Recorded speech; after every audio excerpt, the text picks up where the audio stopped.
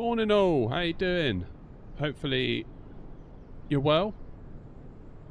Decided it was time for some Ryanair ops on the channel. We put a poll out on the channel a little while ago now, and boarding requested. We kind of said, oh yeah, we can actually have Ryanair, can't we?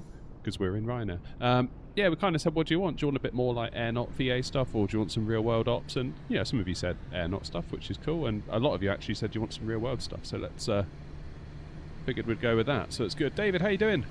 Hope you're all well. Yeah, it's been a... I haven't really done a lot of real world stuff. Did some EasyJet stuff yesterday, off stream, which I then turned into a video that went up on the channel last night. For some reason I thought the stream was 9:30 in the evening. Let's hope not. Oh, I need to go live on Twitch actually. It doesn't do that automatically. And YouTube Vertical. Hopefully that's good. I always get worried when I activate all the other streaming services because, oh, who's that in the background? Activate, pushback, tug, now. Do you want to board crew? No. Crew bus is coming. Happy days. Right, let's have a look. That is Wasp, I believe, joining us for today's flight down to Salzburg. There you go. He hasn't cheaped out and gone Ryanair. He's flying in the big leagues today. There we go. Yeah, I was going to stream last night, but it all went a bit pear-shaped for a variety of reasons. Kids mostly, that's the way it goes, so... Real life has to take priority over flying pretend airplanes on the internet, unfortunately. Pilot's boarding starting. There we go. Wasp, are you in the big bus, or is that my model matching going wrong? That's a good point, actually. I haven't actually put the A321 and A319 liveries on the website. I should probably do that. They are linked. They are actually uploaded, but I haven't actually publicly linked them yet. I should maybe get on and do that. I was waiting to see if the VMR files were working, but it would seem that they are, given that Wasp has appeared in what I think is a 321 IAE, looking at those engines.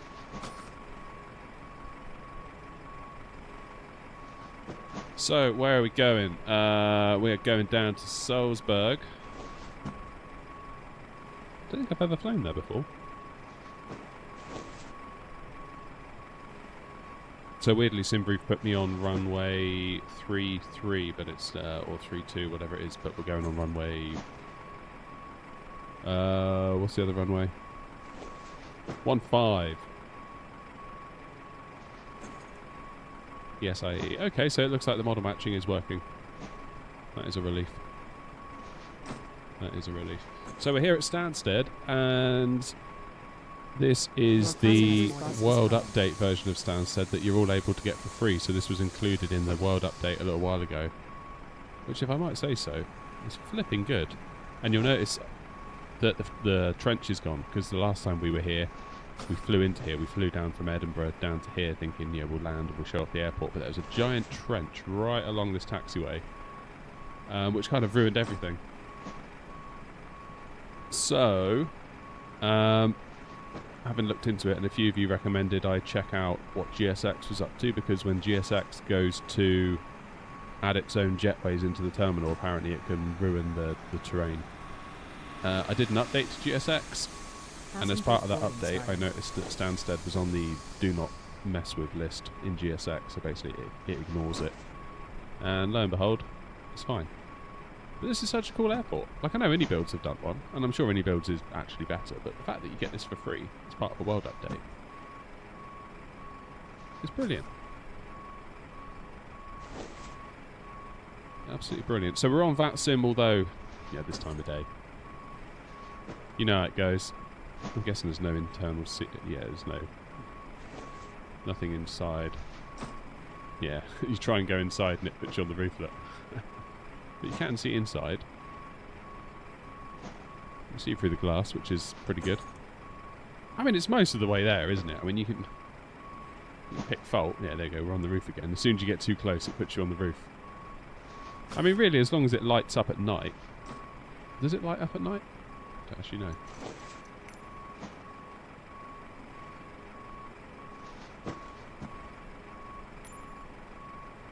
Yeah, okay, so it looks like the internal bits aren't really... They are lit up a bit.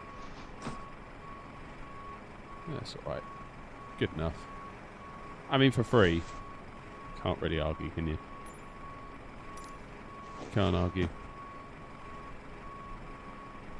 And he says, my wife says it's pretend planes, but it's not. It's a stressful hobby at times. Yes, it is stressful. As I found out to my cost last week going into Nice. And the funny thing was, I started out that stream thinking, right, let's just have a nice quiet evening on the sim. I'll stream it. Have a nice chat to everyone. Just a quick hop down to Nice. It won't be much. And man, it just turned into like a total mess. Hey ho. What can you do? Right, passengers are arriving. We better get inside because we've got 20 minutes or 25 minutes before my off blocks time. So. Good morning. This way. Yeah, it's a bit dreary here, isn't it?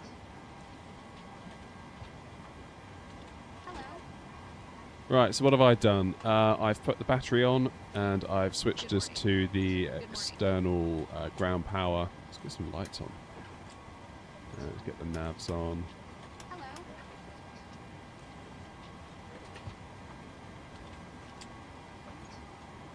This way. Hello. Get the logo light on because it's a bit dim out there, isn't it? Hello. May I see your boarding pass?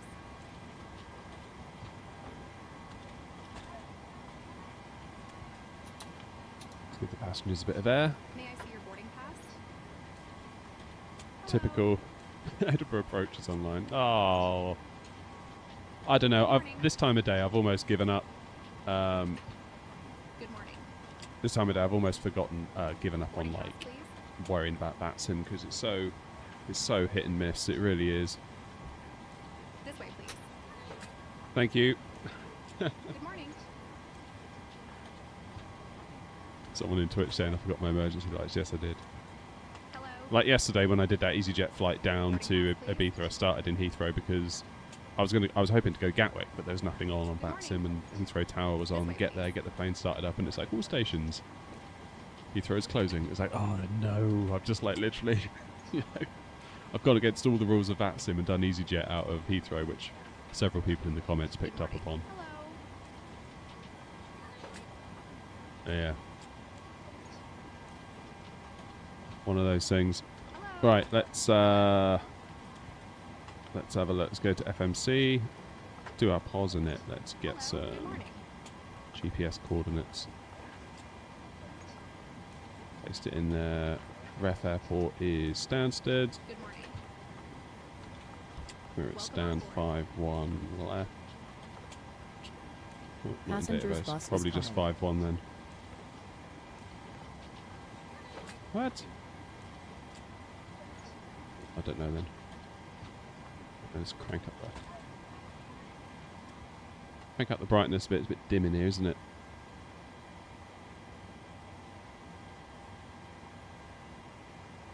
But the two long lats that we do have, they look in line with each other. So we'll go to the route page, go to flight plan request, and we can pull it in from SimBrief. So Stansted down to Salzburg.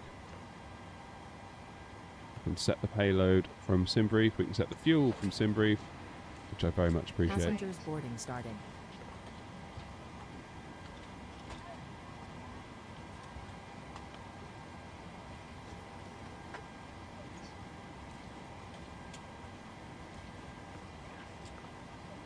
And we can load that plan in now.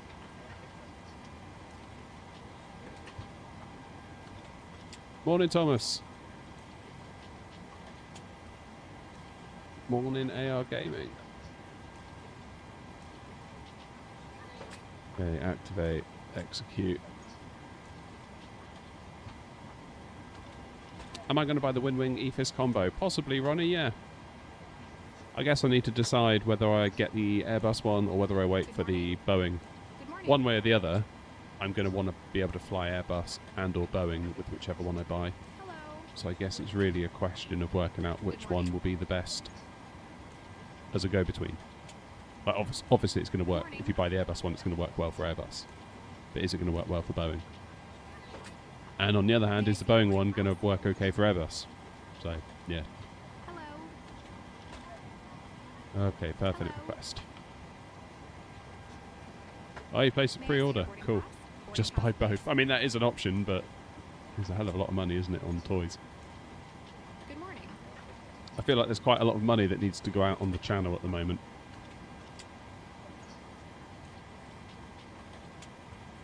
So, yeah, This way. not sure. Slow to perf in it. Just watched yesterday's Ibiza video. Do you think the fuel amount was right? Well, I don't know, because immediately on the ground in Heathrow it came up saying my estimated fuel on board after landing was too low. Then, as we were on final approach, it came up saying the fuel in the left tank was low and I should turn on the cross feed. Then it was like land ASAP. So, probably... No, it wasn't right. Good morning. But I just did what SimBrief told me, which is generally what I do. Hello. I don't feel like I know better than SimBrief. So, if SimBrief gets it wrong, Good morning. it's wrong.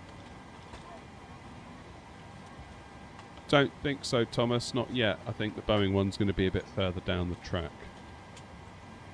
This way. I believe. Hello.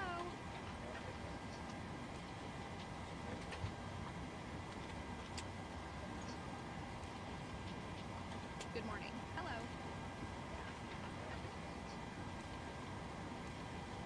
This way, please.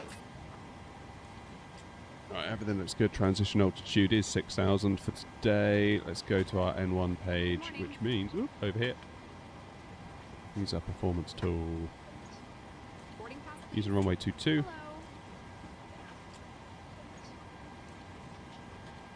Hello. Hello. Hello. Right, here we go. So flaps 5. Welcome on board. Using the engine rating of TO, select temp This way, 51. So TO's already selected. Is that 51 or 50? 50. Boarding pass, please. That's our flex temp.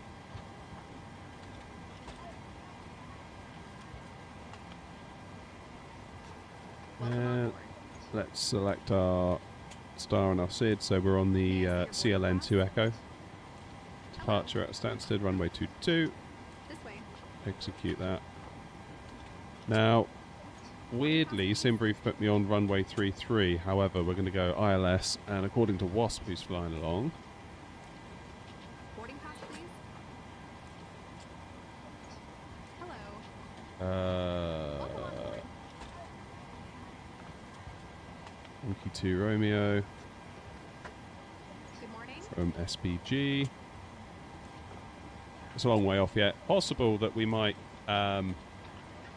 get intercepted by ATC. It's hard to know. May I see your boarding pass? Hard to know. Right, let's go. Where can Good we go? morning. So it's a bit better for the vertical viewers then. No destination path after WS506. Descent path, I should say. Passengers bus is coming.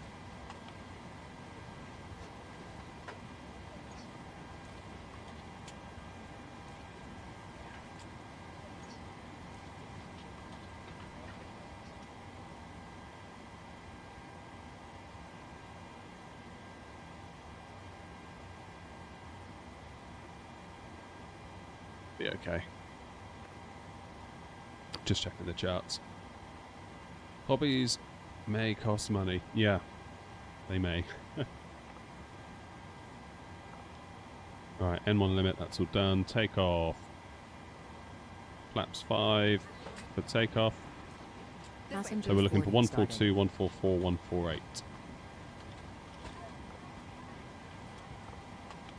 142, 144, 148. Good. So both systems that calculate those values independently are saying the same thing. Which is always nice. Trim of 5.62. Which is a fair old whack, actually. It goes near enough. Hey, Paul. Hey, Yuna's first chatter in vertical. May I see your boarding pass. Also, I love film Good morning. photography and records. It's like I hate money. Yeah, money's rubbish. He wants money. Boo, money. Hello? Right, 987. Good morning. Welcome on board.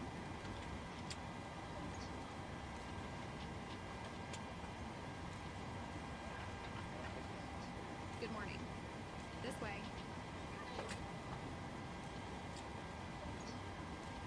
This way. Good. Oh, I know what I need to do. Hello? New May I see your Sky. boarding pass? So I'm going to be a bit cheeky. I'm going to book a flight with New Sky. We're going to do a free flight. We're going to say we're doing it as Air Not, even though we're flying as Ryanair. May I see your boarding pass?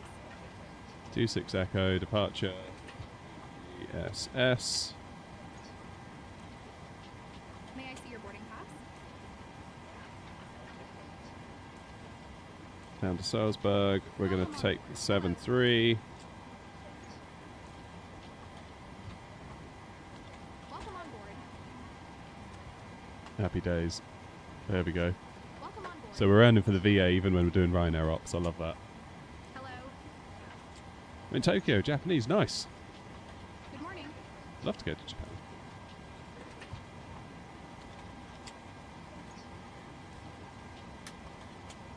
Let's get the yaw dampener on.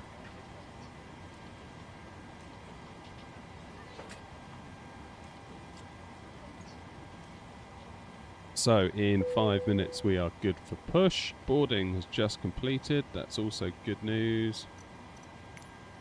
Have a look outside.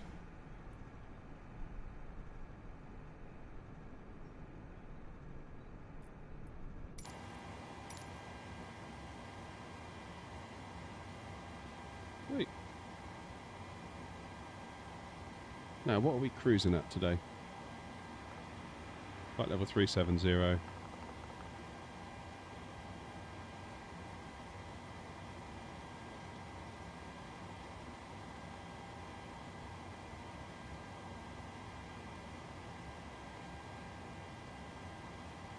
Runway elevation, well, yeah, because we're high, aren't we? Salzburg is 1,400 feet, near enough, isn't it? Wow.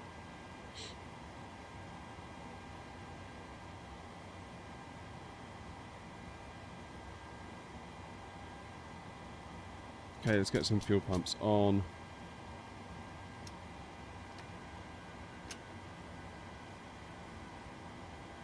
Start that APU. Yeah, this is why you want to fly a Boeing Wasp. They're so much more versatile, you know. About time you stopped getting around in that rickety old bus.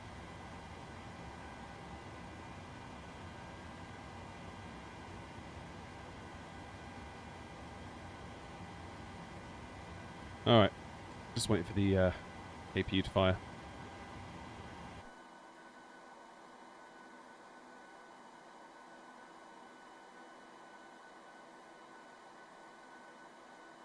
Oh, I wonder if this is going to work. I've got some music. Right, I'm going to press a button and we'll see what happens.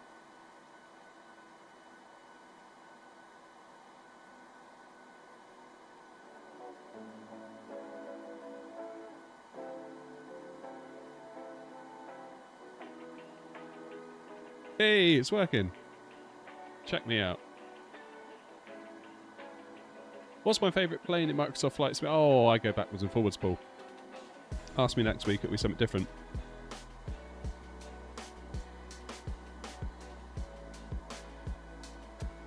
Will I buy the iFly Max? I think the Max looks really cool.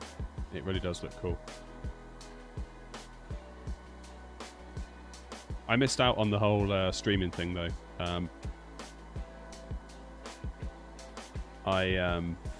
Yeah. Before I realised anything was happening, it had already happened and it was over. Yes, Lanky, I am. But I have emailed them, sort of said hello, told them what we're up to on the channel. They've responded, but they're super busy at the moment, like with the plane. So we'll see what happens. There might be an opportunity to do some stuff with them on the channel, but nothing's confirmed as of yet. Kicking myself really that I wasn't on top of that a bit more, because it would have been, I think it would have been fine had I just been more timely in kind of approaching them. And as far as I can tell, they had a thing in their Discord where you post your channel name, and they check you out and offer you the plane if you're, you know, a good fit. And I just didn't do that. So, and now that the ability to do that has disappeared, I believe. Hello, Robbie. How's it going, mate? Greetings from Poland. Nice. You know, I almost thought about flying to Gdansk today.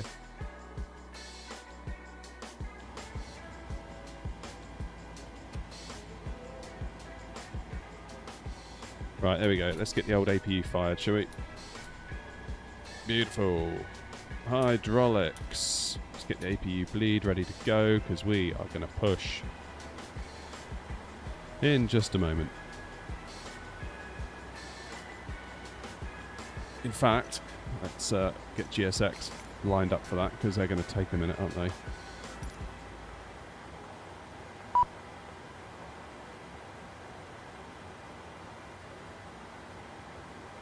So let's make sure the doors are all shut. Well, the doors were shut. Hello, Captain. Yeah. We are ready for pushback. What about the chocks? Parking brake on. Let's remove the chocks.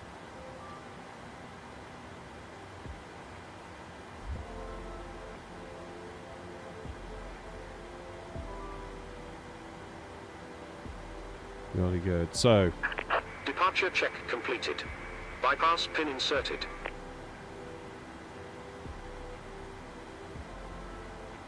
Are we on Unicom?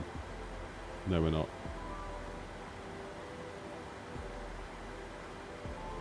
Let's see if Wasp is awake. Sounds of traffic, Ryanair 26 Echo, radio check. Head and clear. There we go, he's awake. Fancy some ground, always. Always Gamer Clark. Don't want to put you out though.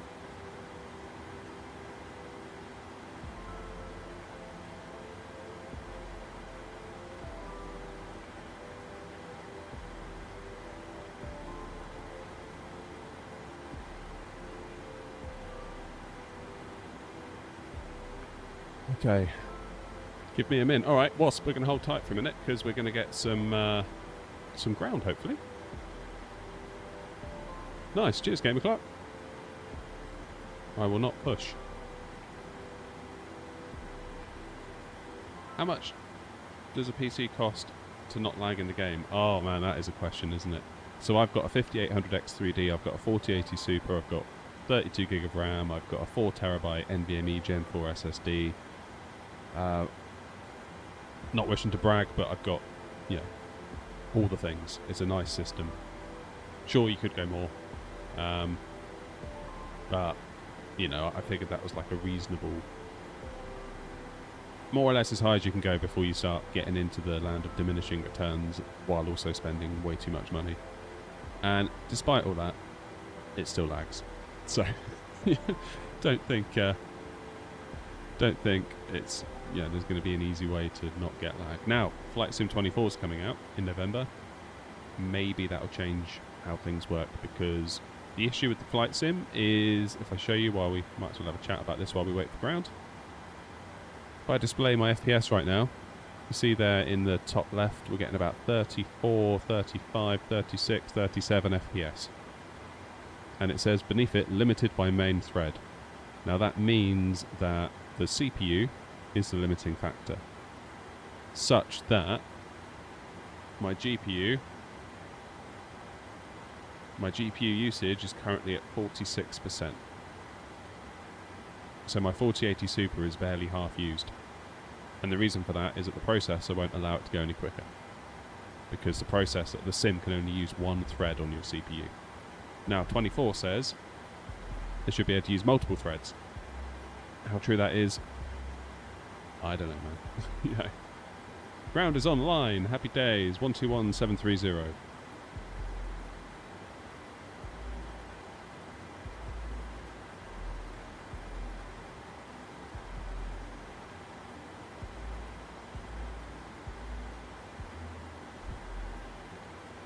50 left on the taxiway Charlie East, waiting to start engines and for IFR clearance to Salzburg.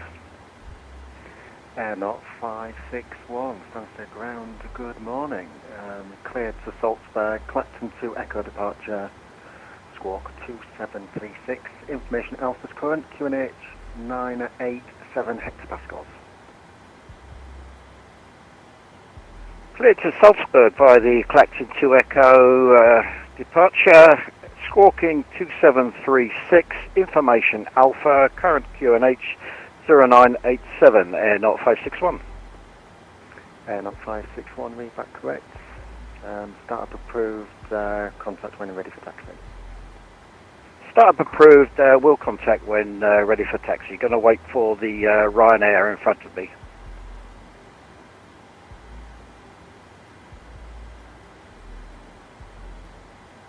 Good.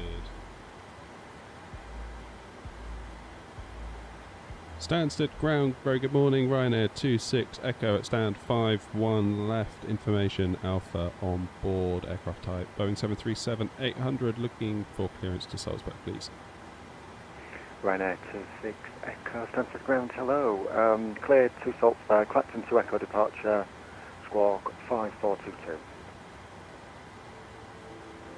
Cleared to Salzburg, Clacton 2 Echo departure, squawk 5422, Ryanair 26 Echo.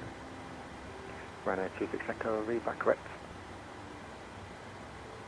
I tell you what, it took every fibre of my being then to not say Air Not 26 Echo.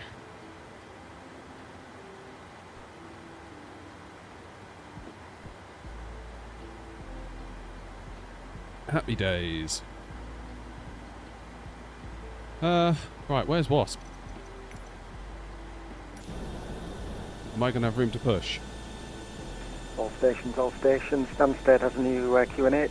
QNH is now 986 hectopascals. That's 986 hectopascals. Stansted out. 986, happy days.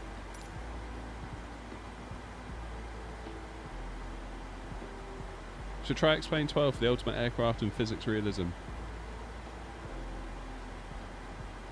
Haven't done much with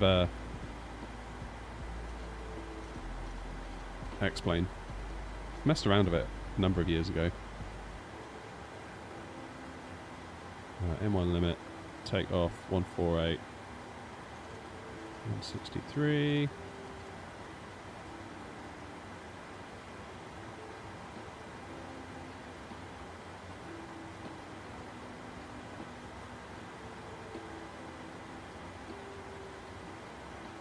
Okay, runway heading is 222.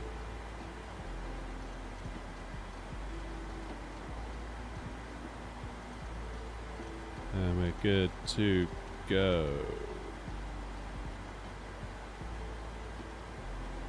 Stansted ground, Ryanair 26 Echo. If there's room, we're ready to push and start. Ryanair 26 Echo, stand 51 left, push and start approved. Push and start approved, Ryanair 26 Echo. What am I doing? I want GSX. GSX, where are you? Continue pushback. So we want nose left, don't we? Yes. Just checking. Tail right. Release parking brakes. Commencing push. All engines clear. Start at will.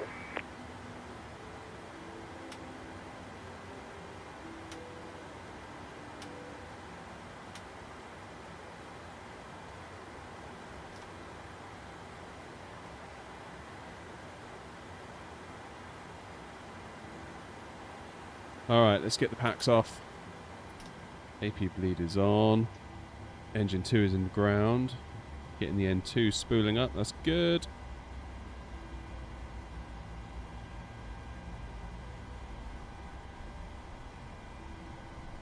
And let's add some fuel.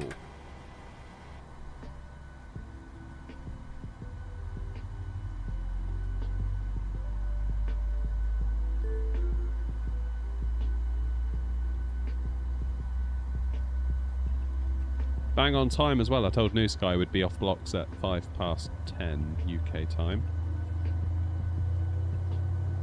There you go, the engines. Beautiful. Wonder what aircraft it is. It's the 737-800.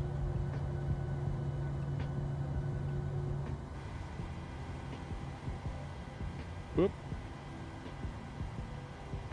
Get engine 1 into ground.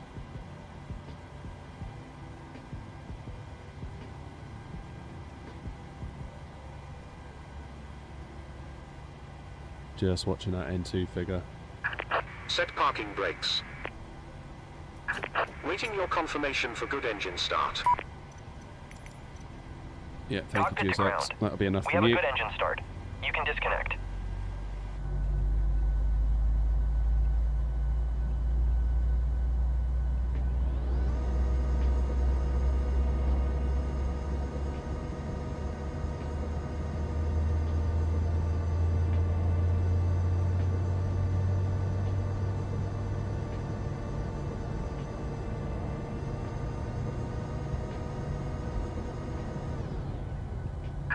Unlocking gear.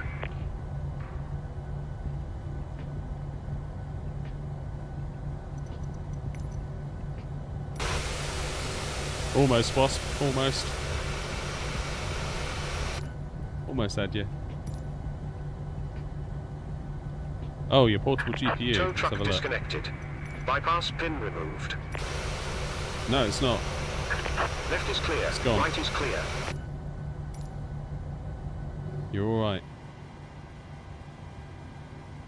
Okay, let's do a bit of housekeeping up here. So let's take the power from our engines. Let's get the probe heat on.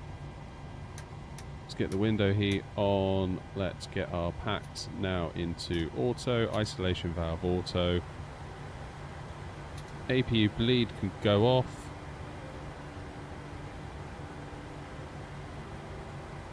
And APU can go off.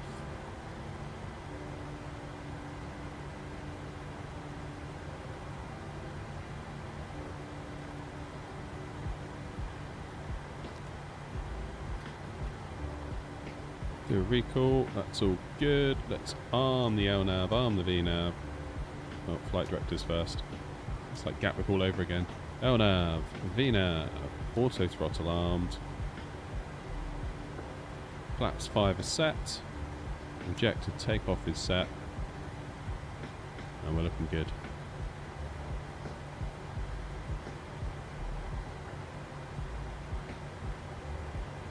Main steam valve open on the Boeing. Oh dear. Morning Latvia controller, how you doing? Right, let's have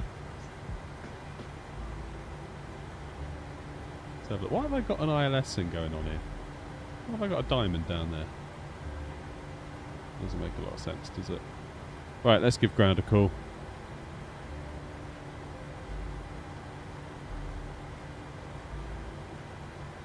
Stansted ground, Ryanair 26 Echo, ready for taxi. Ryanair 26 Echo, taxi to holding point Sierra 1 for runway 22 via link Charlie and Sierra. Taxi to holding point Sierra 1 for runway 22 via link Charlie and Sierra. Okay, not 561, Stansted ground. Ryanair 26 Echo, stands the ground. Apologies, that was for Air Not 561.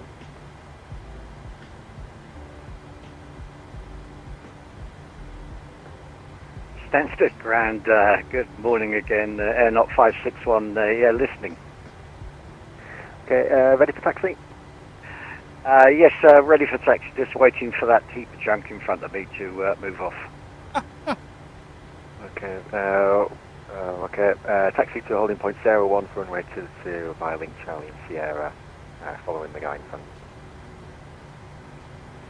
Taxi to runway 22 via Charlie and Sierra, and hold at Sierra 1 for Air Not 561. Thank you. Brilliant. Right. Now, A little bit unsure as to where I'm going.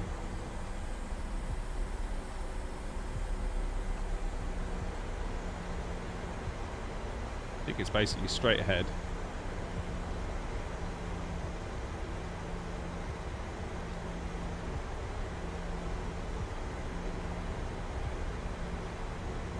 And a little bit to the left.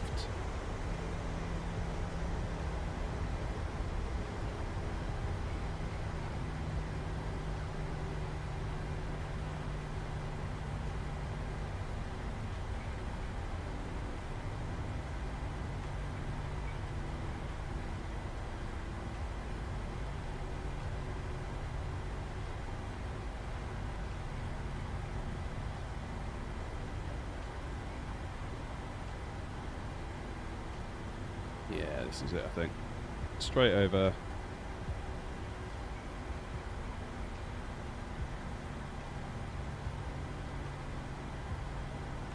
Then we go on to Sierra 1, which is basically dead ahead.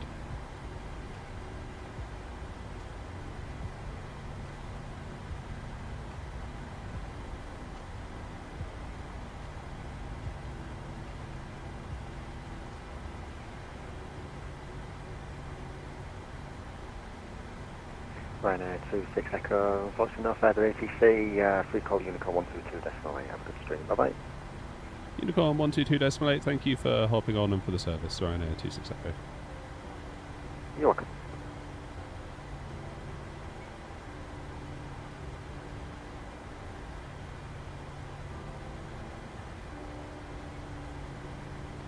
Oh, that was nice.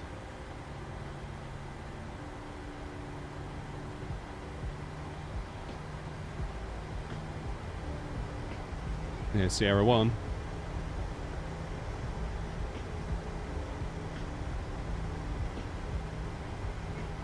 Not 561, no further ATC I'm afraid, free call Unicorn 122.8 and 2 minutes separation between Clacton departures.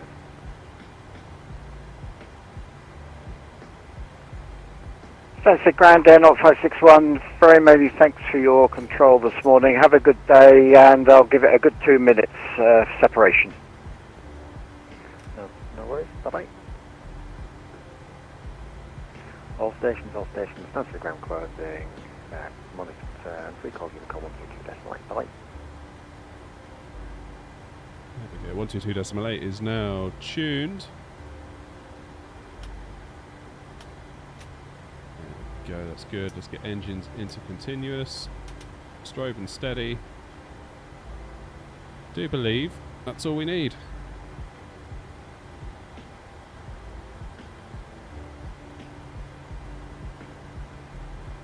Stansted traffic Ryanair 26 Echo at Sierra 1, lining up and waiting, runway 22, Stansted traffic.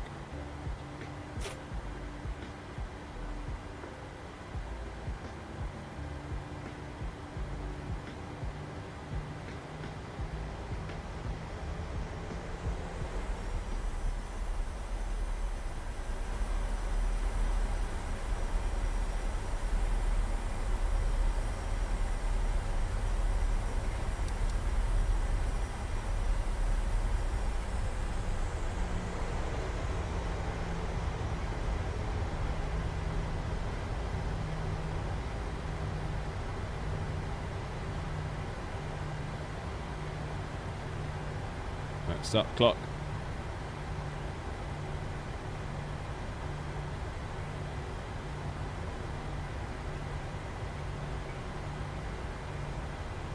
Alright, what do I follow? Do I follow the lights or do I follow the line? Because they're a little bit misaligned, aren't they? Never mind. Right, bit of forward yoke pressure. Engines. We'll go 50%. Let them stabilise. Release the brakes. And we're using a flex takeoff this morning.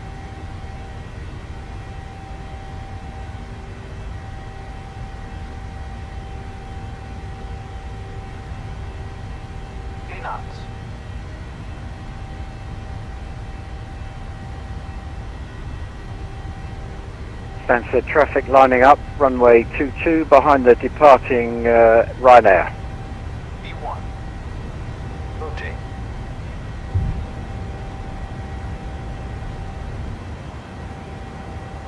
Positive rate of climb. Gear up.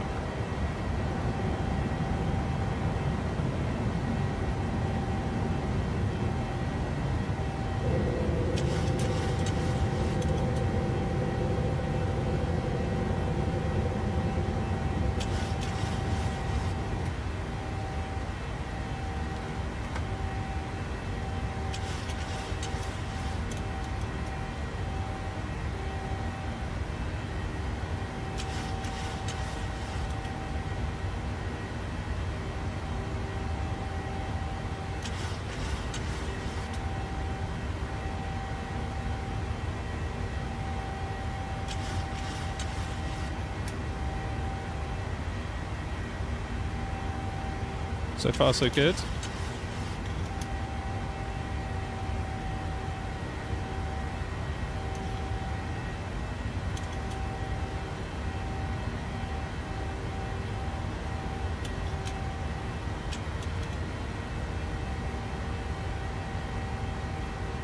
Can't see a damn thing through these clouds, but that's okay. We've got the instruments.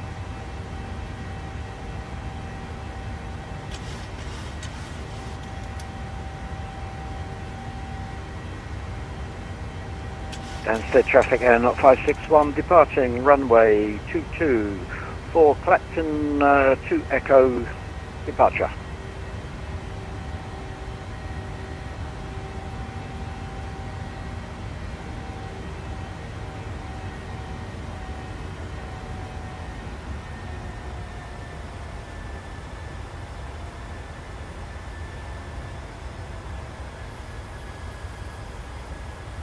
So that's the traffic Ryanair 26 Echo on the Clacton 2 Echo departure, 5,000 feet, final call.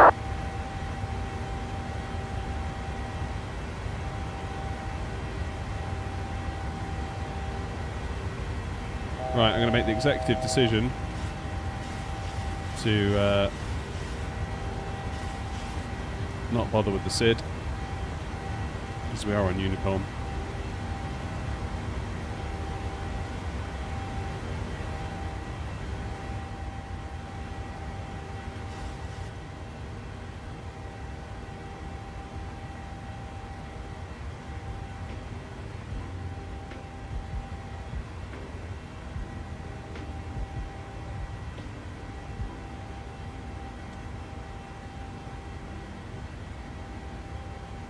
Okay, standard pressure.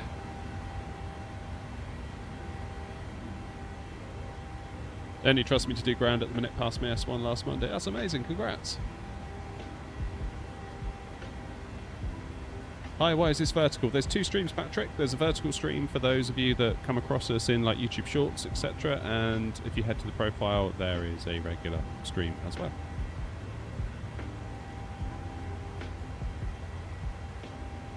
Where are we flying to? We are flying to Salzburg. Why have I got diamonds?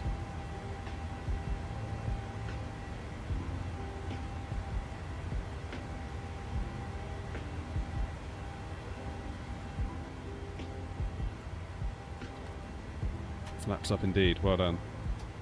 Just trying to debug this. Stansted traffic airnaut 561 passing 2,700 out of runway 22. Alright, 10,000 feet. Come on. Oh. Come on.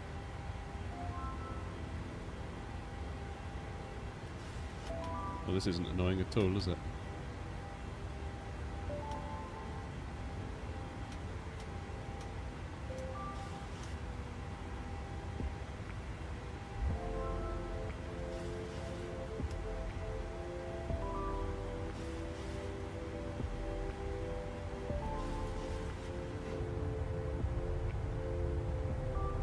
Yeah, there we go.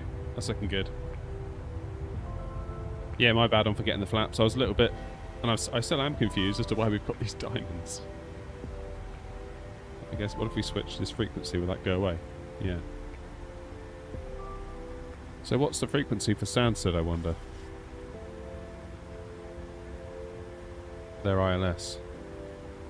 Is it 110.5?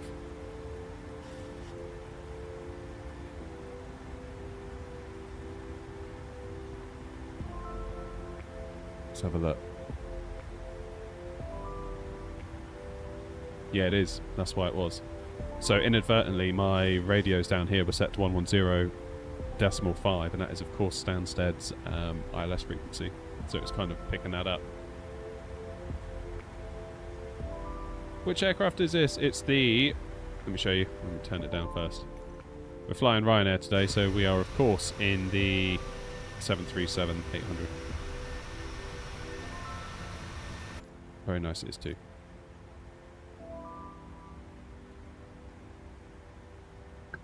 Hey, pigeon.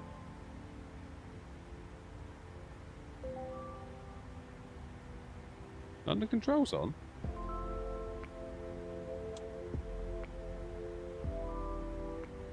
Oh, yeah, but we're going to go right above it, aren't we?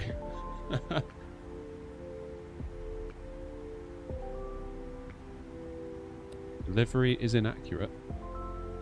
It's just the one I downloaded from PMDG. I don't know what to tell you. Any thoughts on the botched A330? Yeah, I don't understand why they did that. Like, why? Just why? Why would you do that to yourself? It's such an own goal.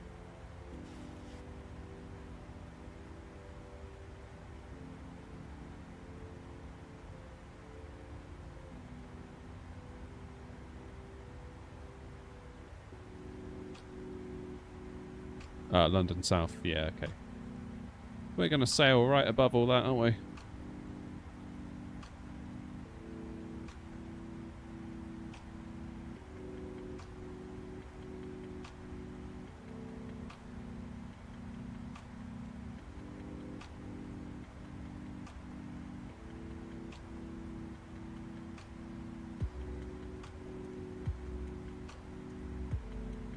Charlie good, right.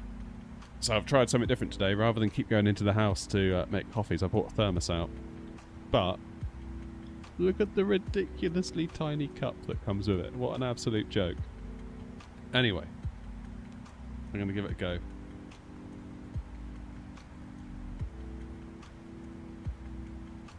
Why don't you try the 777-300ER once? We've flown it on the channel before we got the plane. I was thinking though last night we should fly it a bit more. Trouble is, it's designed for big long haul stuff, and I generally can't be asked to do that. There we go. This is the world's most pitiful cup of coffee. Where are we headed? We're going to Salzburg, Paul.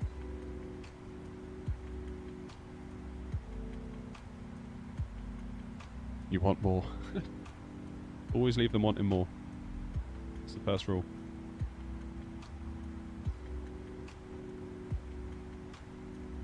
Personally, I think once the... Wrong side. That'll be Clacton down there. Is that Clacton? That's Clacton, isn't it?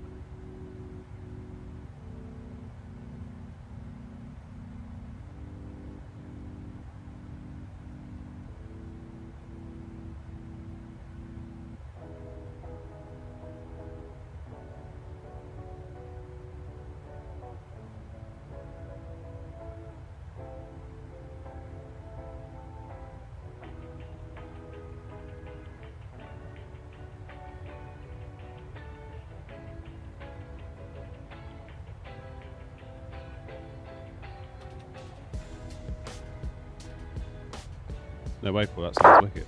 That sounds well good. So yeah, to my point with the 777, once PMDG released the freighter, I think that's when I'll be flying it more on the channel. Do some cargo ops based out of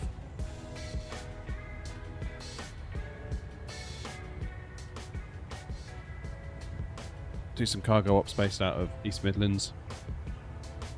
Go to all sorts of random, obscure little places that cargo ops take place out of.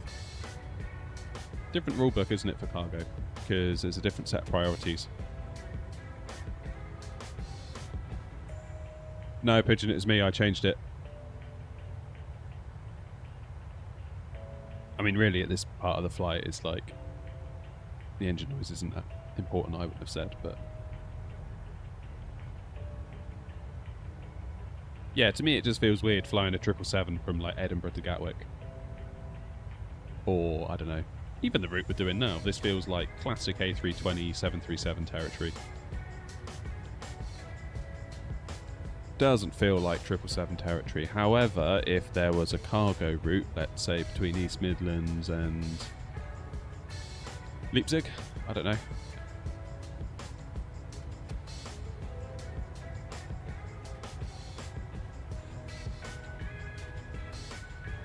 That seems a bit more reasonable because, you know, feasibly there could be a whole load of cargo that needs to come out of somewhere to go to somewhere. Whereas there's not going to be a 777's worth of passengers, is there, going from there to Gatwick?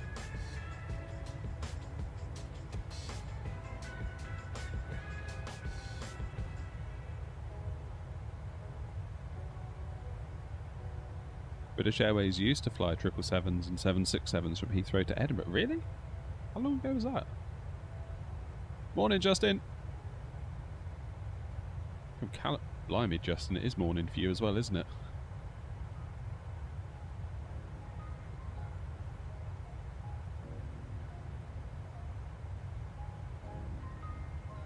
There you go, Wasp. This is the way. I did get to fly on a 767 once from Stansted, in fact, where we just took off from, to Alicante. It was, I think, either the first or second time I'd ever flown. And I get to the airport and they're like, there's a 10-hour delay. Or a 5-hour delay. A ridiculous delay. They're like, there's no plane. The plane's gone tech. And we waited around, they gave us food vouchers, they were like, there's another plane coming, there's another plane coming. And sure enough, they flew a 767 empty from Manchester to Stansted to come and get us, to then fly us down to Alicante. And I remember thinking, wow, this plane is so cool, like it's huge. But of course I had no real sense of context because I hadn't really flown before that. So I was just like, well, all planes must be this big. I remember being sat on the left-hand side next to my mum, with my dad like in the middle bits of the seats, and I was like, well, that's obviously how planes are. And then we came back on an A320. I was like, what is this? This is rubbish. Like, why are we on this tiny thing?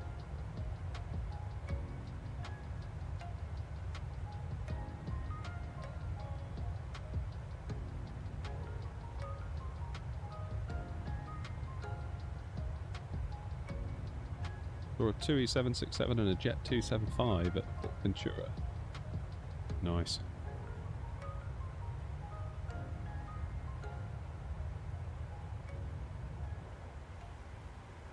How's things looking up front here? Pretty good.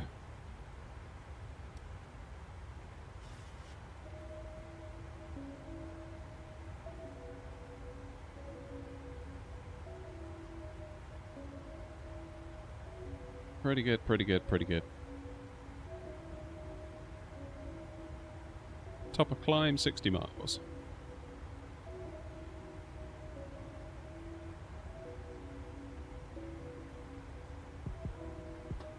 Now, is London Control going to want to talk to us? I doubt it. Because we're going to scoot right over the corner, aren't we? How long's the flight? About 1 hour 30?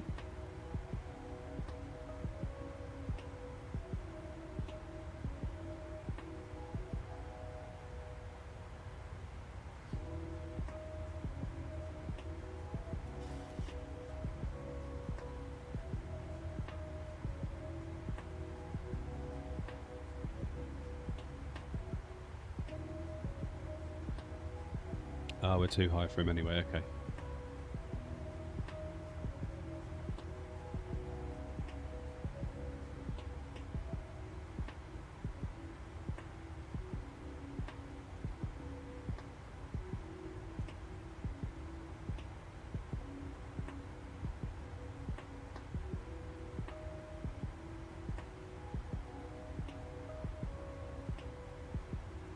What's going on here with my speed?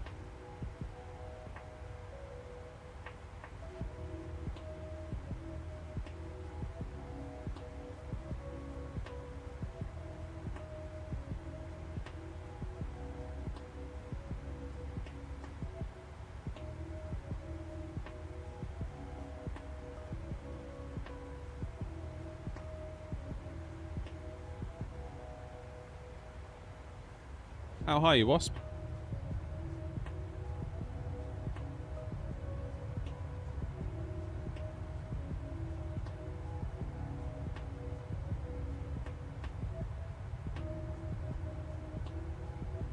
Note to self, don't spend too long looking out the window.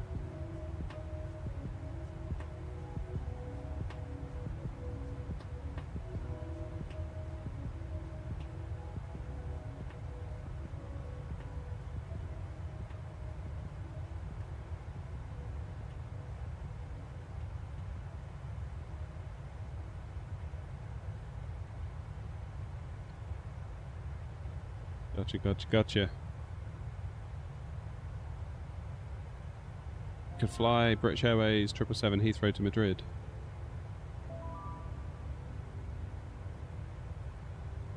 What are my thoughts on the Aerosoft A330? Yeah, I don't know. I just don't know why they did it. It was so dumb.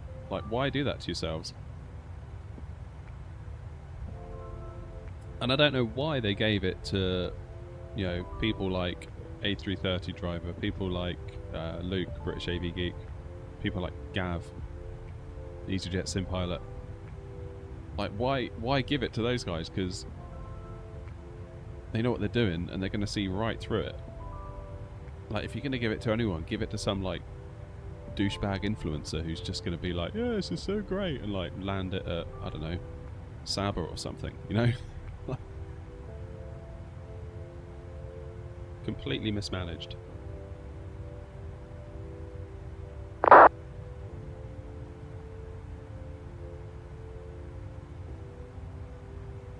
But no, I've not tried it, but it's, yeah. Forget it. Won't be going anywhere near that one.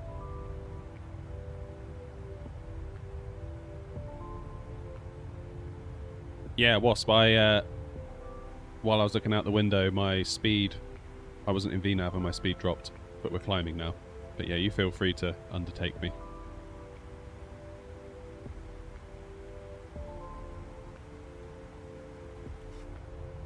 Yeah, I mean, fair enough, the plane is one thing, but then the way they went about involving, like, the media, that was just fundamentally flawed, I think. Like, really, that's a marketplace purchase for somebody that doesn't know better. The casual simmer that's just going to be like, oh, cool, A330, I'll have that. That'll be fun. Not someone that's like, I want to go on to VATSIM, I want to fly it properly like it's a real airliner.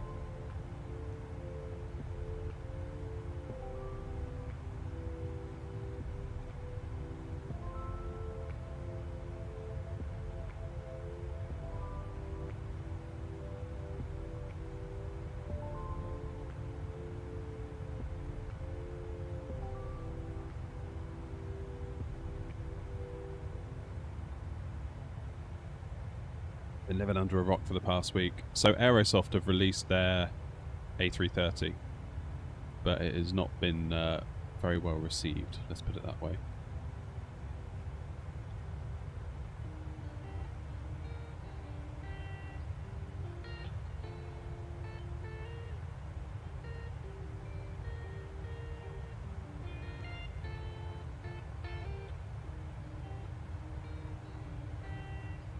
Oh yeah, I forgot about the French storms today.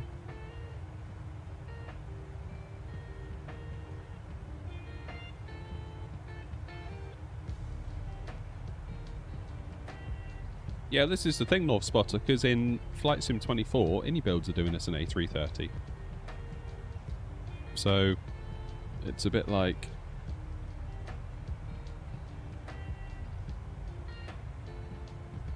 just probably use that, would be my advice to everyone. If it's as good as the 320neo, which we flew to Ibiza yesterday, there's a video on the channel if you haven't seen it, I thought it was a fine plane. Like, flew really well.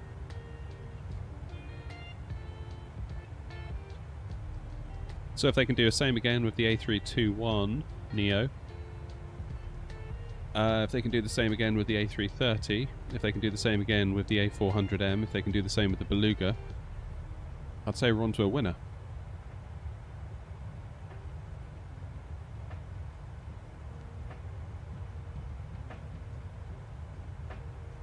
Have I ever done a shared cockpit flight? No, I haven't. No. Not particularly something that would interest me at this point, I don't think.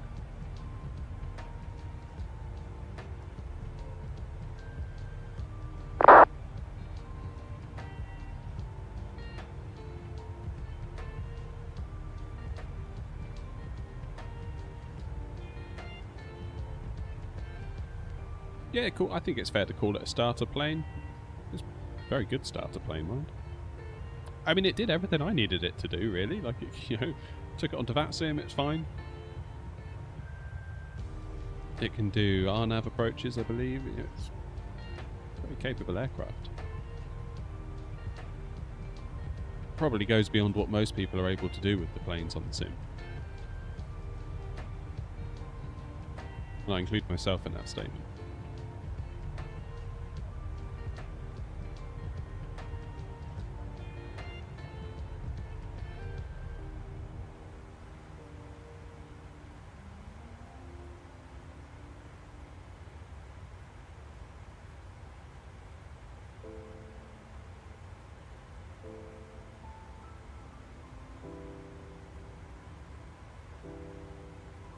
They're important planes, you know, these starter planes, in air quotes, if you want to call them that. Because everyone's got to start somewhere. And the further you can go on a starter plane, the better. And I'd say you can go pretty damn far on the Unibuild one. For free. No money. So I think they're very, very important to the community, much like the fly-by-wire. Very, very important plane.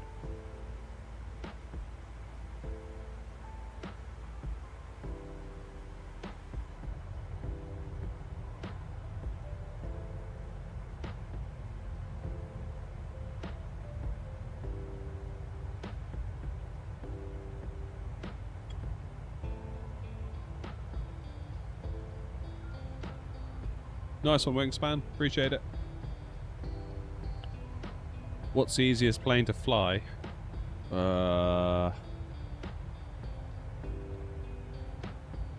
Depends which one I've been flying the most recently.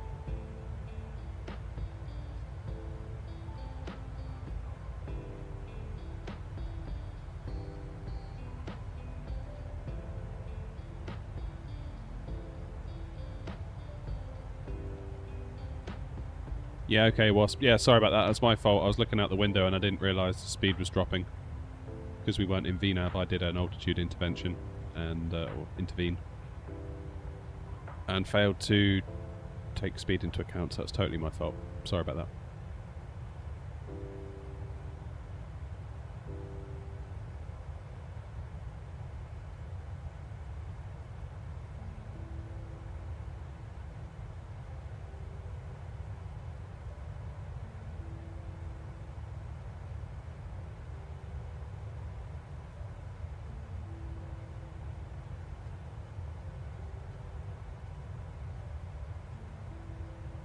Literally, Wasp.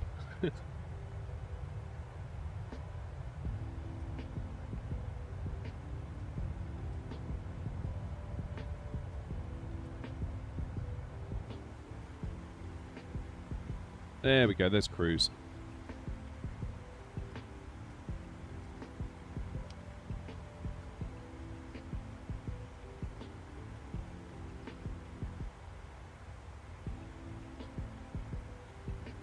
German ATC can be enough. What makes you say that? I've always found them to be really good.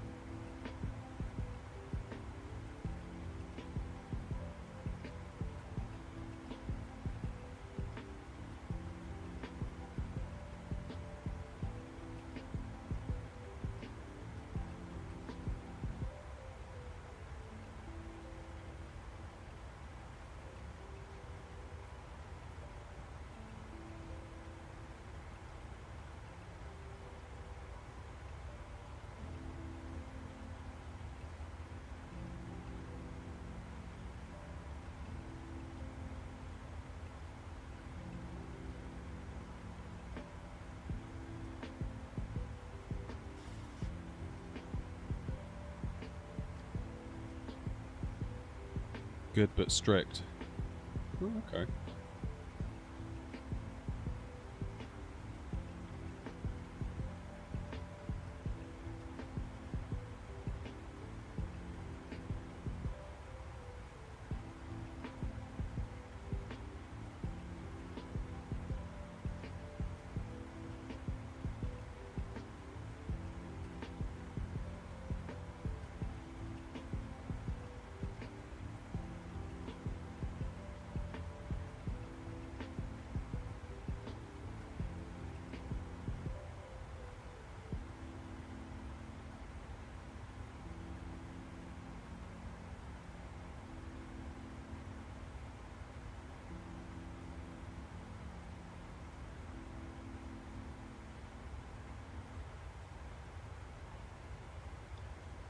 Yeah, I haven't had a huge amount of experience in Germany on VATSIM. I think it's... I did an observer flight following someone when I was learning, and I thought they were great. What software do you use for the radio when on the ground? Oh, so it's... the software's called vPilot, James, and we're connected to the VATSIM network, which is what connects you to real human air traffic controllers. And other pilots, of course. Now, at the moment, there's no one online where we're flying. There's no controllers, so it's a bit of a free-for-all.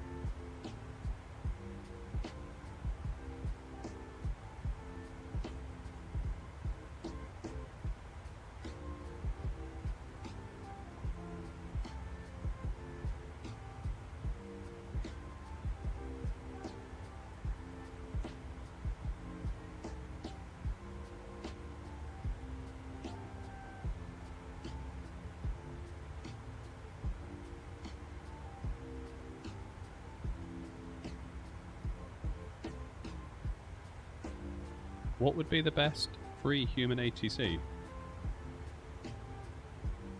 Well, that'd be VATSIM because it's free. That I could use for... oh, yeah, you probably can't on Xbox.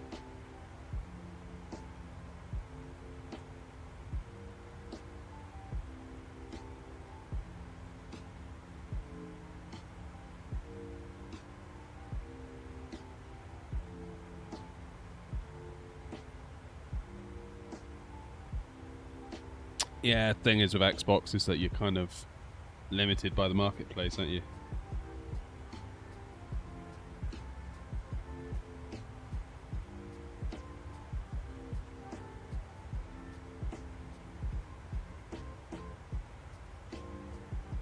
Controllers are either in bed or at work. It's quite early. Yeah, this is a problem.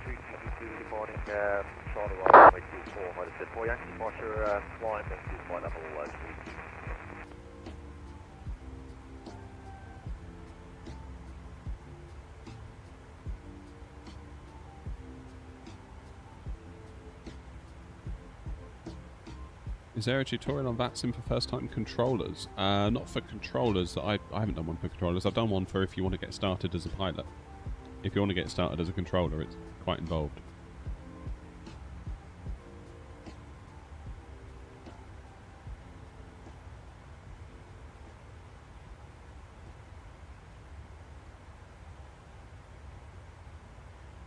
I don't know, Ethan. I feel like it's the same product, but it's aimed at two very different markets, really.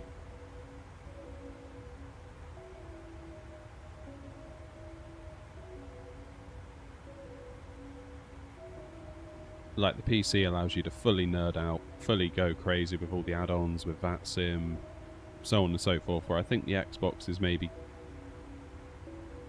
a bit more of a target on the casual gamer. Somebody that wants to do the landing challenges, treat it more like a game, try and get their scores higher on the landing challenges, see where they are on the leaderboards, that kind of thing. And there's nothing wrong with that. I kind of feel like there's a bit of a culture of we look down our noses at that, but it's like that's totally valid if you want to do that.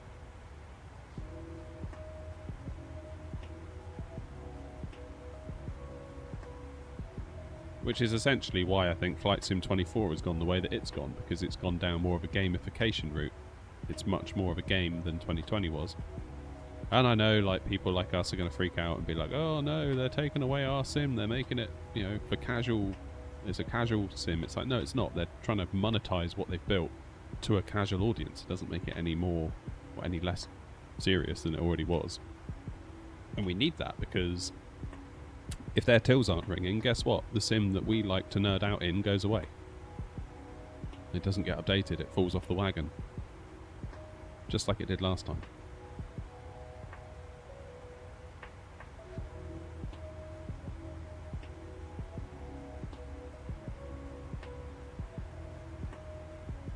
Yeah, I think the Series S is just a problem in general for all games, I would say, that are in any way demanding.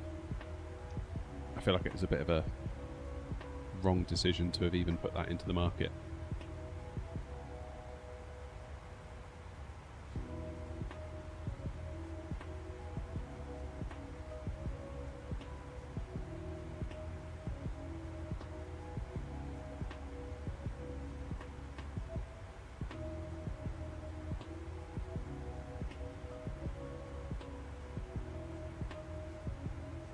Do you have a Discord server? We do for channel members, so it's quite a small little Discord, really. Small but perfectly formed. Oh, there you go. Look, Nightbot has just answered the question for me.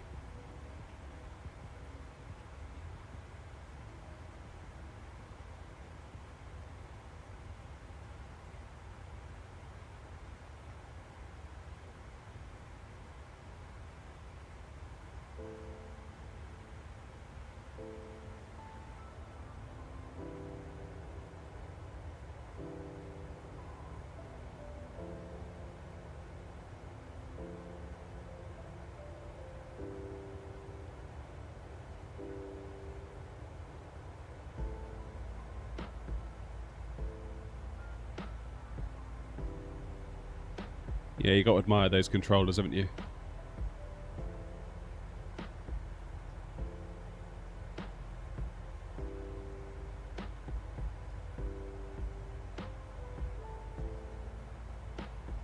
If you're wondering what I'm doing with my hand, I've got an iPad here.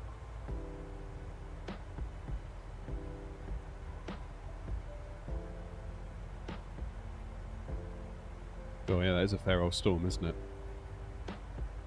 It's alright, we'll sail right above it.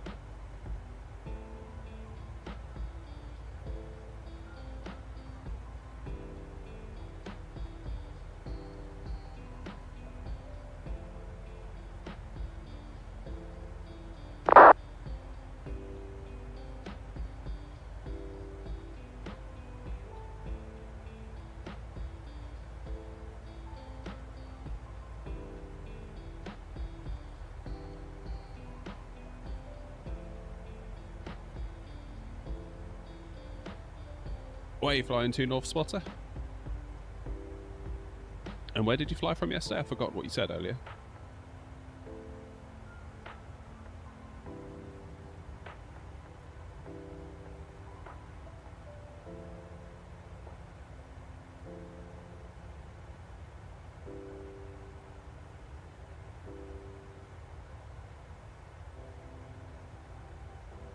Right, yeah, right, of course you did. Ryanair, Fort Ventura. That's why you said you saw the 7.6 and the 7.5. Gotcha.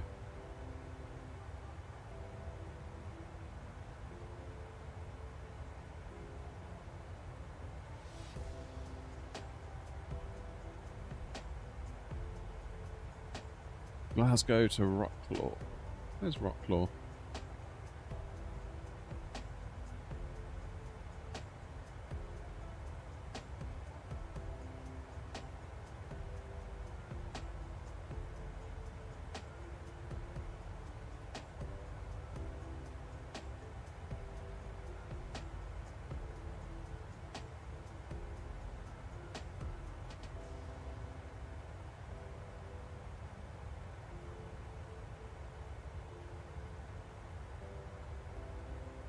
Just looking up the weather now on Navigraph.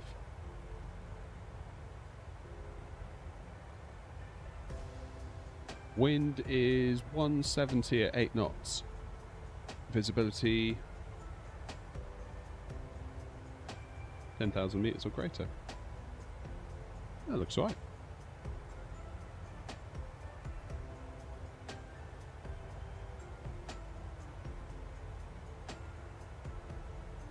Southwest Poland.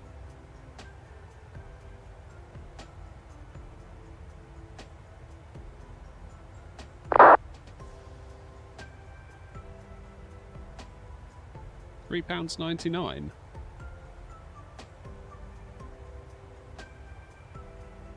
Makes you wonder how they do that.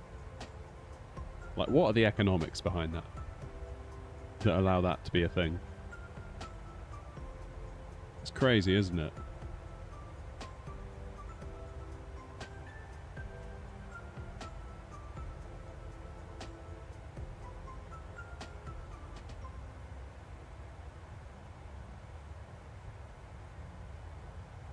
Hey JD, thanks for coming on in. My approaches seem to be messed up after a while during my flight. Any way to fix this? How are they messed up?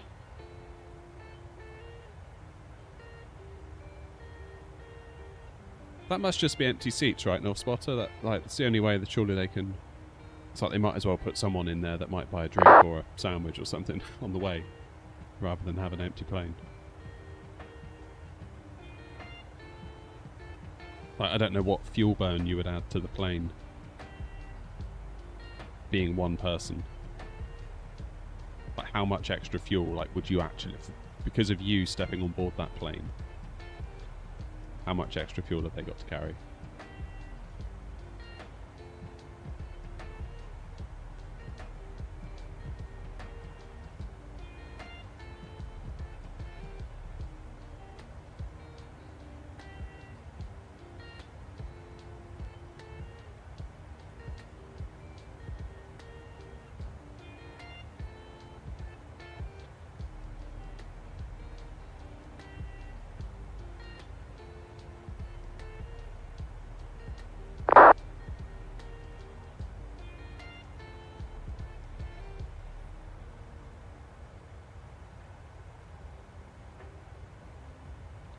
Oh, you're in the middle. Green lines are not connected and they're always in the wrong direction despite the correct waypoints and cleared flight plan discontinuities. What plane are you in, Ultra?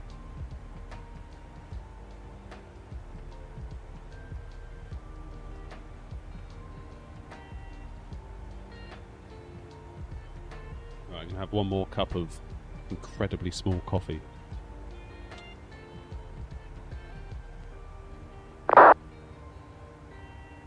This is pitiful.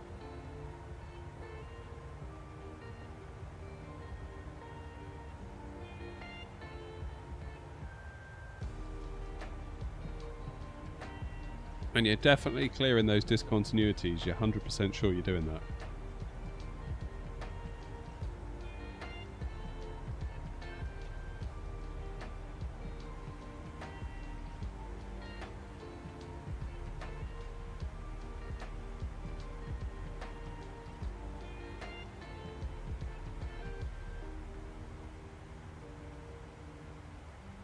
$235 to top of descent. Easy peasy. I'm trying to think what else it could be. Wasp, you got any ideas? Being that you're Airnaut's senior Airbus captain.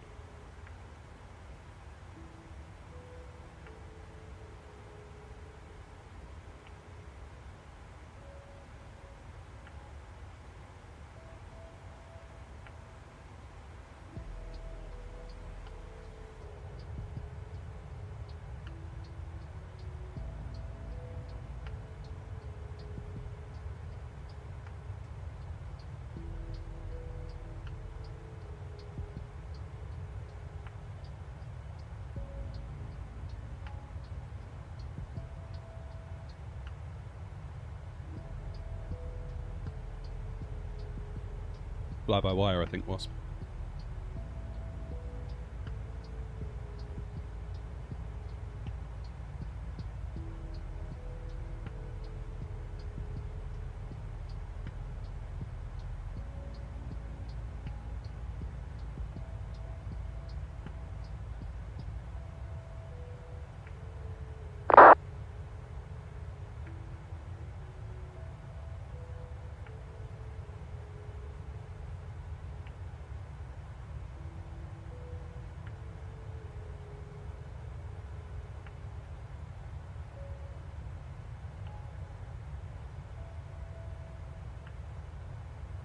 OBS, JD. OBS.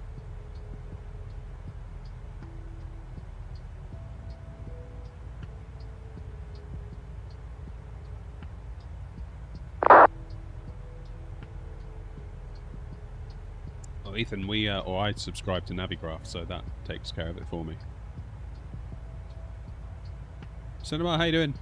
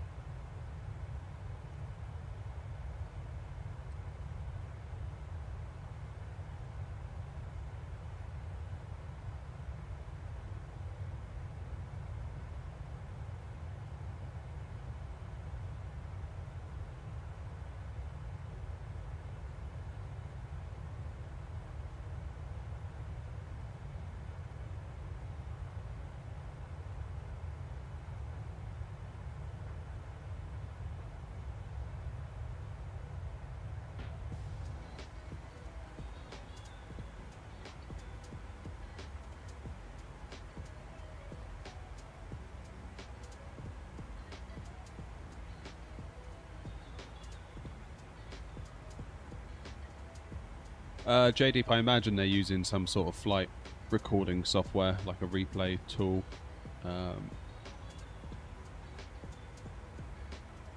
Or they're just timing it incredibly well with the drone camera.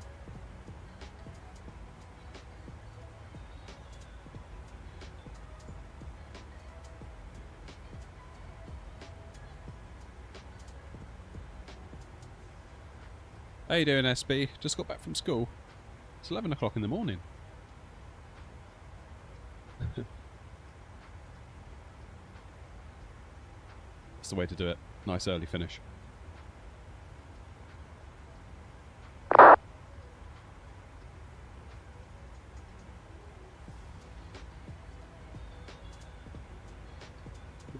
I know, SB, I was being facetious.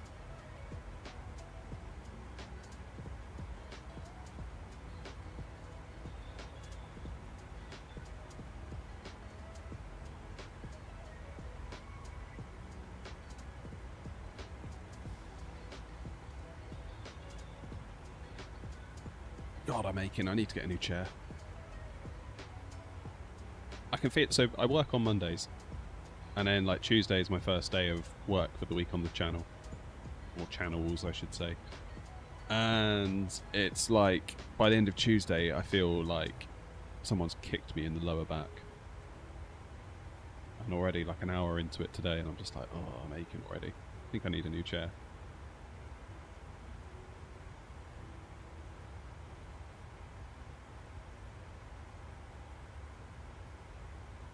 Nothing, SB, no. To be honest, I've kind of given up planning my morning flights around Vatsim because it's the wrong time of day in Europe. It's like no one's around, really. You get a little bit that comes on, and then it goes, and then it comes, and then it goes. Like, you could decide on where to fly based on where's online, and 20 minutes into your flight, they're gone, so... Yeah, it's difficult.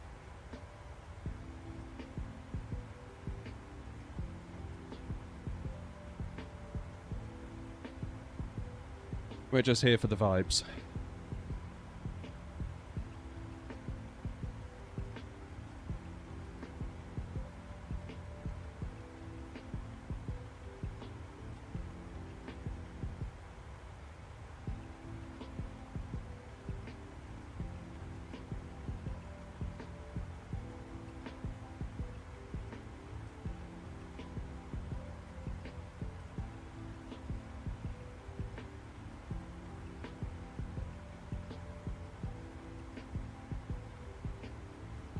Turn off or turn on?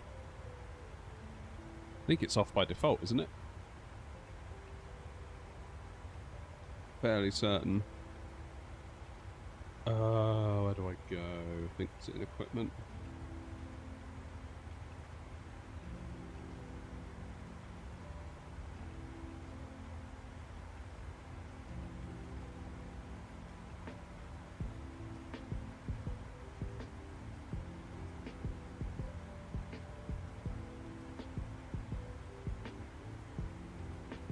to turn on all of them. I like all of them, to be honest. The more information, the more context you have, and the better, would be my view.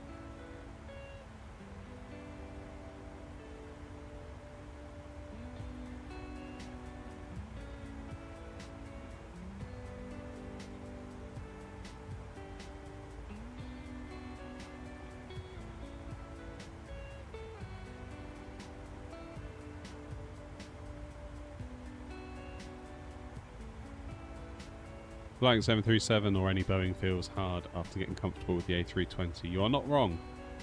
I hated it when I first started with the 737. I remember thinking like, God, why did I spend all that money on it? I'm never flying it because I just don't enjoy myself because it's so difficult. I felt like I'd gotten pretty good in the 320 and then coming to this, it was like, just so many little things were different. I remember thinking like, it's the same size, it's the same shape, it's the same class of airliner.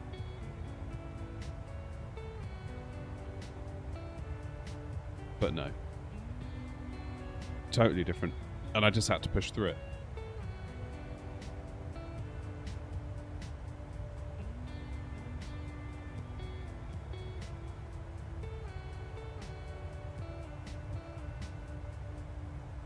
I mean, in general, I find if you disconnect the autopilot once you're like at say 1,000 feet, most of the trimming has been done anyway.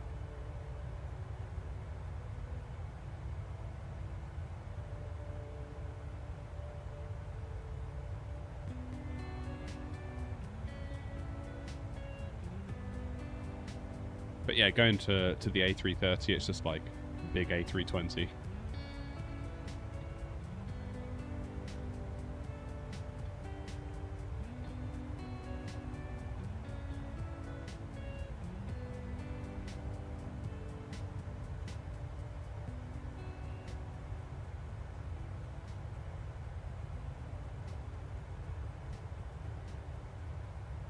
Yeah, well in that case, SB, you would need to trim.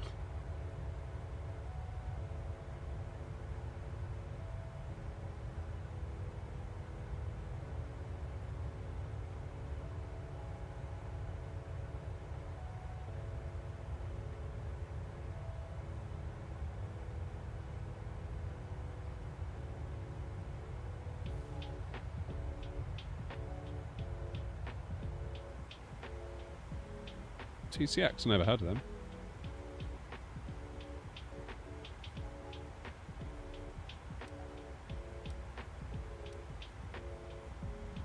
Oh, we've got a couple in front, but they're 2,000 feet beneath us near enough.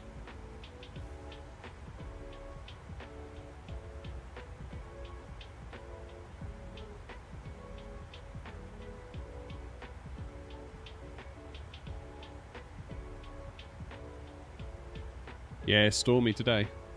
We're flying right over a storm.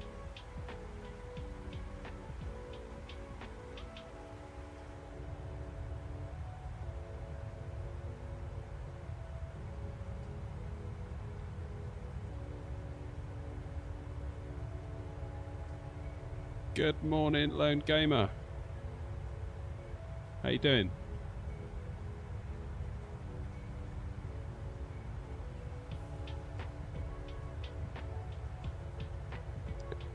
Now, what's the weather doing in Salzburg? It'd be really nice if you could get weather. Unless I'm missing something on Navigraph. It'd be really nice if you could get weather more easily. But yeah, runway 15, we've got a 7 knot headwind and a 3 knot crosswind, so nothing really to speak of. Runway 15 is where we're headed. See, they've released the price of the iFly 737. Yeah, isn't it $69.99?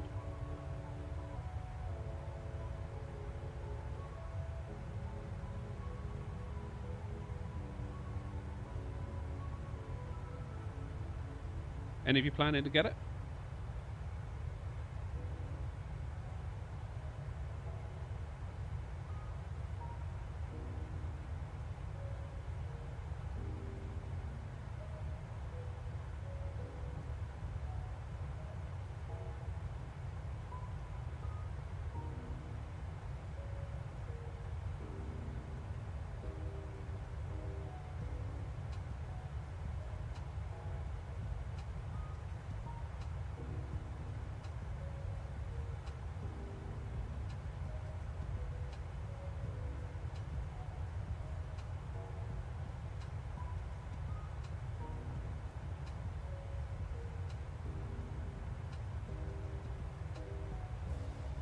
Yeah, I thought that was a nice touch, the way they're discounting it for P3D people.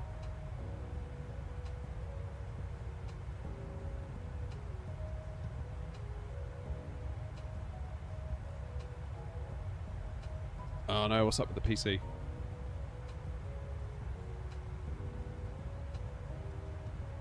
Is it actually like hardware broken or just software knackered?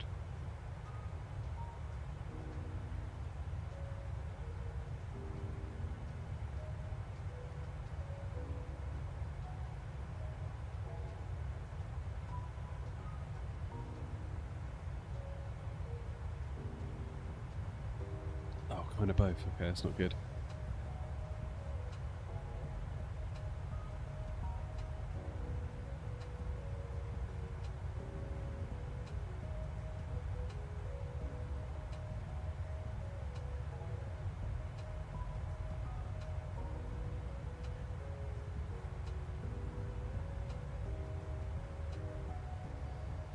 Hardware motherboard issues with USB stuff. You haven't got an AMD system, have you, by any chance?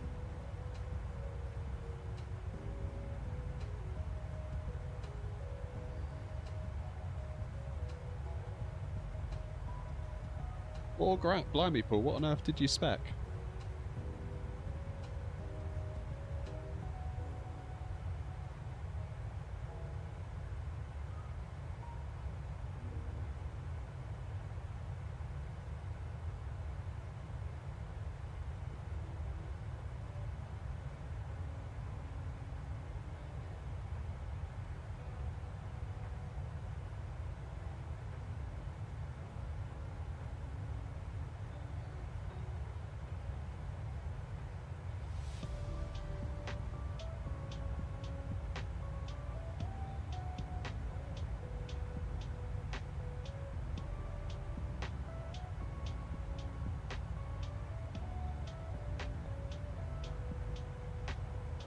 What parts did you go for, Paul? Are you looking at like 4090? You must be at that level, right? You must be looking at 4090s and 14900Ks or 7800X 3Ds.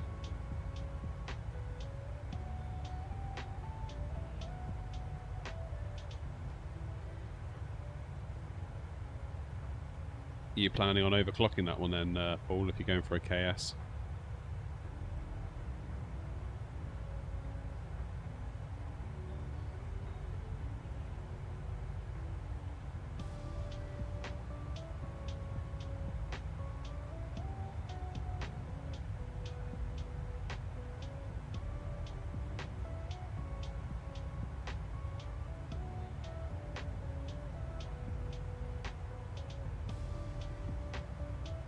Yeah, in that case, Paul, I would wait for NVIDIA to announce the 50 series in January. They're going to do it at CES, so that'll be 25th of Jan, I think.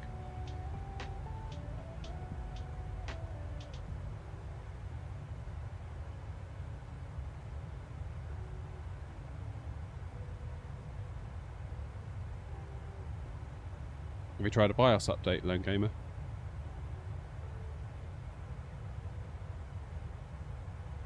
It looks like we're over the worst of that storm.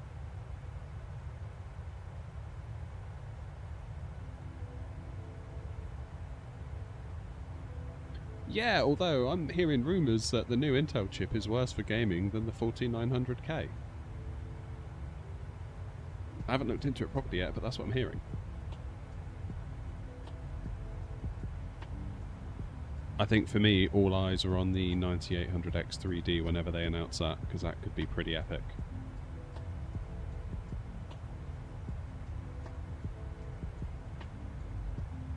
I think also, Paul, I would avoid the 14th gen and 13th gen out of principle, just because of all the degradation issues they've had. Are you familiar with that? Have you been following that?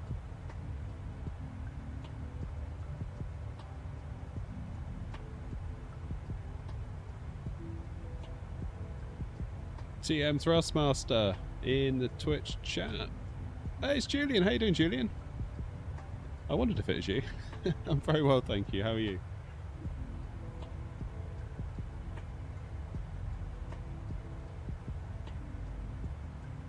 Jolly good. We're just chatting PC hardware over on the YouTube chat. It's like the never-ending topic, isn't it?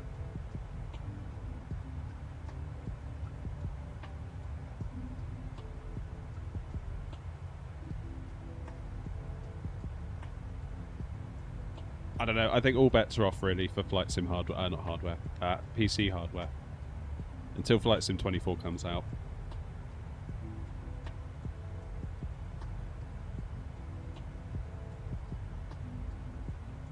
Hard to know. Yeah, Julian, that's right. YouTube's kind of home, I think, really.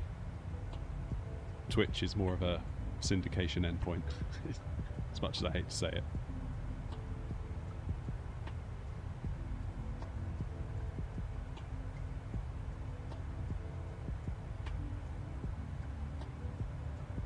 Although, I was looking on Twitch the other day, and apparently I'm only like one thing away from getting Twitch affiliate, which I was surprised at, because I thought my Twitch was very, very poor. Like, very, very low down on more or less every metric.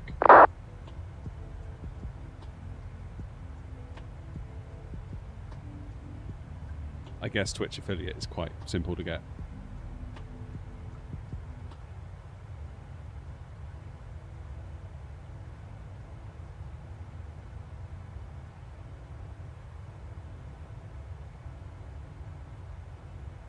Is that the A350, A320 or 737? That is the 737. We're in the 737-800.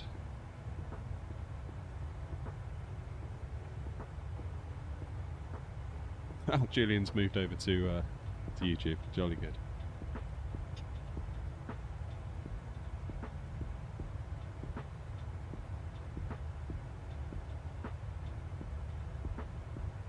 It's Ryanair Ops today, SB.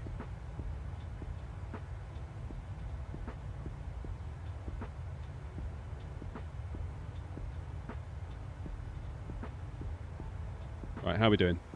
Can't be looking out the window all day, as lovely as it is. 87 miles to top of descent. Easy peasy.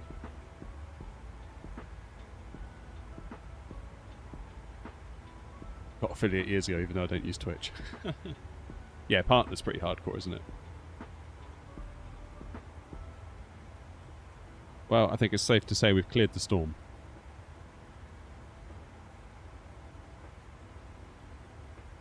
That is quite a storm, isn't it, over France today?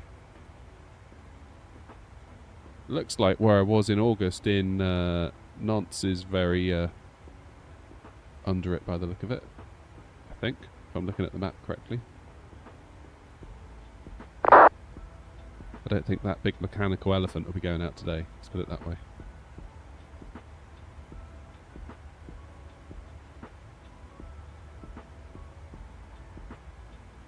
Oh, Julian, stop it. He's teasing us.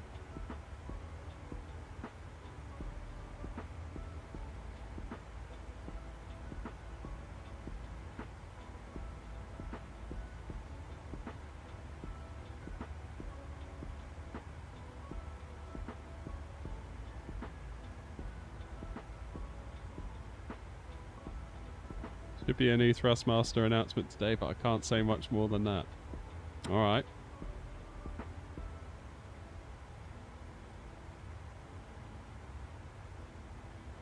Right. Bets on what it could be in chat. Wrong answers only. Okay, runway 15.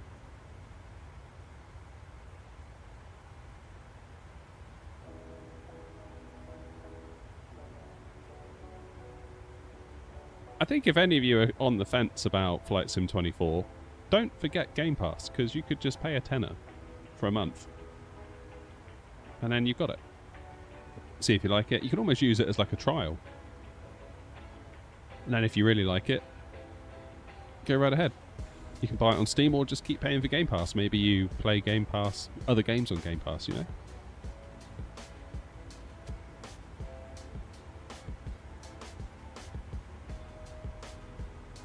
I mean, I started this channel when I was on Game Pass. So if you basically like the first 9 to 10 months of this channel was on a Game Pass version of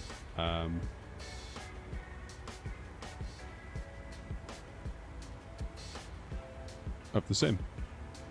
The only reason I bought the Premium Deluxe version was it went on sale on Steam, and as I started collecting add-ons and things, I felt a little bit uncomfortable paying for loads of add-ons for a game that I didn't own.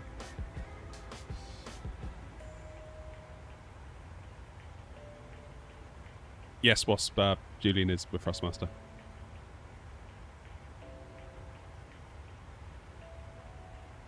Hey Andy, how's it going? Day off today?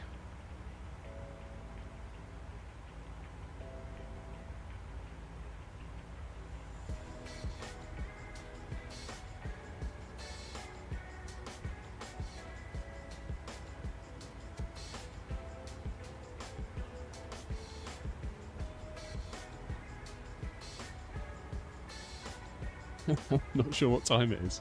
It's one of those days, is it?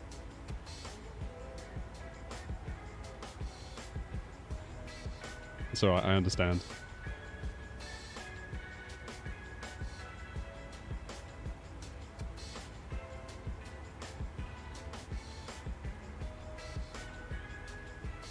Alright, top of descent is 58 nautical miles away.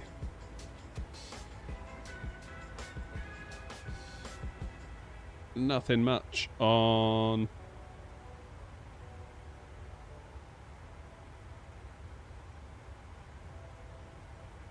Nothing much on VATSIM. We're flying solo. Here for the vibes.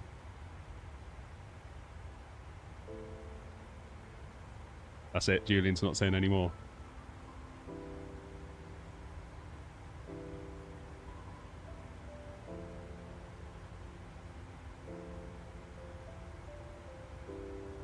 Got to be honest, I'm still confused by the whole force feedback thing with sticks. Especially in the context of an Airbus, which is basically all I fly with a stick.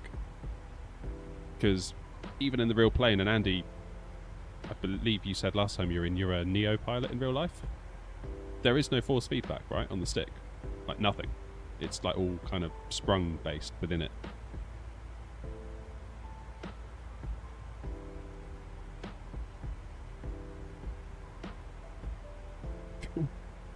SV, I don't think Julian's going to say. I admire the hustle.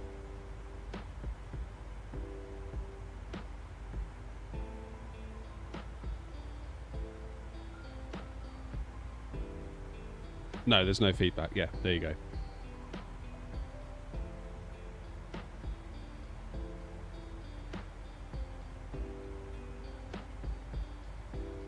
I mean, I don't know what stick planes there are out there that does have force feedback. Certainly none that I would fly. So I did feel a bit confused by a lot of that feedback that I got on the joystick videos.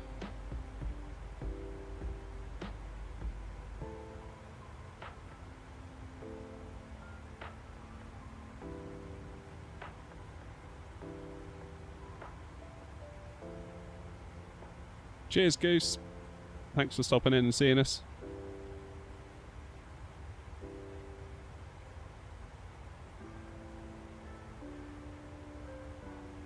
smaller GAs. Yeah, okay. Yeah, I think for me personally, flying buses. For me, it's like Boeing, it's the Boeing yoke. Buses, it's a stick.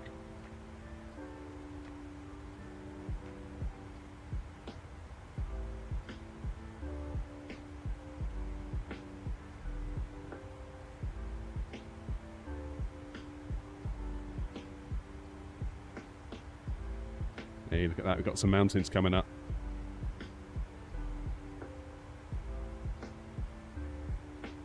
A room with a view.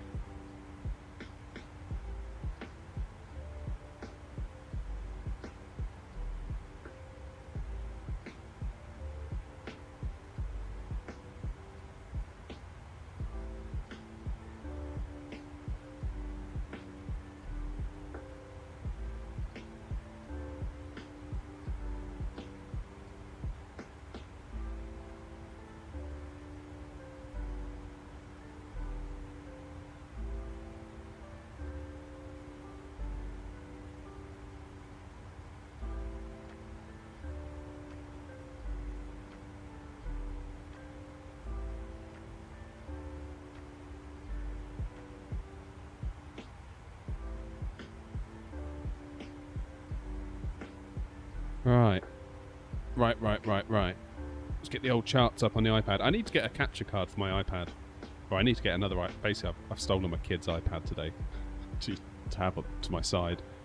But it'd be really nice if I could get a HDMI dongle that goes out of it. Run that into the PC on a capture card. Then I could like overlay the iPad almost like we've got for the yoke cam, but bigger. Then you can see exactly what I'm doing on the iPad. That might not be a bad shot.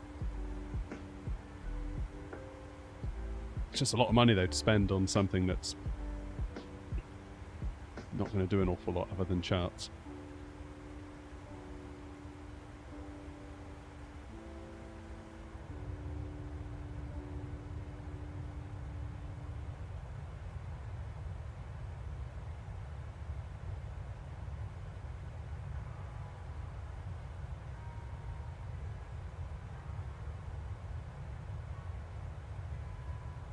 Cheers, Julian. Take it easy. Coming in here teasing us like that, honestly.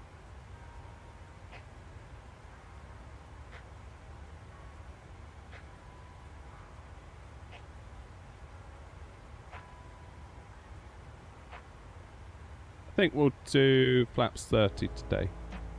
That's what we'll do. So 109.90. Let's just double check that that's right on the charts, because yes it is, that's good.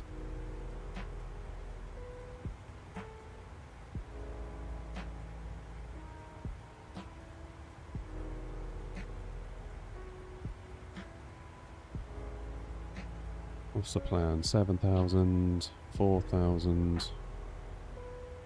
Alright, seeing as we're on Unicom, I'm going to be super lazy. Put 4,000 up here. We're in BNAV, so the minute we cross top of descent, the plane will descend on its own. Do you fly a VATSIM? Yes, Tim, we're on VATSIM right now.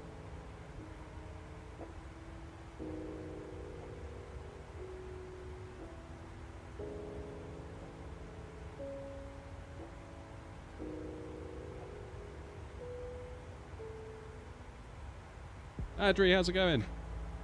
Call sign today is Ryanair, so RYR26 Echo.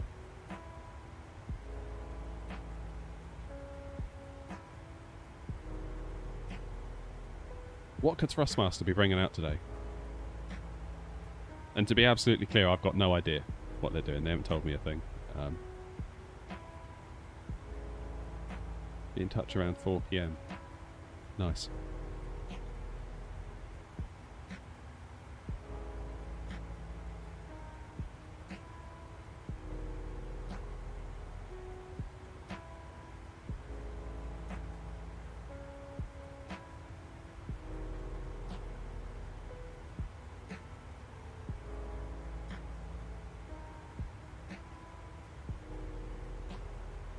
Motorized 737 throttles. That would be the dream, wouldn't it?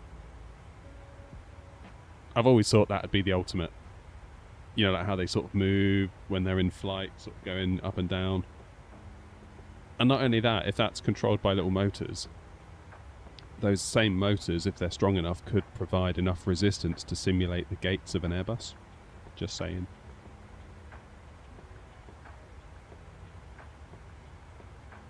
It's hard though. It's hard, like when you're making products like that, because everyone wants what they want, and it's the most important thing. There's top of descent, and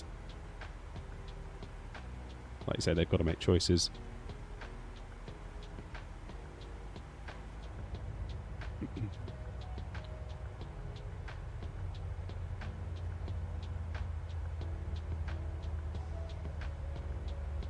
Salzburg, Tim. We're on the way to Salzburg. Oh, that's a good-looking view, isn't it? Look at that. Flipping heck. I know it's only a game, but come on. Come on.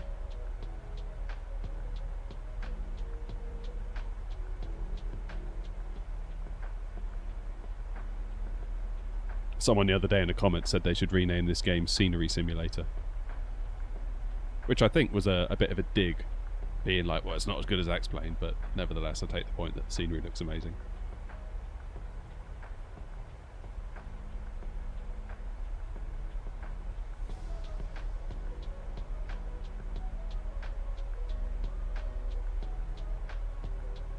Oh, you lived in Munich, did you, Paul? We're thinking about going there for a holiday, maybe. Just trying to work out whether it's a place that would be alright for kids, as in, would there be enough stuff to do to keep them happy?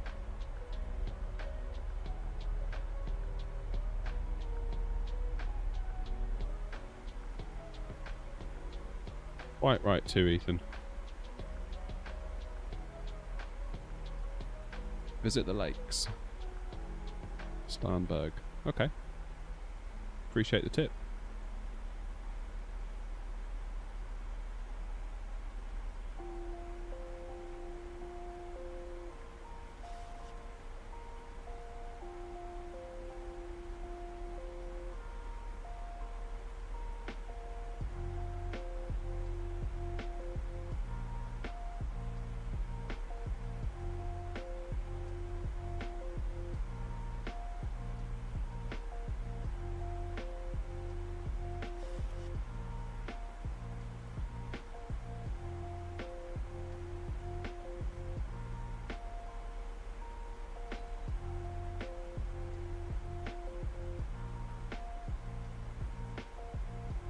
There's someone in the vertical chat called Boeing Official. Ah, yes, the 737, one of our smallest planes. Go to the channel. No content on the channel.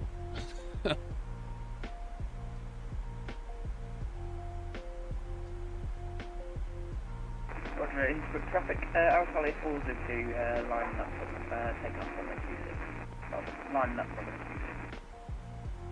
Oh, I don't know, Andy. People that like it will tell you it is. Roger, that's alright. They will argue that physics and ground handling is better, I think, is the main thing.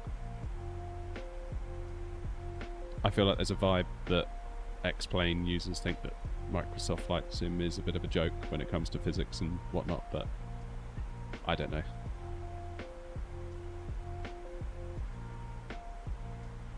Yes, vPilot does simulate static. You can turn it off if you don't like it, but then it will just sound like you're on a Discord call with everyone, which is a bit weird. Is the background music the classic old lo-fi hip-hop, no copyright music? It's Stream Beats. We haven't used it in a while. Never quite sure whether it's a good idea to use it or not. Some people like it, some people don't. I did a poll once and it came out at 50-50, so it's like, great, thanks guys, appreciate it.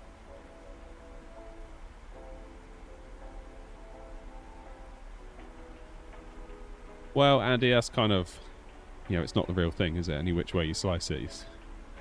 Well, I'm sure you'd be the first one to tell us that X-Plane, Flight Sim, whatever, it's not the same as jumping in a real one, is it?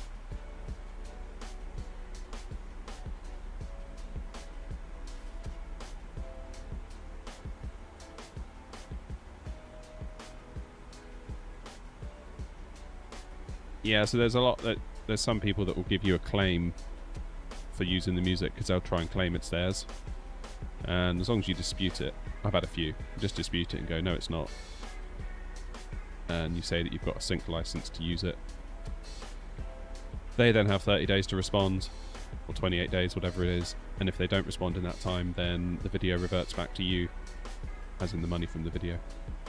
But in the meantime, the money diverts back to the person that claims it, and YouTube holds it in escrow until it's settled. Which I don't think is very fair.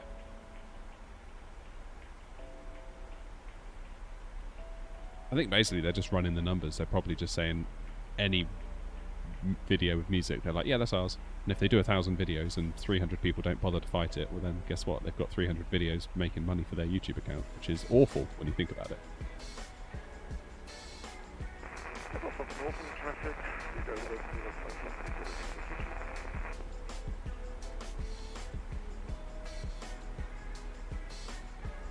Don't forget the old terrain radar. Good point.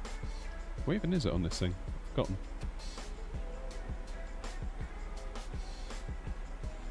There you go.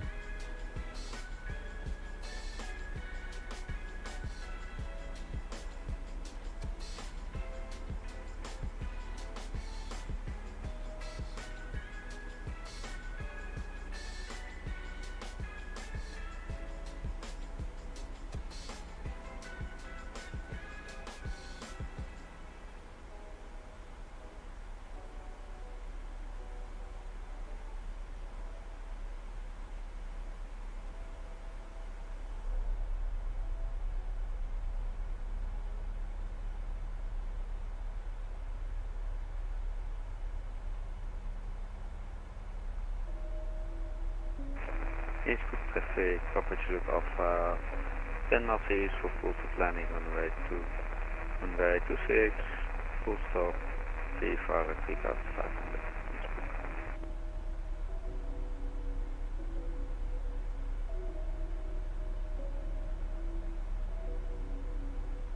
Yeah, I suppose it goes both ways, Lanky, doesn't it?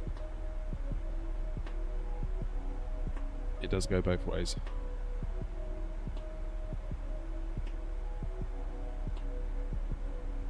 Yeah, I think the career mode, Andy, is going to be good for Flight Sim 24. I kind of feel like, obviously, people that are into it, probably like most of the people in the chat right now, they're into it, like they're going to be fine. But I know of a lot of people that played 2020 when it first came out, and they flew over their house and went, oh yeah, that's where I live. And they did, I don't know, a couple of landing challenges, and then they were like, now what do I do? Because they're not about to sit and learn how to do a cold and dark on an A320. They just want to do stuff. They want stuff to do. They want the plane to be already started. They just want to put the throttles forward and control the thing and fly it and have fun. And I think if 24 can be more like that, then so much the better.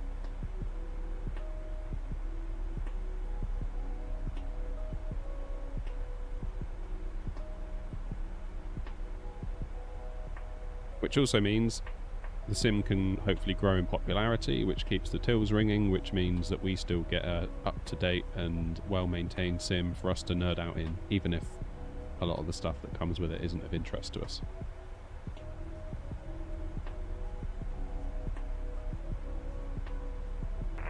Innsbruck traffic, Papa Juliet Alpha 5 on final, runway 26. Innsbruck.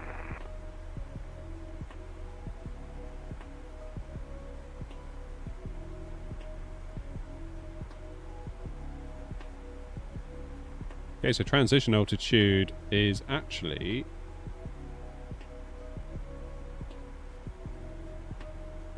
10,000 feet.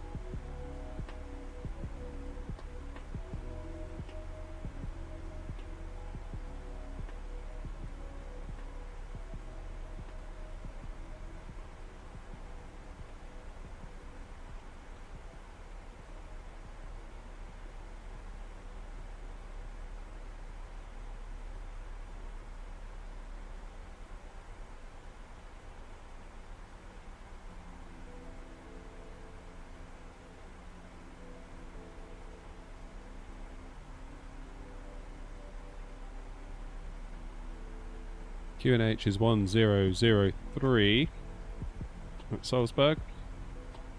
Let's load in those winds.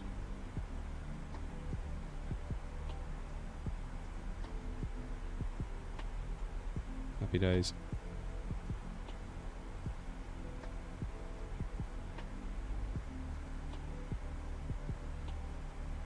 And we'll go for a 147 flaps 30, so that will give us 152.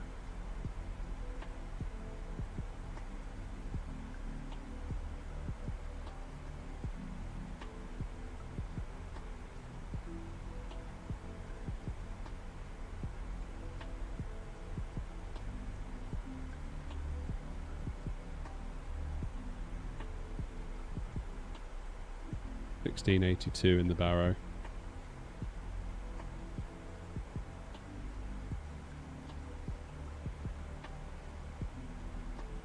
It'll take a minute. This is why I like it on the bus, you can just type it.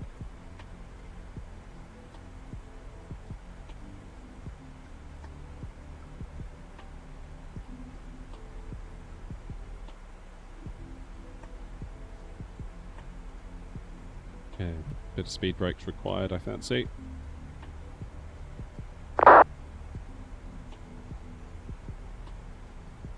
Because we are slightly above profile.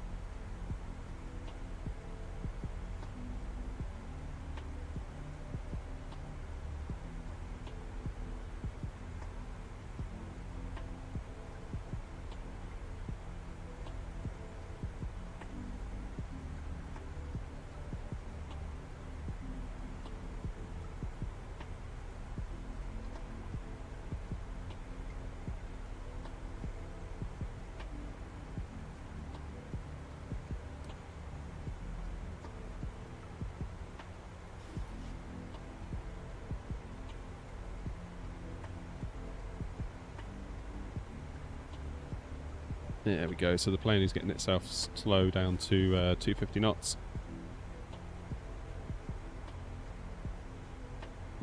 Yeah, we'll give the guys on the ground a call in just a sec, Wasp.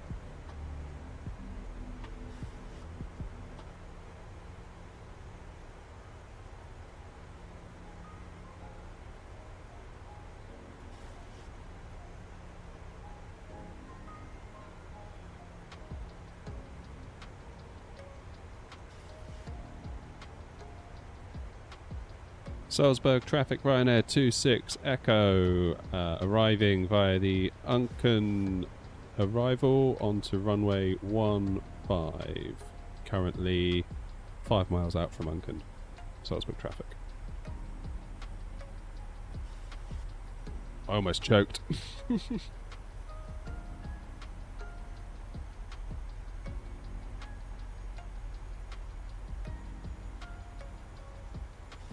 Yeah, first time landing in Salzburg.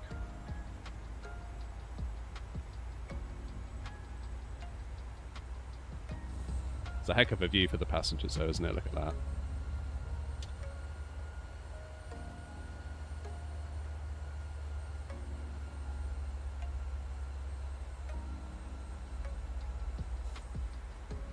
Yeah, there might not be a response, Ethan. It looks like they're both departing now anyway. Salzburg does have a circle to land, but that is runway 33, I believe. The same deal as last time, under 200 feet per minute, and I gift a sub. Oh, Thomas. You're messing with me. I'm getting all nervous now.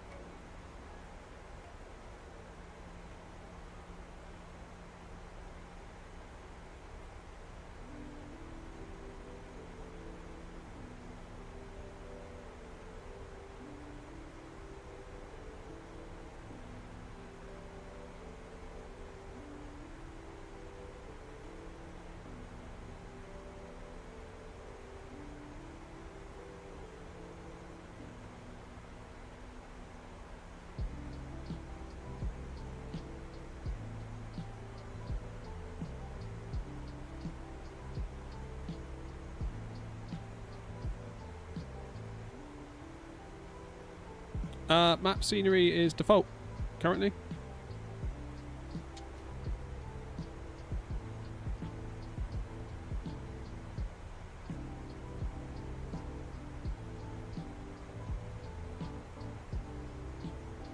Okay, I would like to slow us down quite significantly at this point, I think.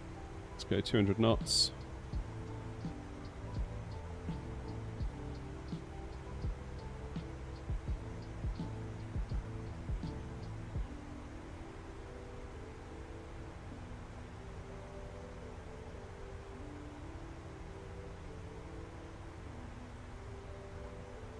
Right, let's lose the music. Forgot to go standard pressure, that's my bad.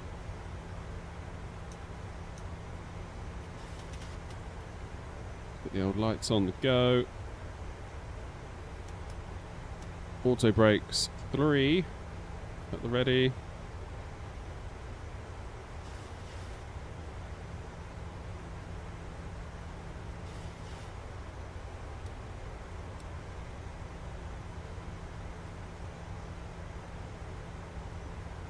Oh my word.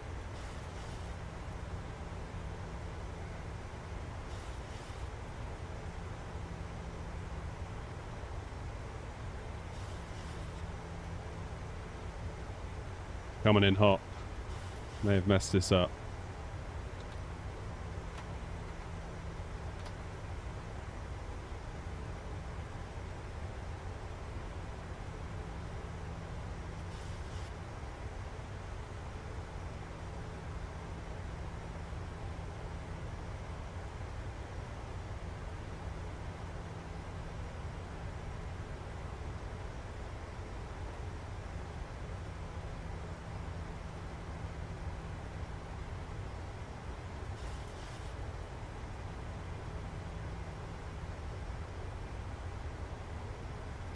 Get gear down, that'll help with the drag.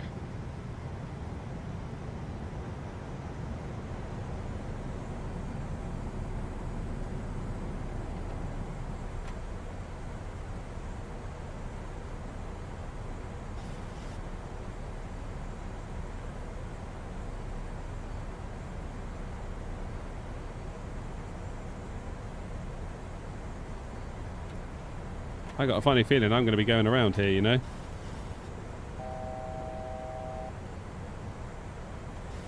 1,000 feet above profile currently. Don't know, we might be able to do it. It is coming back slowly.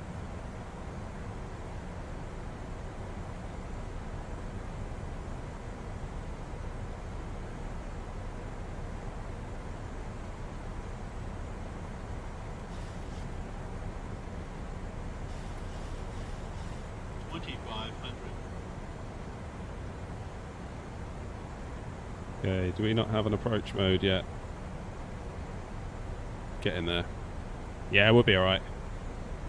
We'll rescue it.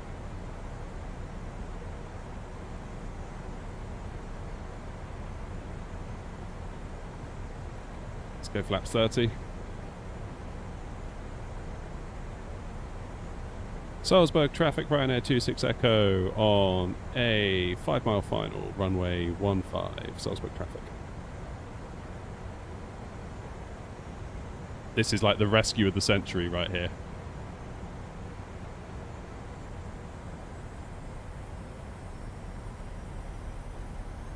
Alright, 6,000 feet set in the go-around.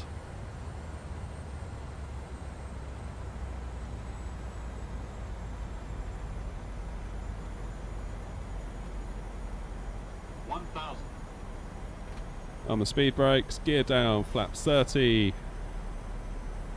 And that is how you do it, ladies and gentlemen.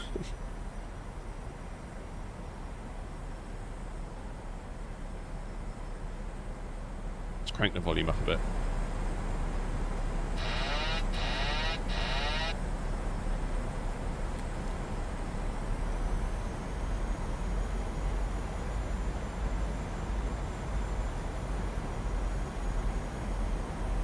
God, that is a view, isn't it, eh? That is a flipping view. 400.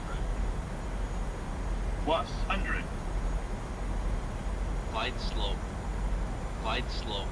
Yeah, I know. Minimums. Continue. 200.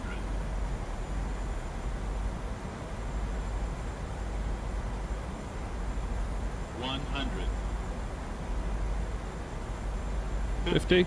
There we go. 30. Salzburg traffic, Air 0561 turning final, runway 15. Salzburg traffic. Ain't no way that's under 200 feet.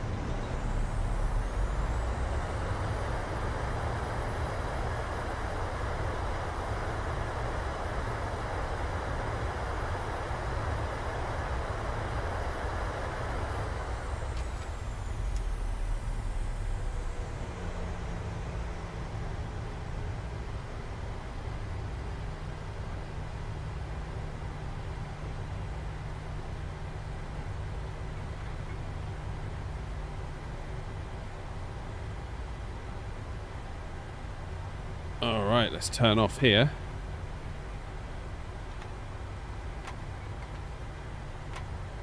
Salzburg traffic Ryanair 26 Echo, runway 15 vacated. And there seems to be some cars in the grass.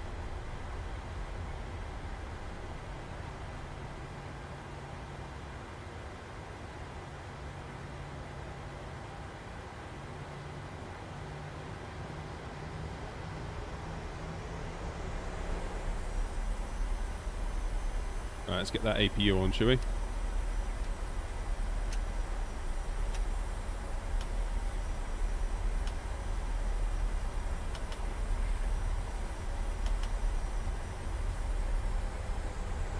Oh, Thomas, you gifted anyway. You didn't have to do that. For the save. Yeah, that was a save. That was 100% a save. Ah, there's Wasp coming down. Salzburg traffic, Ryanair 26 Echo taxiing to stands via Lima and Mike. Yeah, that was a flipping save. I should have been way more on top of that descent. Bit of local knowledge there would have helped out quite a bit, I think. So we'll know for next time.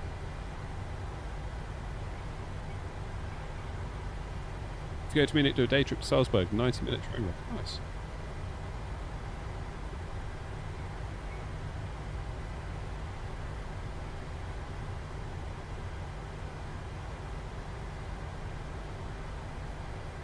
Now,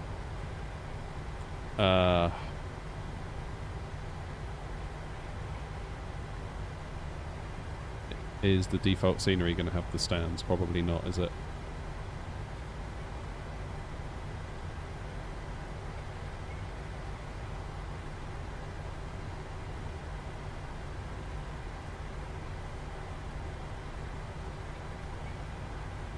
Oh.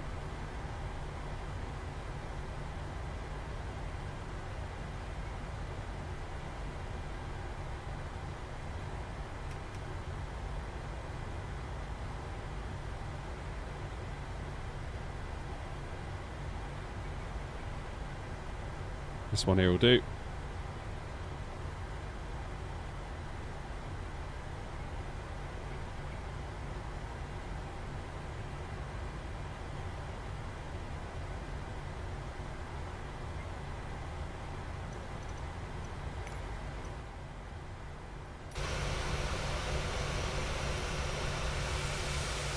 See if we can get a view of Wasp. Oh, there he goes.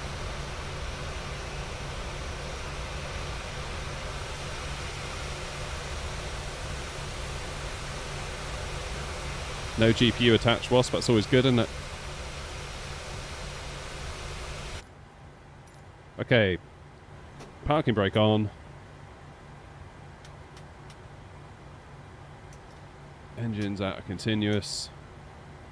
Should have turned the strobe off when we exited the runway. Never mind. APU on. Engines off.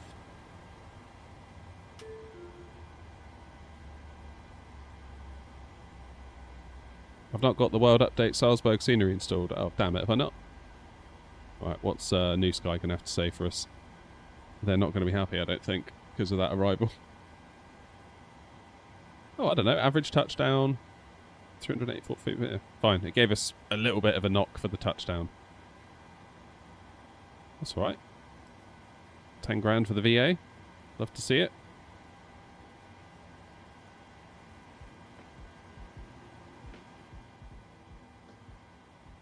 Jolly good. Right, let's get GSX to deboard us. The boarding requested.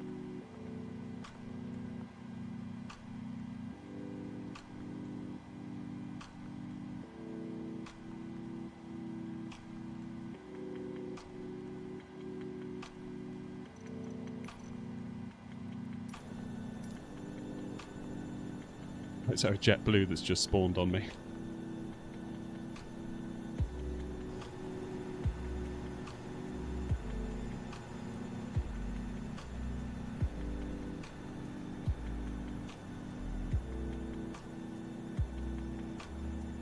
Salzburg traffic, Ryanair 26 Echo. There appears to be a JetBlue that's just spawned on top of me. Salzburg traffic.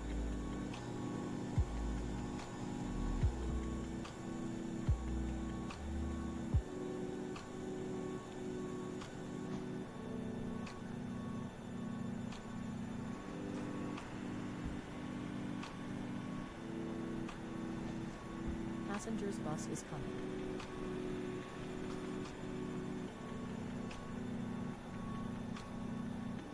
Has my sim just frozen?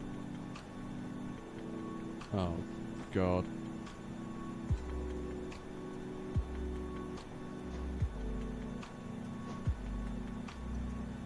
It's been very weird.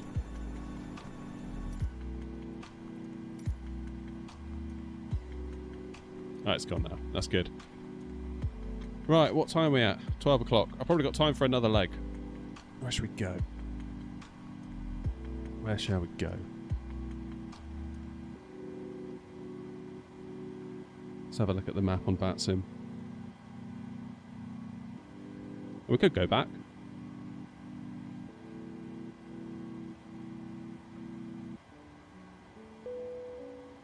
There's just really not much online this time of day, so that's the trouble on VATSIM.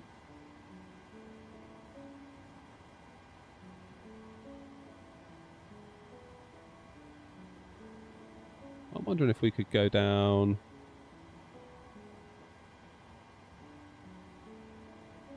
Could we do somewhere like Ibiza?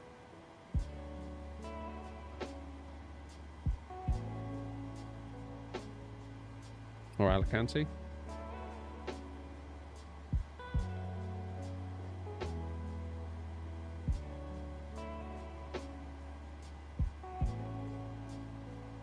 Wasp, are you coming along for another leg, or are you done for the day?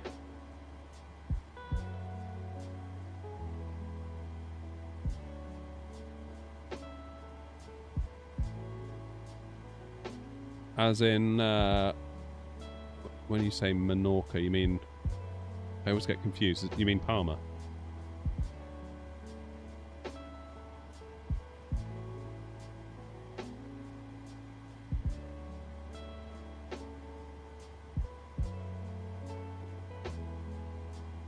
Could do Palma.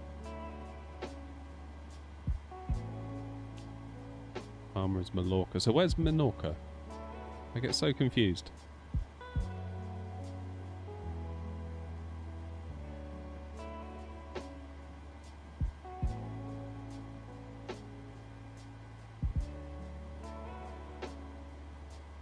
Just north of Mallorca. Or Mallorca, I should say.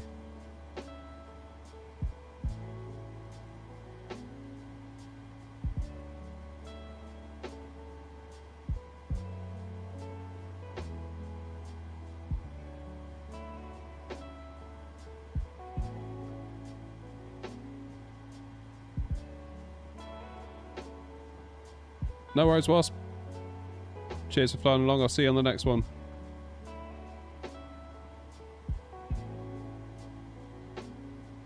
Yeah, my VATSIM is just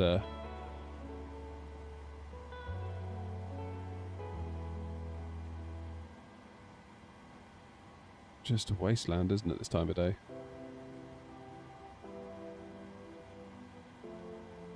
Mahon. Oh, yeah, okay. Let's give it a go. Let's go there, then. Let me make a flight plan real quick.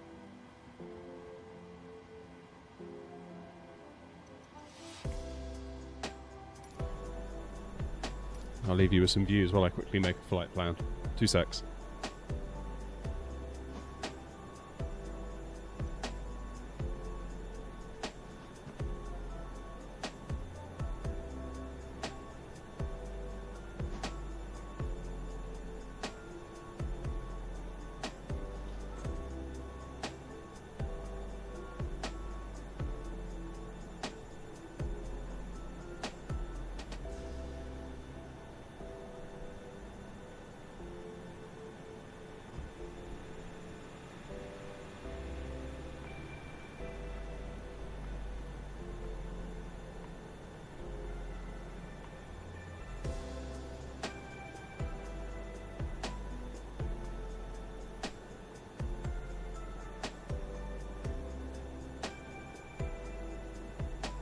Oh, actually, looking at it, that is quite a long way, isn't it? I might struggle to do that. So SimBrief is saying it's going to be about 2 hours. Ooh, I might struggle to get that in before I have to go. Alright, new destination required. Let's go to Verona. I haven't been to Verona in a while.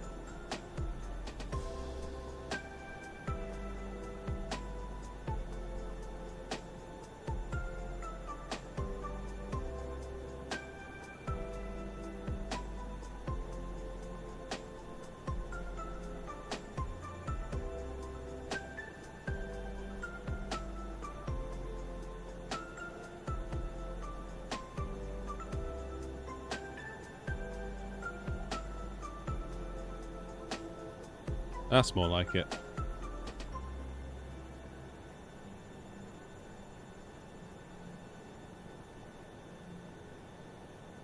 Cheers, Wasp.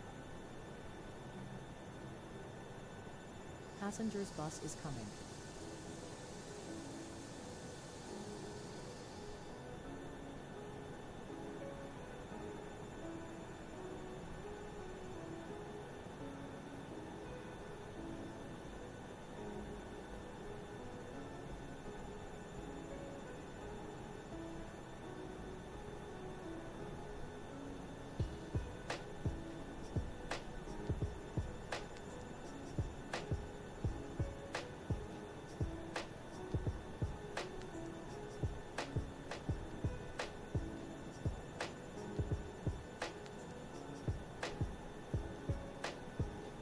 Right.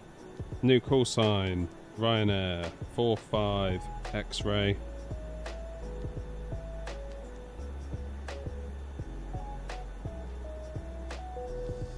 Passengers boarding starting.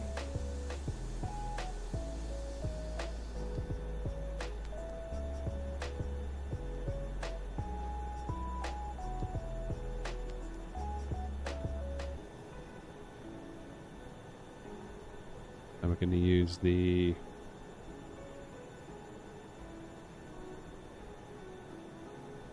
Don't even know what arrival we should be using, to be honest, into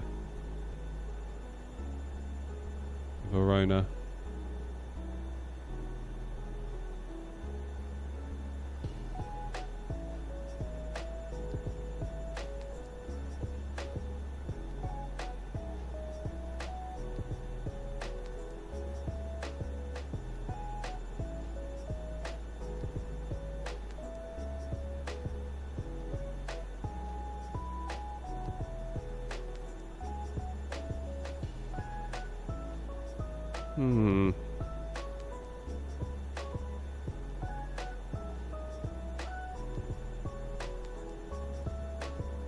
Yeah, that'll do. Got it, got it, got it, got it, got it.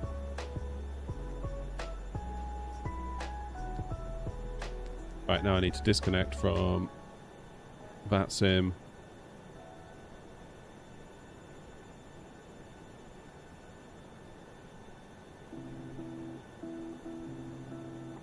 Happy days.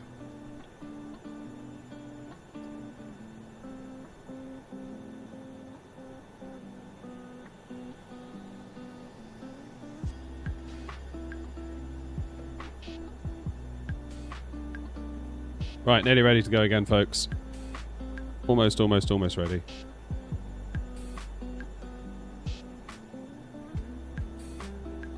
Should probably tell New Sky we're doing another flight so we get some more money. So we'll make out we're doing it for us. Free flight, air not, 5 X-ray.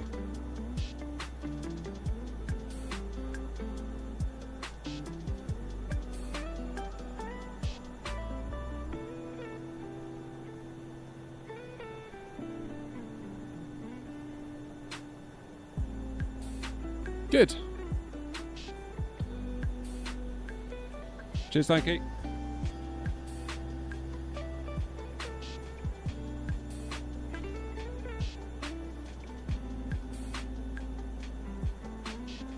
Right, time for a quick coffee.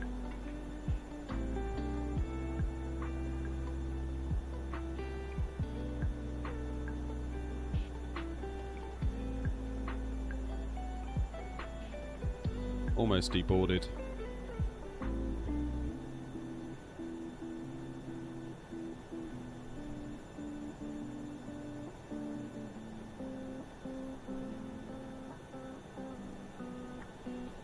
That was a bit hairy though, wasn't it, coming into land?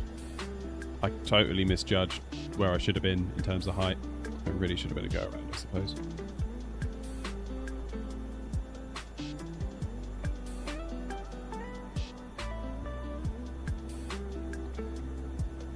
Come on, you lot, hurry up. I need to get the next lot on.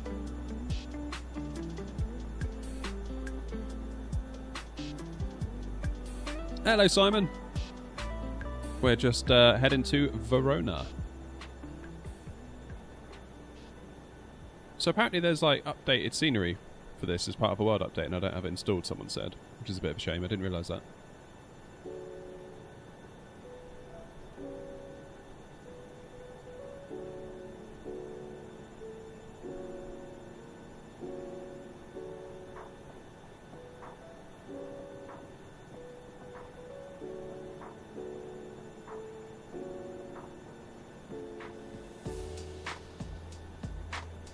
Maybe next time.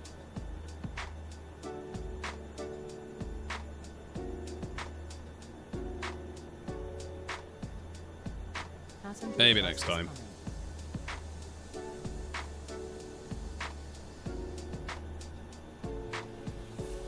Right, let's hop in.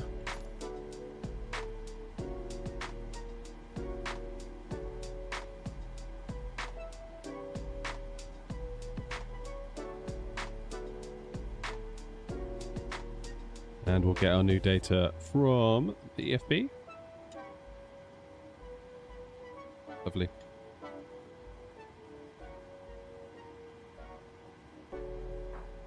We're going to be taking off on runway 15.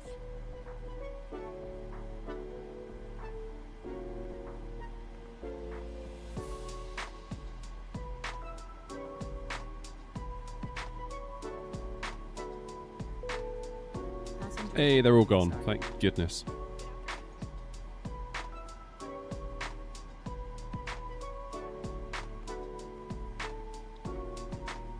There we go. Import it from SimBrief.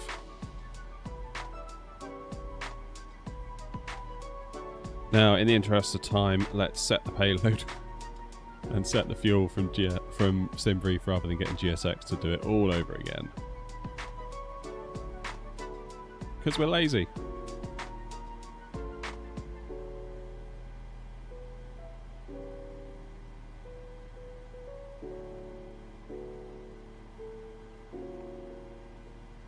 And we'll load that one in.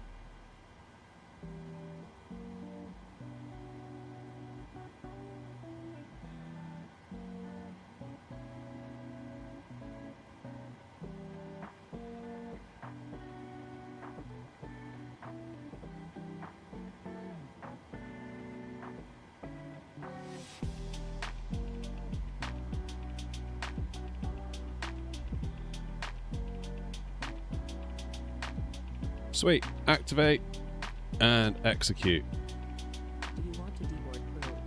No, we don't want to deboard crew. Runway 15. It's all good. Infinite request. Let's go.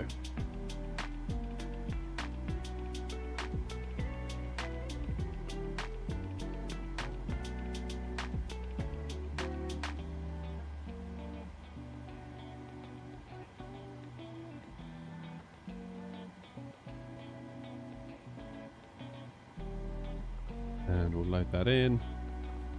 Execute.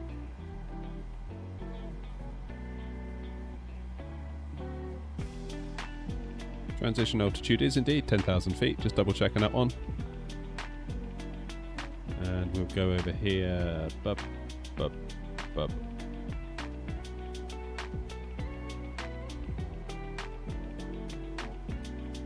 So we can use TO2 with flaps of 5.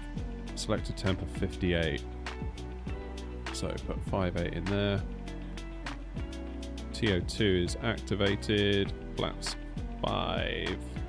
115, 117, 128. Huh, it's different. Why is that different? It is flaps 5, right? Yes, it is. 202. Interesting.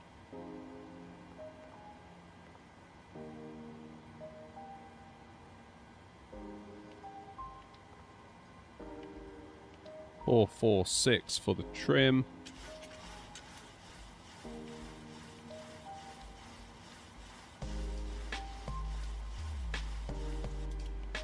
Behind this, guys. What are you doing here? I thought I banned you months ago.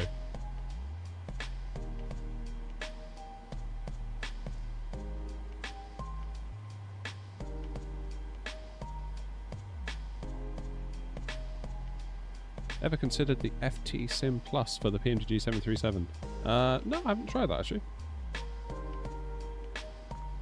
Alright, departing out of Salzburg, we're going to use the... Where is it? RTT for Bravo. Departure.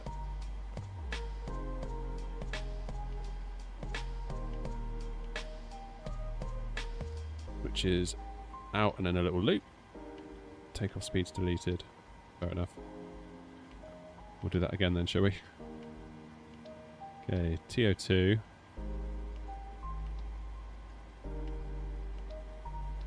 $58.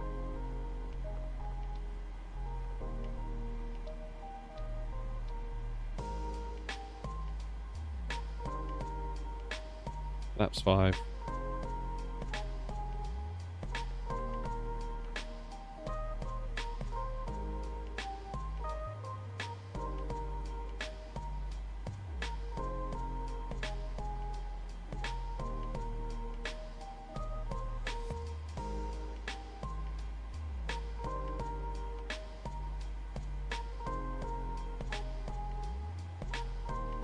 There's an easy fix for that.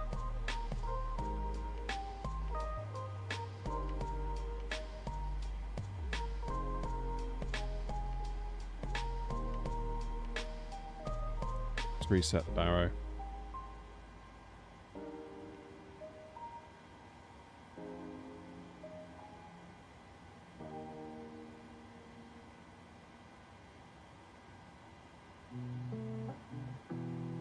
Is it possible to create liveries for an A320, A330 before you buy the product? Yeah, although you won't be able to test it. That's the only trouble. I can tell you when you make a livery, you spend the majority of your time going in and out and in and out and in and out of the sim. That's the only thing that might cause you a bit of a headache. Alright, we're cruising at flight level 280.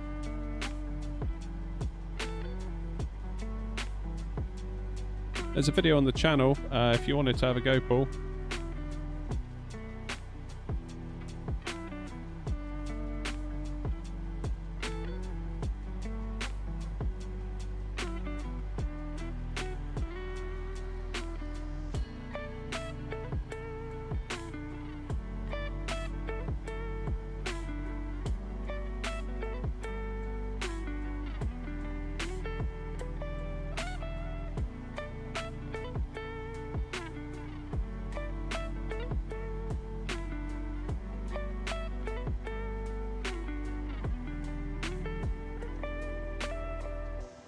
Okay, 6.5 in the window.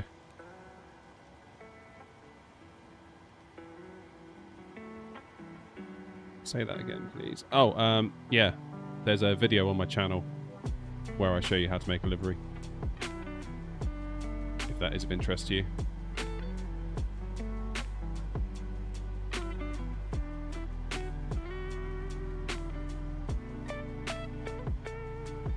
Now we're looking up top.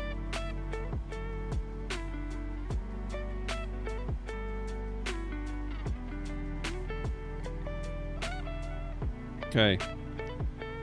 Let's get that APU bleed on. Packs off. Isolation valve open.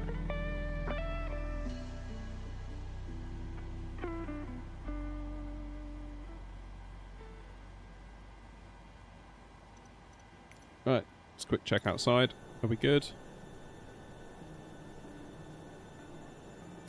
Almost. Prepare for push and start.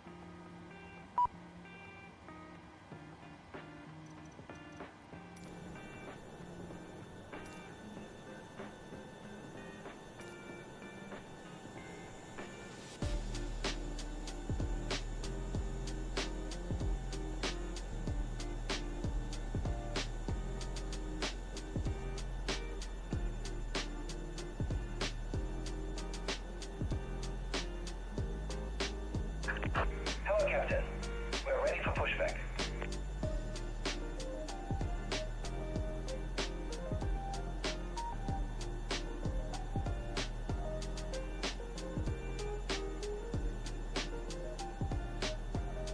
Started to fly professionally. Get yourself some charts. Get yourself a sim brief account for making your flight plans. Bypass pin inserted. That would probably be a good place to start, I would say.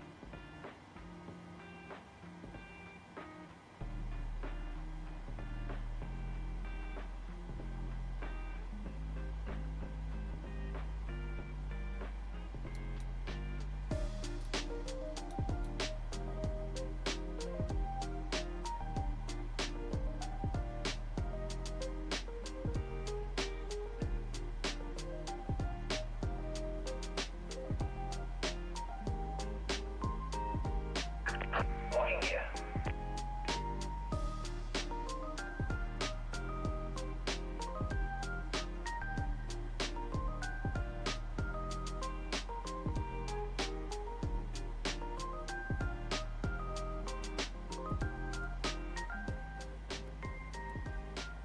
Okay, we want nose right, tail left. Salzburg traffic, Ryanair 45 X-ray at stand Whiskey 6, pushing back for runway 15, facing north. Release parking brakes, please. Commencing push. All engines clear.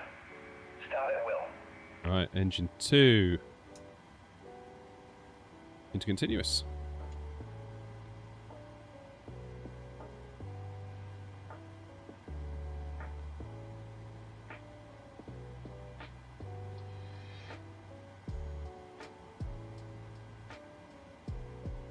Not continuous. Ground. Muppet. What's the matter with you? There we go.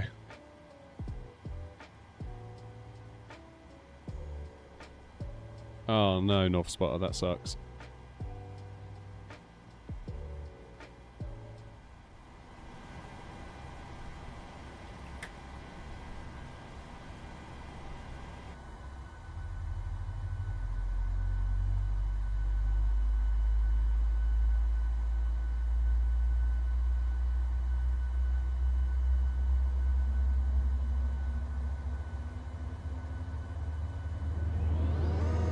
Set flaps to 5.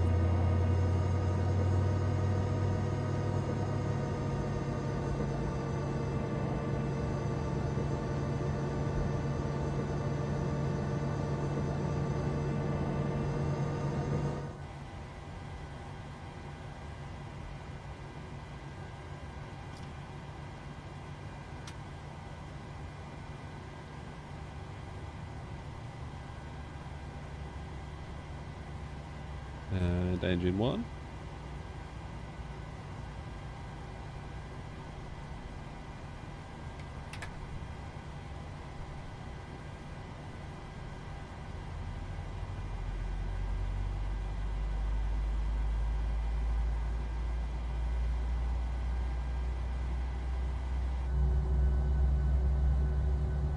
Pretty good view, that, isn't it?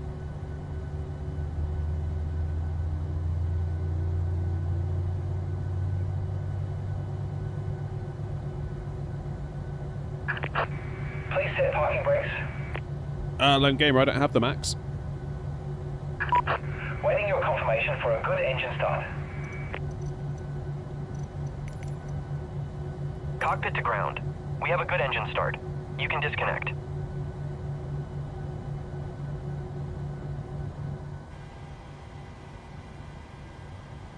Alright, let's take power. Let's change the view. Let's take power from the engines. 1 and 2. APU bleed off. Give the passengers their AC back.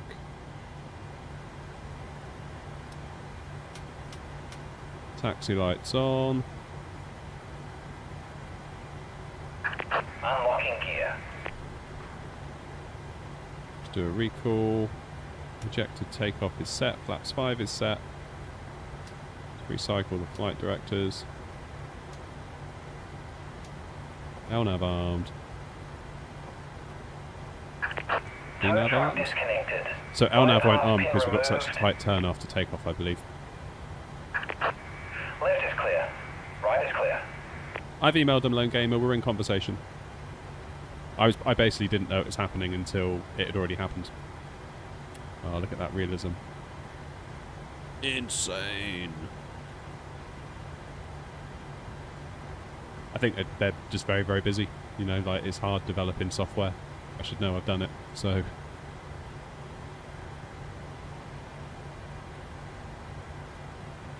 Yeah, it's hard to get it over the line, that's for sure.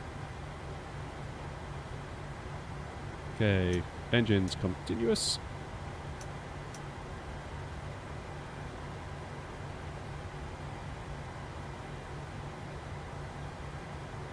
Salzburg traffic, Ryanair 45 X-ray taxiing to runway 15 via Mike and Lima. Salzburg traffic.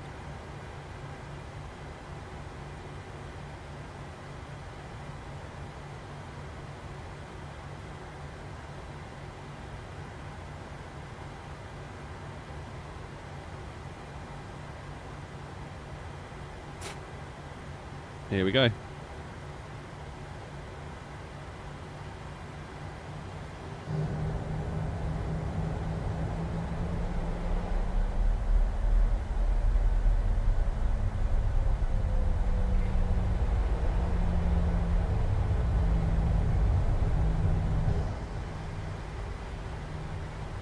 Yeah, this could really do with some scenery, couldn't it?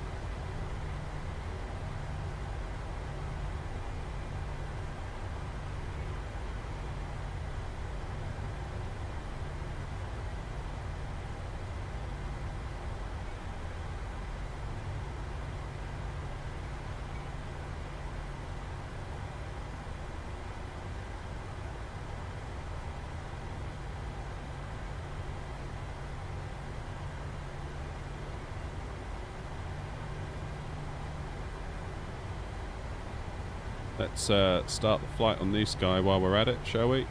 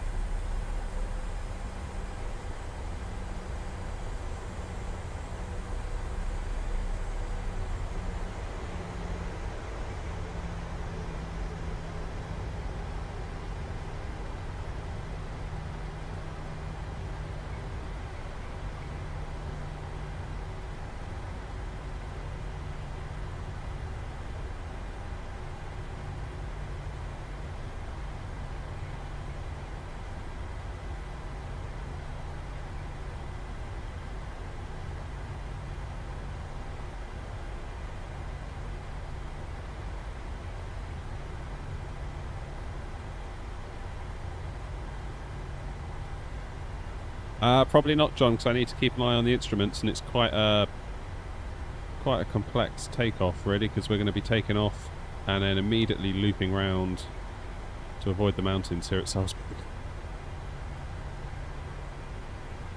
Just registered with SimBrief seems essential. Yes, it is.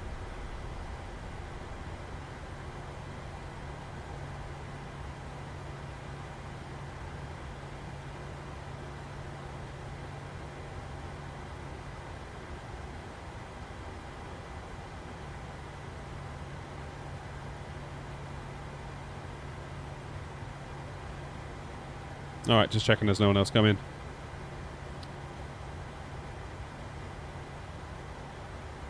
Get the lights on. Strobe and steady.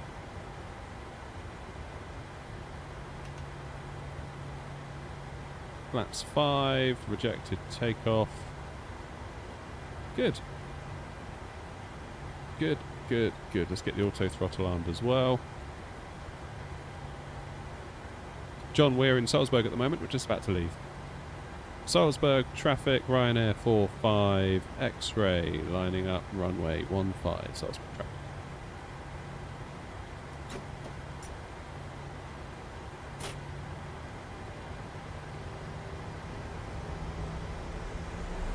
Let's use the eye tracker as we come into line up.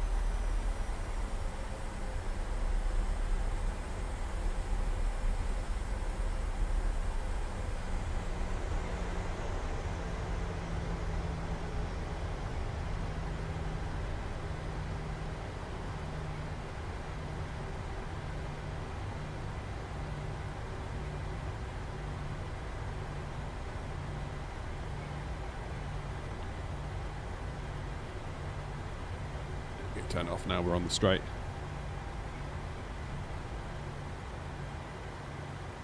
Alright.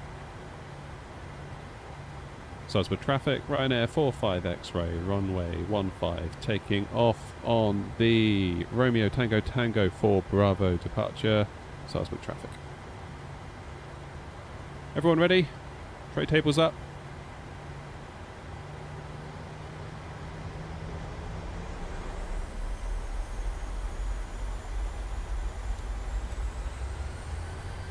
Go.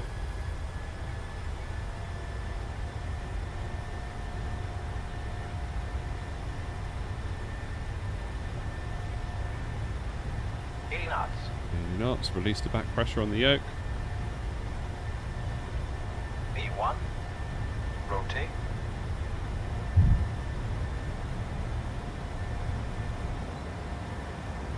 Positive rate of climb. Gear up.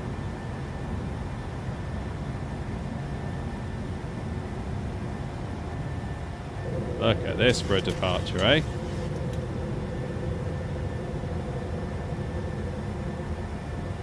Flipping heck. That's how we do it.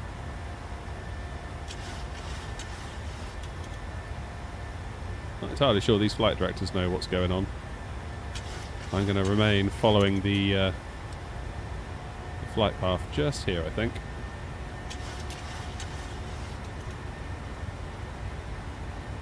Although looking at that terrain, maybe we better follow it.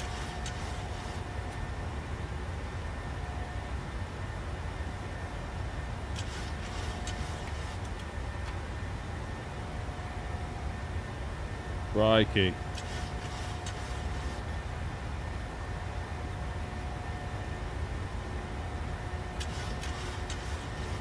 Didn't start the clock, did I?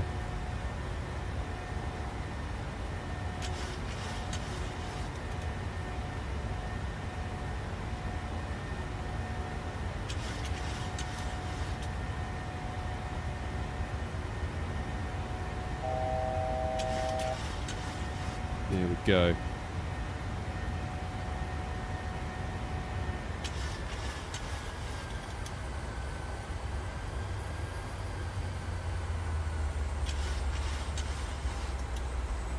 What an amazing departure, eh? And there is the runway down there.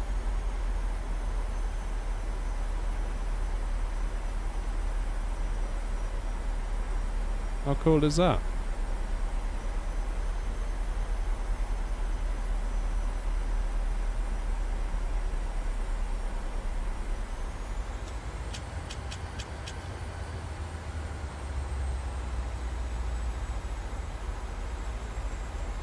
We should be able to arm LNAV now. We're clear of that tight turn. Engage the autopilot and soak up the views.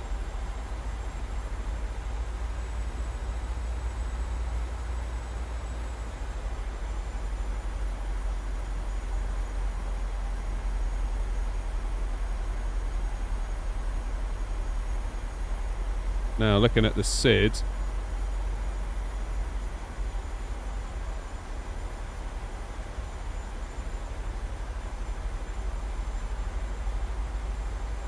all of these waypoints are saying that we need to be above a certain waypoint, so on that basis I think we can head on up to cruise.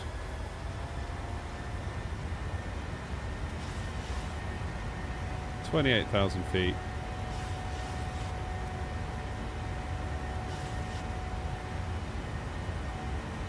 Not sure the flight directors were quite on the ball there, though, I've got to be honest.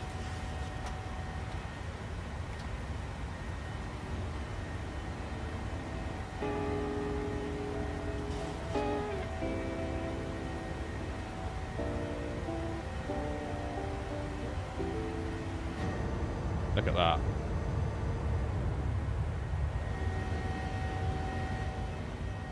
That's some view, isn't it?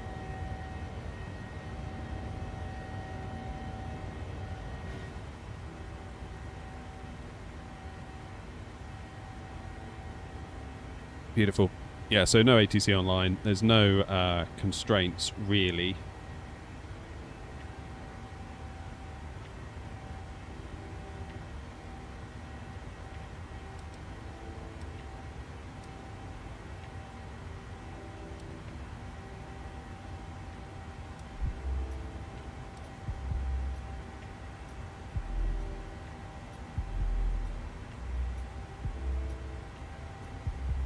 Do.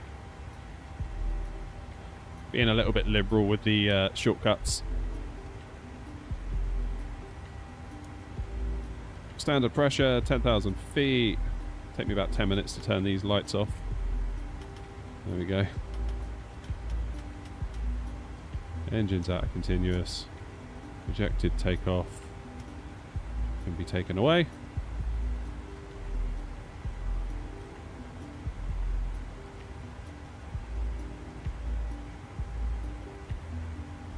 And we can actually now sort out our arrival into Verona. So we're doing the runway 04 on the Anjat 2 Alpha arrival via Rivev. And we probably need to close up a discontinuity, yeah.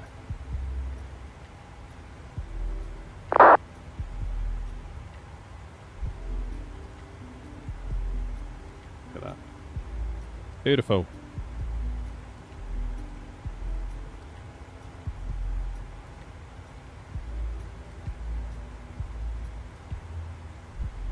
Jeb, yeah, Salzburg. We are flying the RTT4 Bravo departure. It seemed like my plane was getting a bit confused. Like the flight directors wanted me to go one way, and looking at the ND, it had drawn a line for another way that was almost contradicting what the flight directors were telling me to do. So I just sort of used my head and visually did it, rightly or wrongly.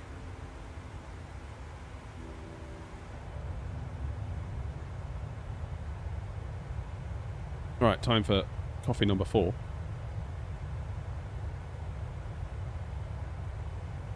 From my puny little thermos. I don't think we've actually got much left. Yeah, that's a dribble right there. A dribble!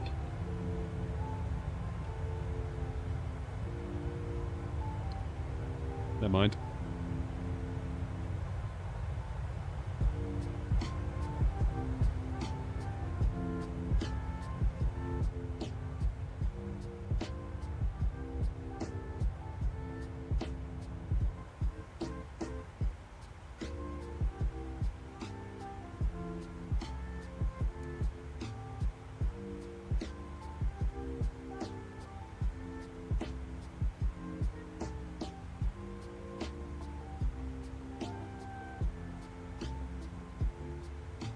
Oh no, 5 hours to download X-Plane again.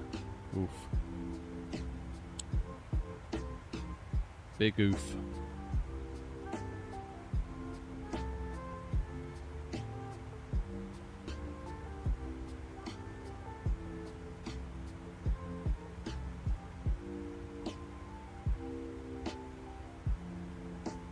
Do flip. No.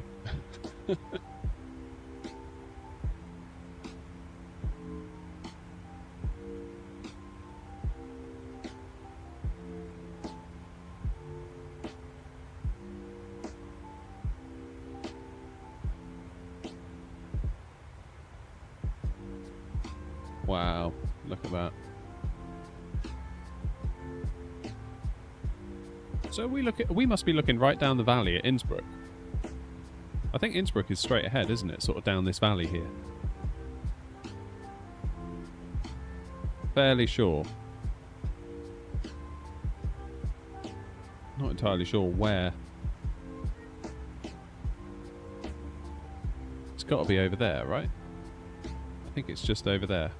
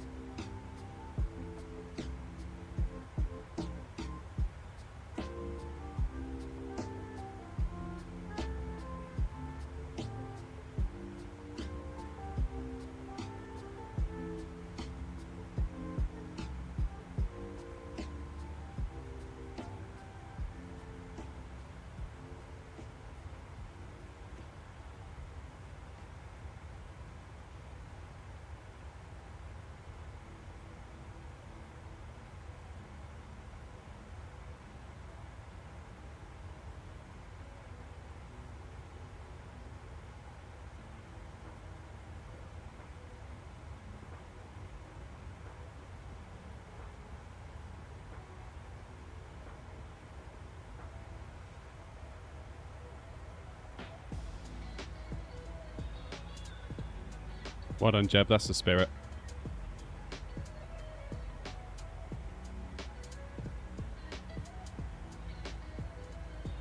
Even more stunning in real life. Yeah, I don't doubt it.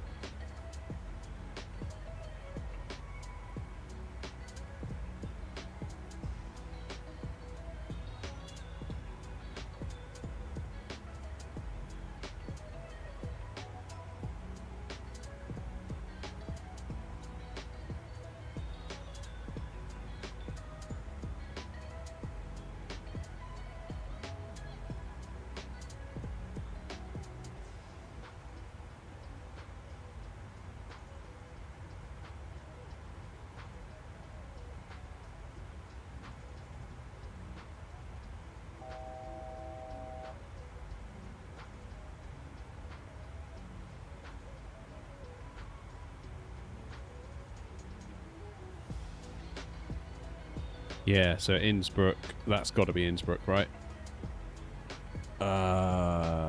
Yeah, there's the runway. You can just see the runway, look. There it is.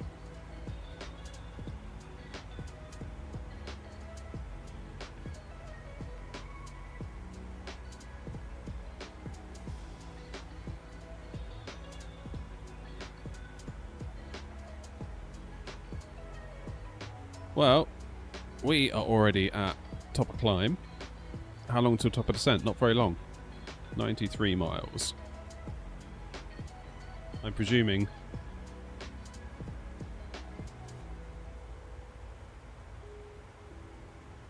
Yeah, nothing online. Nothing. That's okay.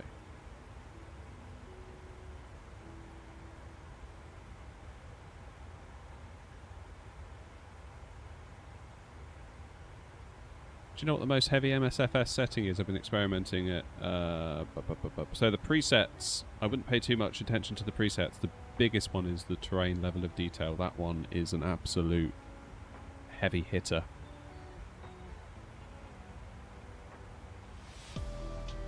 Because obviously the more objects that are loaded in, the higher you go up, the more of an impact that has on your single-threaded performance, which is the main limiting factor of the sim. Weirdly, the object level of detail, if you increase that higher, if if you imagine you've got the plane and then you've got like a radius around the plane, as you bring the object level of detail higher, that radius increases. So it's loading stuff in that's further out. And you might think, well, that's got to be bad. And on one hand, yes, it could be. On the other hand, if you're on short final, you don't want stuff to be loading in while you're on short final, because that's what gives you stutters when you're on short final. Much better to have the stutters when you're further out and where it doesn't matter. Ray March reflections were heavy on your 2060. Yeah, on a 2060 they would be.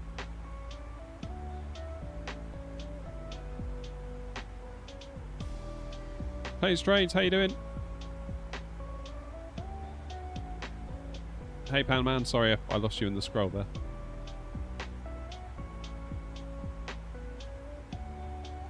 Oh, I've lost loads of messages in the scroll. Sorry, Lone Gamer, what were you saying up top there? Florida's going to be devastated later today. Tampa already closed and not looking good over there. Yeah, it's rough, isn't it?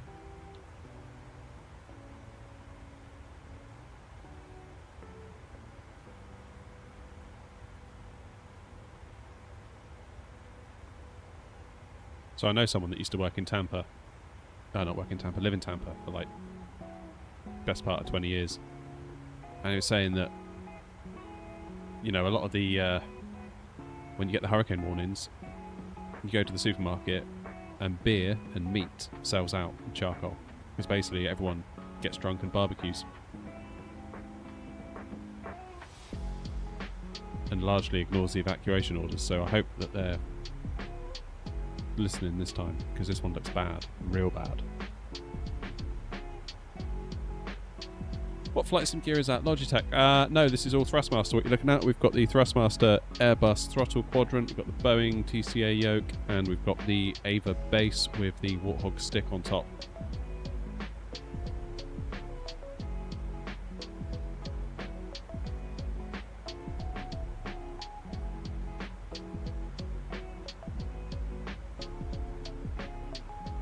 But yeah, with that Florida thing, I saw a thing on the news. There's a lady saying we're being told to evacuate, but the roads are jammed and there's no fuel. And if we go out in the car with the fuel we've got remaining, chances are we could get just stuck on the road, either through traffic jam or through running out of fuel, which could potentially be way worse than staying here. So it's like, what do you do? It's so difficult, isn't it?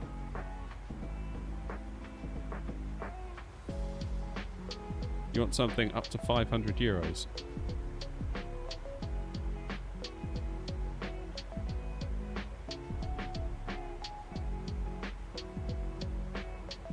As in, like, joysticks up to 500 euros, or what?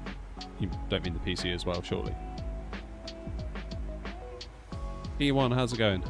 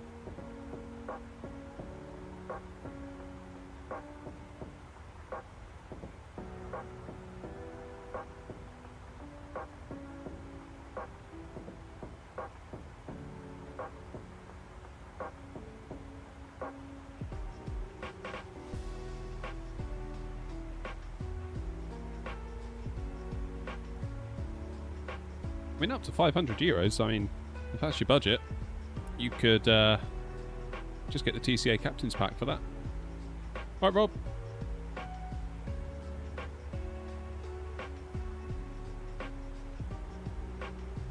Right, let's do an FPS check now. We're over the mountains.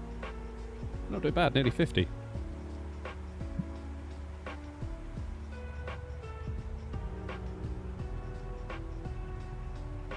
I really hope FS24 does better than this, though. Because again, limited by main thread.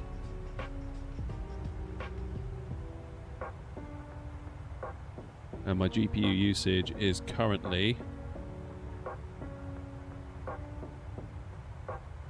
what is it? Between 50 and 65%. Looking at it bouncing around. That is with frame generation as well taking place. If I got rid of the frame gen, it'd probably be a damn sight less. This is at 4K Ultra. So at 4K Ultra, a 4080 sat here being like, well, I've got nothing much to do. All because the game is limited by the main thread.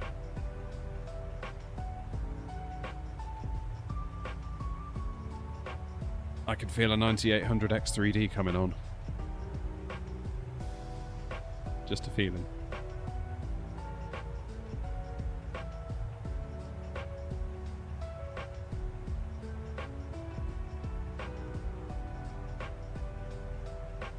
Oh god, my TV's saying it's going to turn off unless I press a button. That's not good.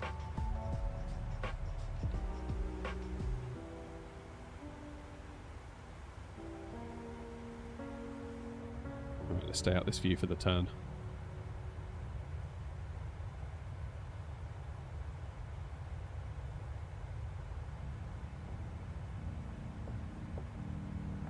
After years of Fortnite, I can tell my FPS with an accuracy of about 5 FPS. Yeah, it is like you develop like a sixth sense, isn't it? I was playing Call of Duty last night with Rob, in fact, who's in the chat, and it felt off to me last night. Didn't feel right.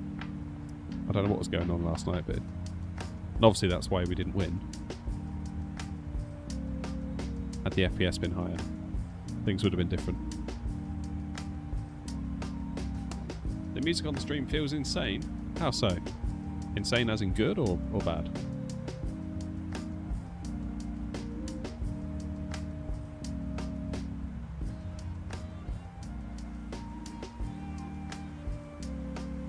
Top of descent is now, what, 32 miles away. So let's have a look at the plan.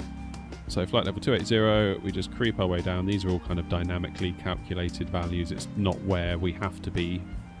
So for example at Bormy, we don't have to be at flight level 261, which is 26,100. It just thinks that's where we're going to be on the way down as we head to another waypoint that has the constraint. So at this one, Papa X-Ray 422, we have to be at 9,000 feet or above.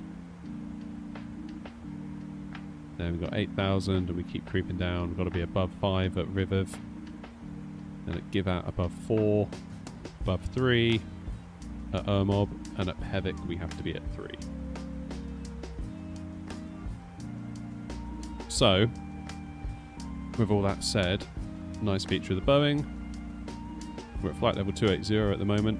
If we put 3,000 up here, the moment we cross this little green mark, TD, top of descent, it will just bring us down and we don't have to do a thing. Don't have to do a thing. Skill issues all right. Rob, come on. Don't be like that.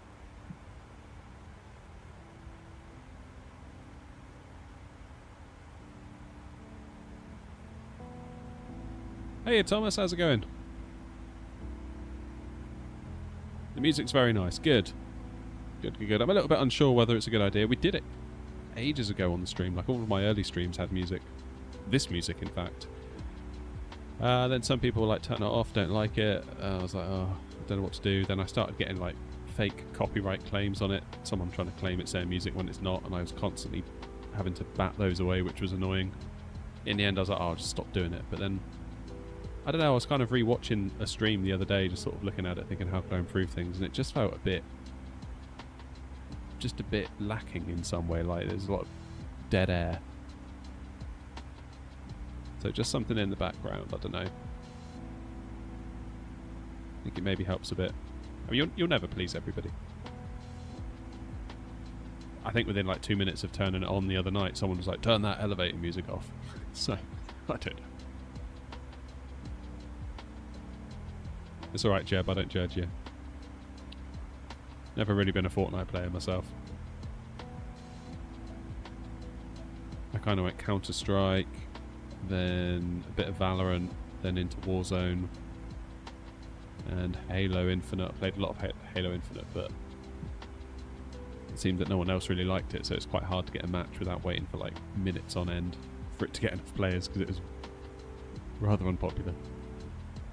However, they announced a couple of days ago there are new Halo projects in the works, and they're making it in Unreal Engine 5, which should solve the problem that, in my opinion, killed off Halo Infinite, is that they didn't put enough content out to keep people engaged. People got bored and they left, and the game died. And the reason they couldn't put content out quick enough is because they were working on what they call the Slipspace engine, which is their own in-house engine, which is really old at this point.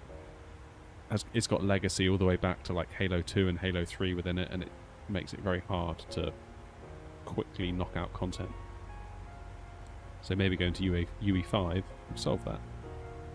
Anyway, this is a flight sim stream, not a Halo stream. But I do love Halo, as you can tell. Grew up on that stuff. And what's sad is that to actually play Halo Infinite, it feels great. It feels absolutely awesome. Oh, Thomas with the 20. It's very chill. Just nice to have it. Thanks, Thomas.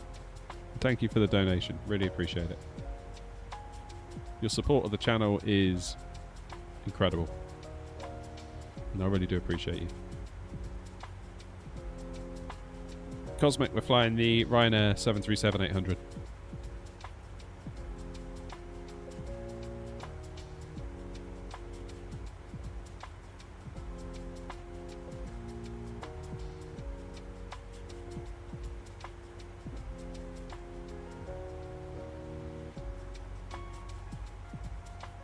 There's top of descent. Somewhat of an aggressive pitch down though by the autopilot. Let me guess, it's now going to correct for that. Yeah, there it goes.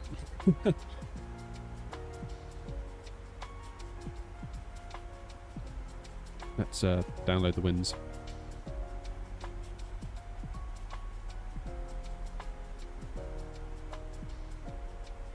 See you later, Jeb.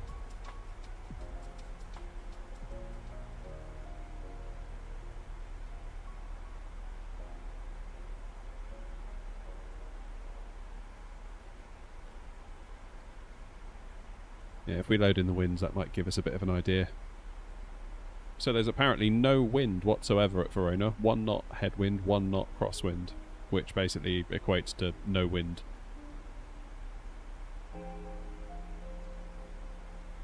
Which is a bit of a shame, because we've got no excuse for messing it up.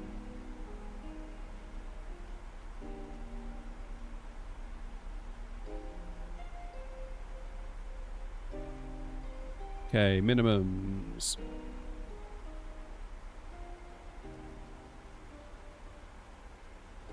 $432, I believe. Looking at the charts.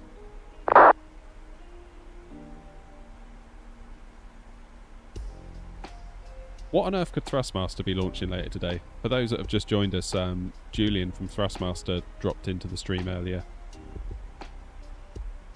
and started teasing us all, saying they've got an announcement, but you can't say what it is. What on earth could it be?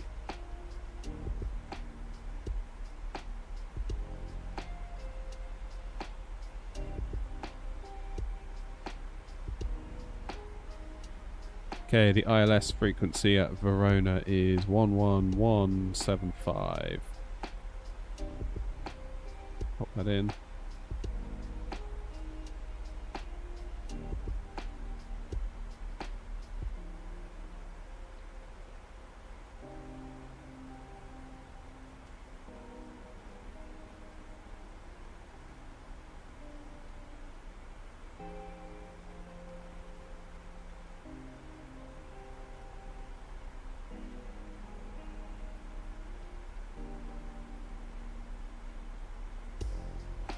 Hey Lafar, what do I enjoy flying more, Airbus or Boeing? Depends. Depends what day of the week you ask me. I'm always very glad to get back in the Boeing though. No, I've not seen that, Paul.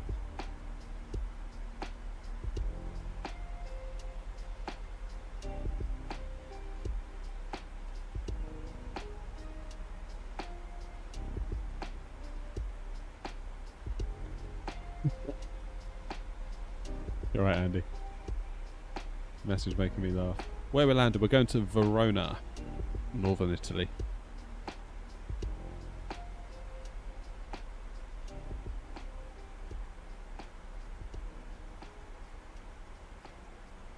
Transition altitude is 6,000.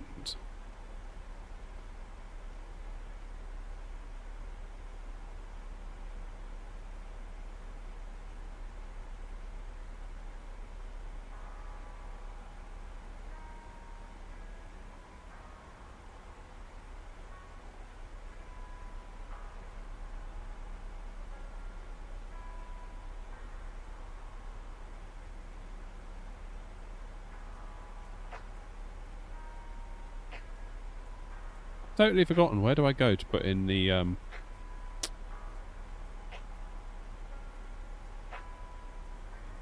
transition altitude? I've been really silly. Is it progress? No. Ah, where do I go? I've forgotten. I'm having a total brain freeze here.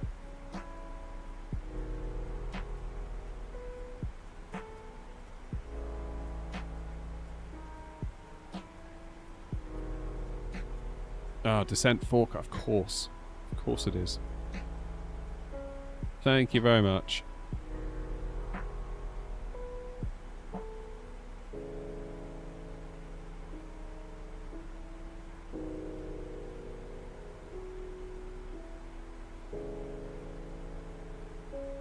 Does having your yoke influence that preference?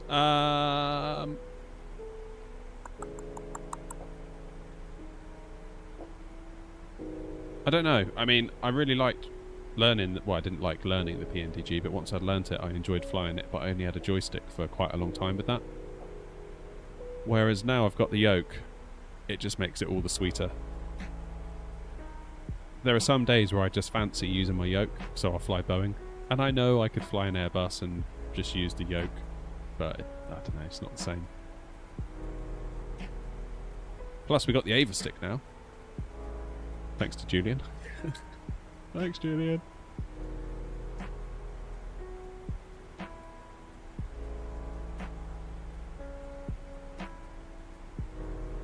Okay, runway 04.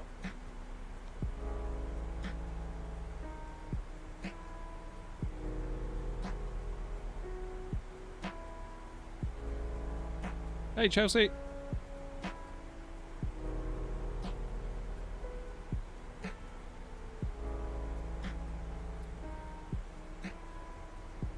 Joystick and Airbus throttle setup. Yeah. I think it's really good. It's a really good go-between. Because it is...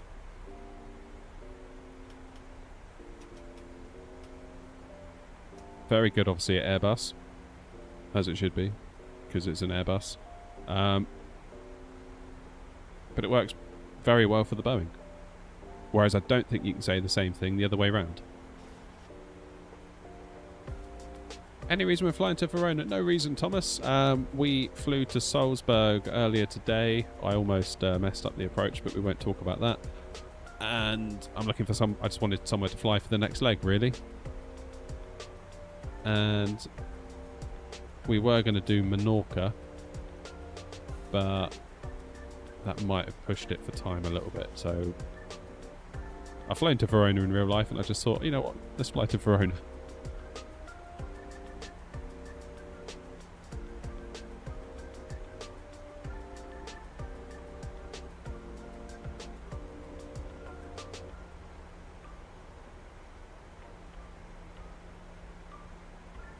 Planning to get an Airbus joystick, Boeing throttle set up. Any reason why? I'll tell you why I did it this way. It's because this throttle unit has the gates in it, so you sort of feel the click, click, click as you push through for the climb, flex gate and toga gate that you've got in the Airbus. And when I fly Boeing, like we are today, I simply ignore that. Just push through them. No, Adam, no ATC. Flying solo today. Verona traffic, Ryanair 45 X-ray arriving for runway 04 in the ILS on the Anjet 2 Alpha arrival. 10 miles from Rivev. Ryanair 45 X-ray, Verona traffic.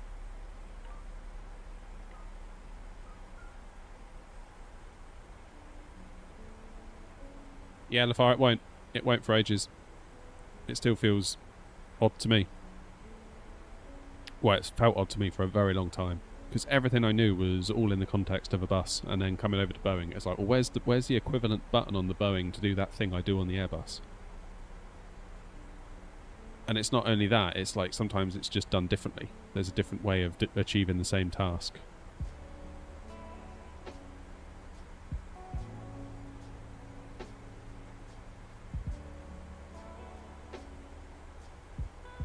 Good. We're on profile. Everything's looking good.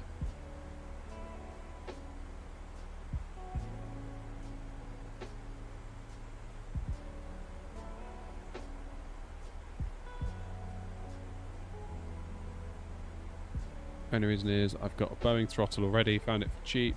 Boeing joystick costs like 3k. Airbus joystick's like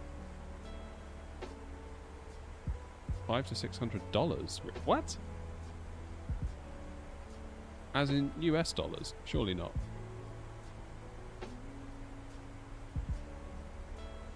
Like you can pick up an Airbus stick for like 50 quid if you look around.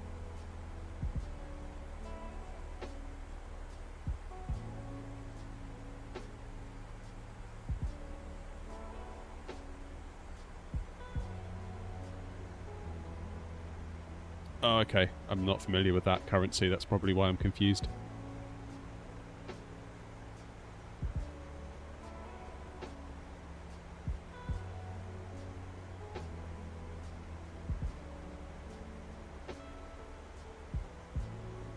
Okay, let's go to 210.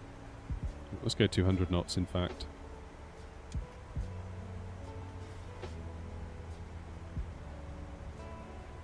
Let's lose the music now as we're getting closer.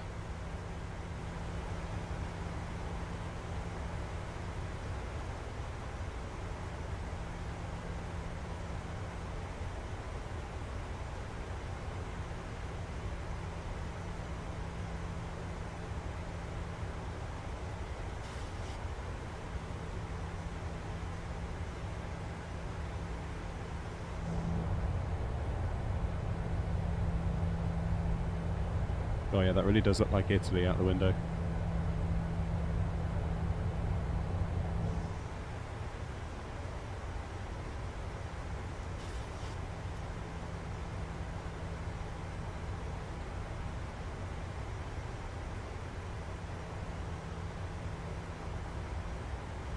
QNH apparently is 1006.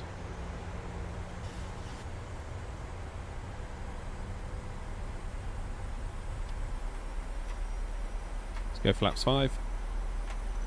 What does the sim think it is, out of interest? Because I'm obviously looking at 1007. Okay, 1007 it is, if the sim thinks that.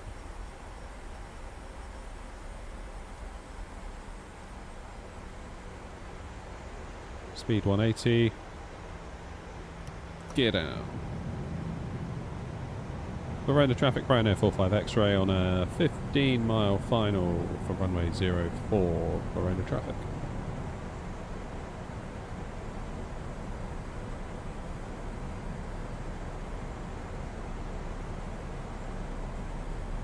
Okay, let's get approach mode on.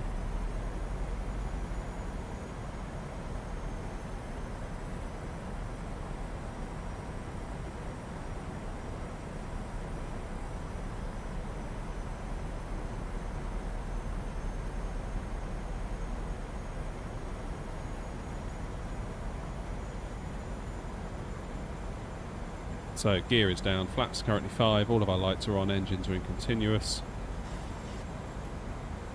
Let's arm speed brakes.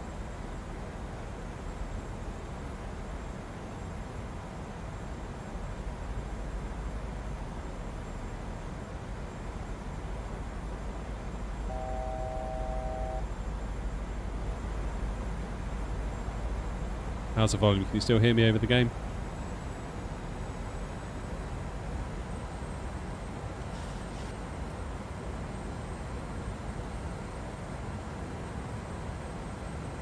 Right, so after Pevek we will slow ourselves to 160 knots, and we're very light today, so 128 will be our final approach speed. Wow.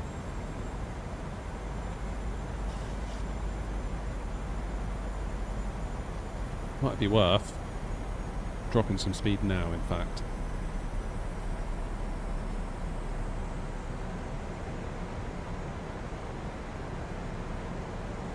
Because 128 is quite a long way to go, isn't it? Volume is good, music's gone. Yeah, so I figured, Thomas, we would lose the music for things like takeoff and landing, but have it for on the ground and in the cruise, that kind of thing, you know. Auto brake 3.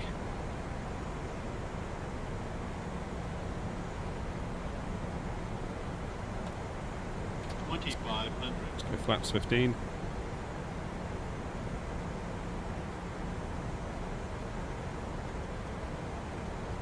Set our speed to 128.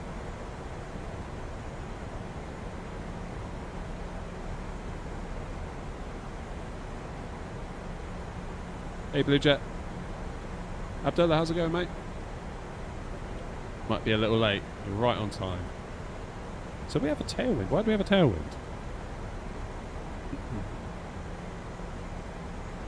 The Navigraph saying there's no wind. Verona traffic, Ryanair 45 X-ray on a 5-mile final for runway 04, Verona traffic.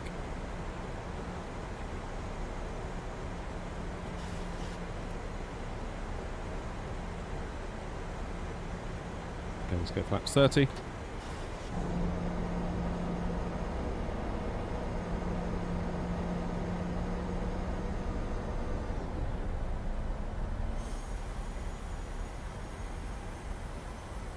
Oh, look at that. Got a little rainbow and everything.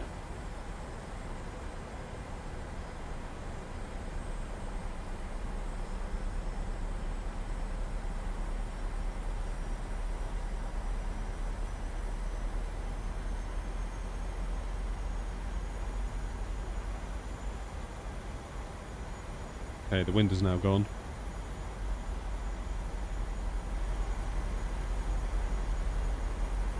Cheers, Abdullah.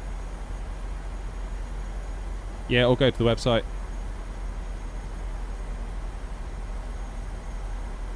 I feel like I've had this before, where the runway at Verona feels like it's misaligned from the ILS.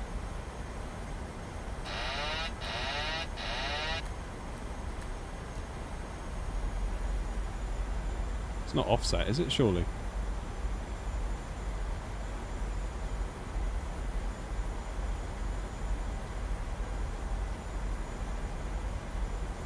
Feels kind of offset.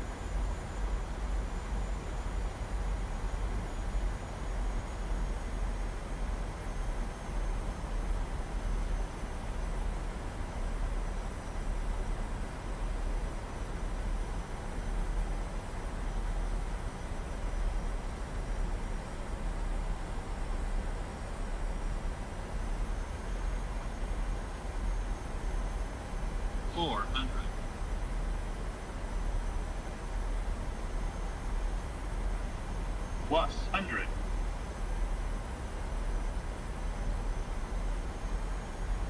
Minimums.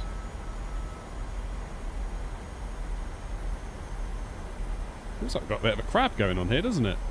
100. 50 over the threshold. 50. 40. 30. 20. 10. Yes. There we go. 199 feet per minute. Just a shade under 200.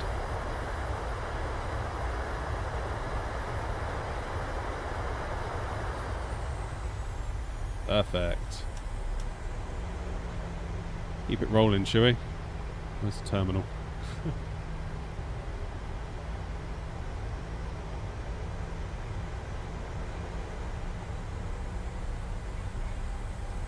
Right, off to the left. No, it's not. It's all the way down the end, isn't it? That's the military apron. There's a lot of military stuff going on at Verona. So we'll come off at Whiskey here.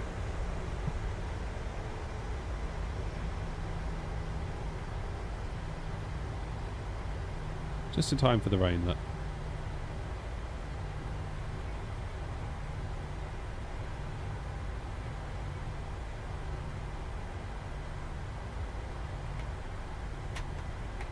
Alright, APU on.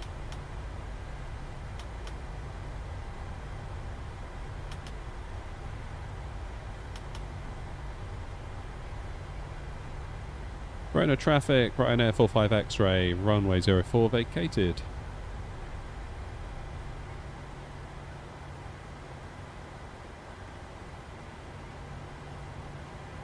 It was alright that. That was better than what we had in Salzburg, that's for sure. Salzburg was a little bit on the firm side, I won't lie to you.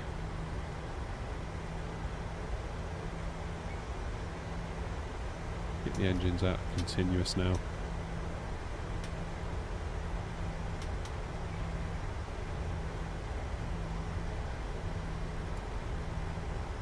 Let's, where do we park? Here, I guess. Again, default scenery being default scenery. I don't necessarily mind default scenery. It's just, it doesn't really help you out. That'll do. We'll just park here.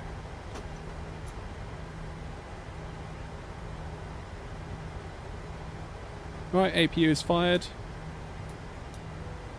Taxi light off. Ooh.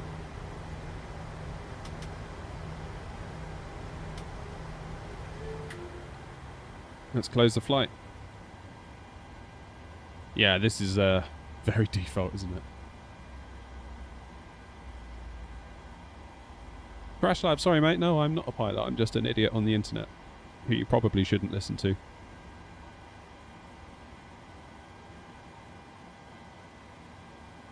Yeah, so this is the flight. Salzburg to Verona, only half full, so we're not going to make much money, are we? No nav lights for 47 seconds when required. Oh, okay.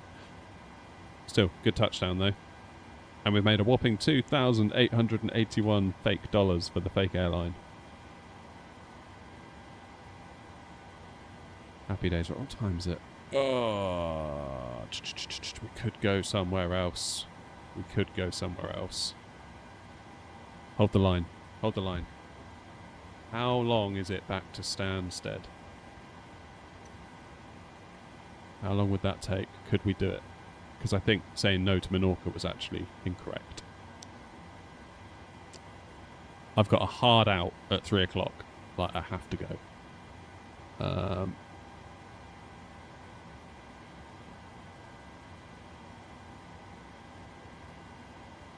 How long would it take?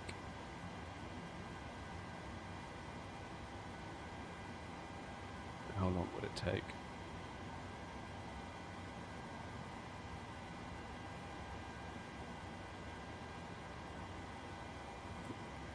It's too long. It's too long. It can't be done. We're too far. What about? What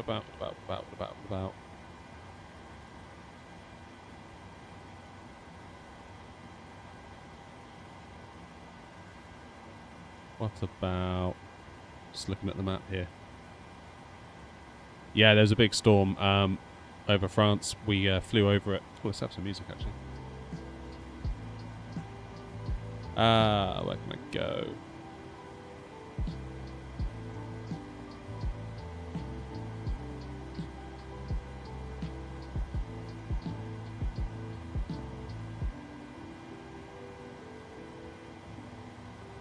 What's the weather doing at Nantes, I wonder? Because there was a big old storm there, wasn't there? Let's have a search, because we might be able to get over to there as like a final thing.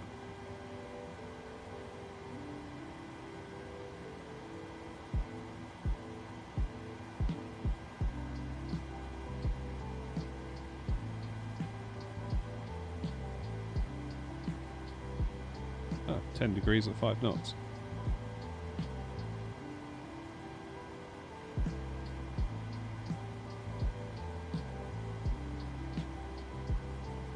Where are we close to?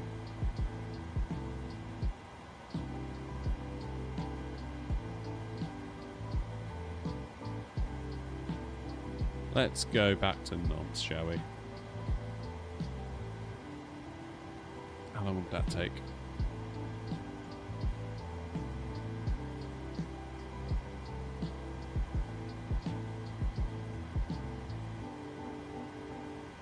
Hour and 36. Oh, that's still pushing it.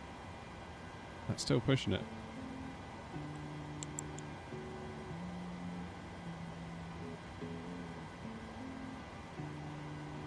I suppose we could go back to Salzburg.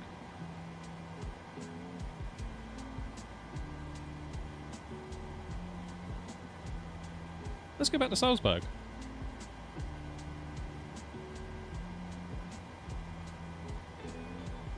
What was the code for Salzburg? Lows. Yeah, let's do that.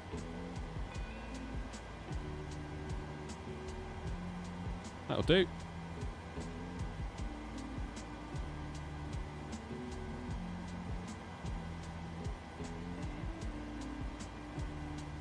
Oh, Thomas says Geneva, actually. Oh, now you've said it, Thomas. How far is Geneva? Well, that's really not far at all, is it? Can anyone give me an airport code for Geneva real quick? Geneva's supposed to be pretty, isn't it? LSGG. GG.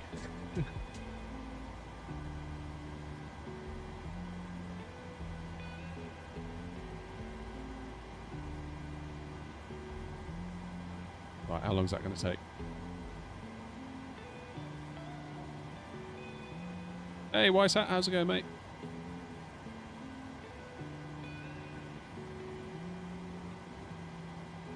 Depends what you're flying, Crash Lab, really.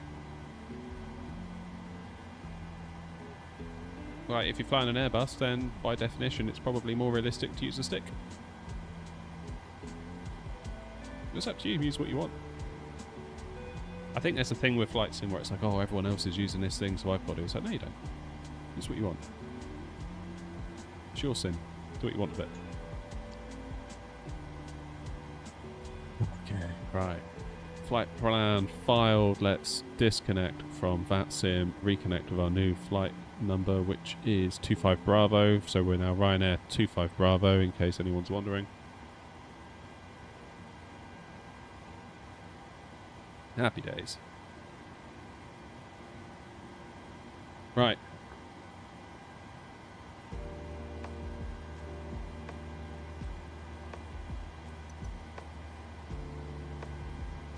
Let's get this show on the road. So, new flight from SimBrief. There it is. Let me pull it in on the iPad as well. Flights, unload, import flight. I've got to get myself my own iPad because I can't keep looking at the kids.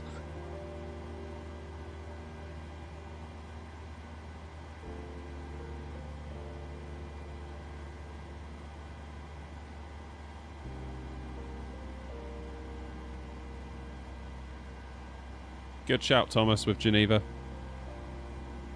Runway 22, ILS.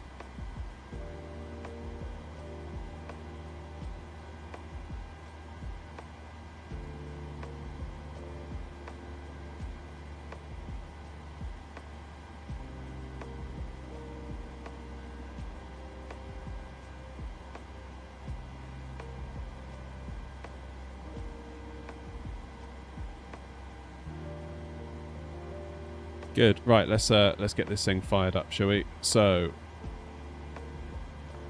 init ref. Perf init request. Oh, Wise Hat. Thanks for the tenner, man. Appreciate it. Honestly, it really helps so much. So I hope I'm not just saying thank you to be like polite. Obviously, I'm trying to be polite, but it really does make such a difference to the kind of the viability of this channel as a thing that could potentially be more than just a silly hobby one day. So I really do thank you for it. I really do.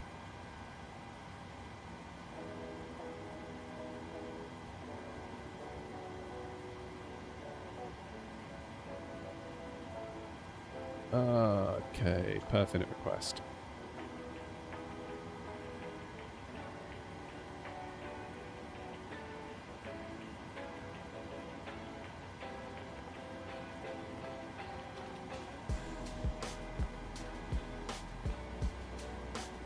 Flight plan request.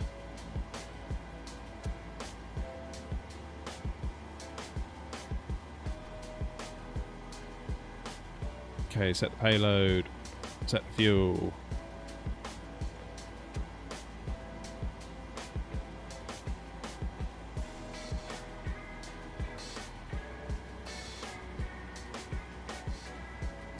So we're taking off on runway 22 and we're landing on runway 22.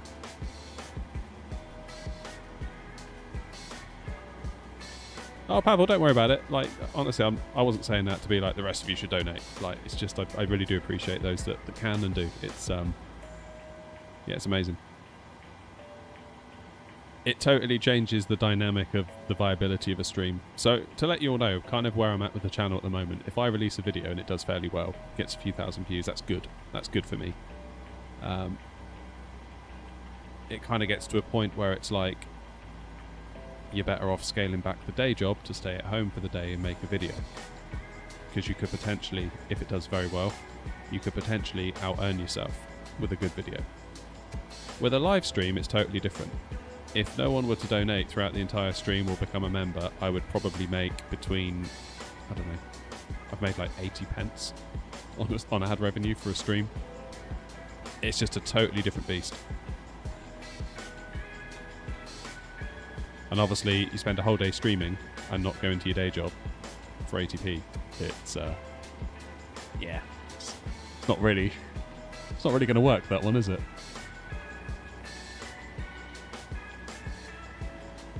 It's tricky as well because like some people really love the streams, like in my Discord they're like, are you streaming, when are you streaming, when's the next stream? And it's like, oh god, like, but it's such a gamble doing a stream, you know.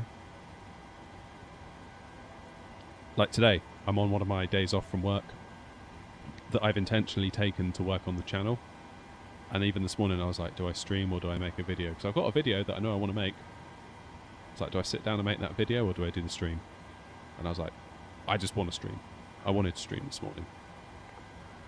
So I was like, we'll take a gamble. And today it's doing very well. I appreciate all of you.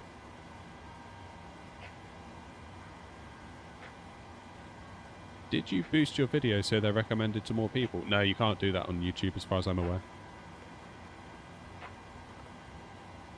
There's no shortcuts on YouTube, you just gotta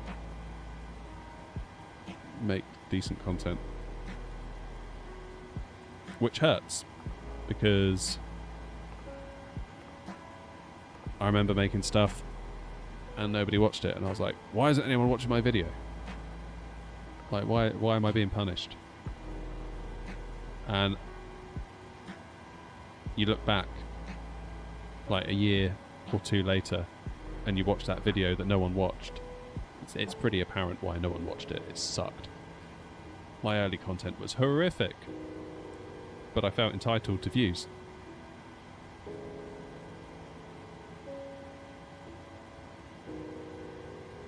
So you got to watch that with YouTube.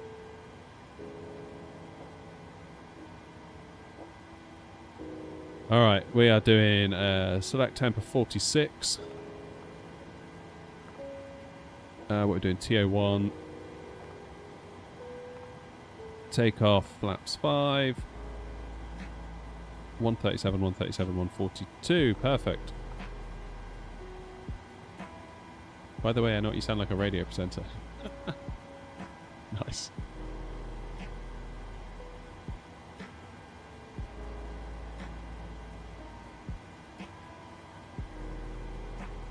Favor says I can only support with normal comments. That's more than enough, really.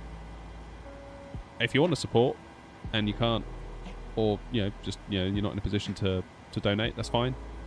Like, no bad vibes from me at all. I totally get it. But you can hit the like button. That's free. And that helps a ton. You wouldn't believe how much that helps. It's like a superpower within you all to press the like button. If you see anything on YouTube that you like, please, please, please press the like button. I don't mean just for me, I mean for any other creator, because it really helps more than perhaps you might realise. Alright, so that's takeoff data done. Let's step through our route, make sure it is reasonable.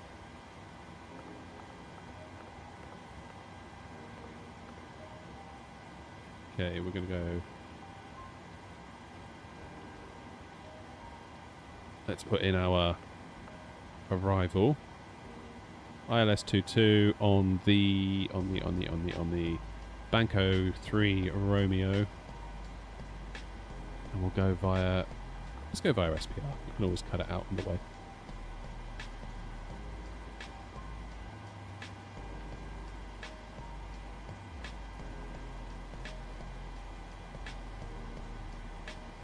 Happy days. So now if we step through the route, hopefully it will look something...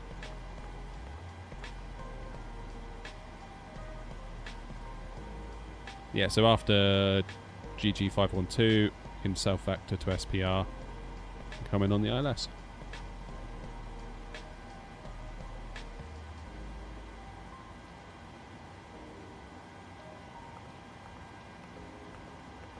Easy. Easy peasy. Right.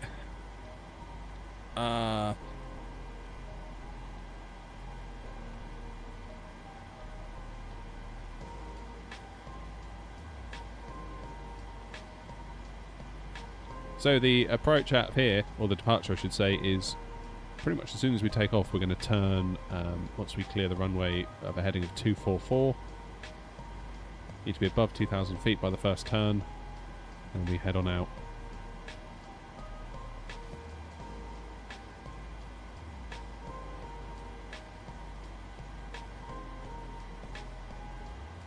And leg low, we need to be at flight level 110, so I'll put that in the window.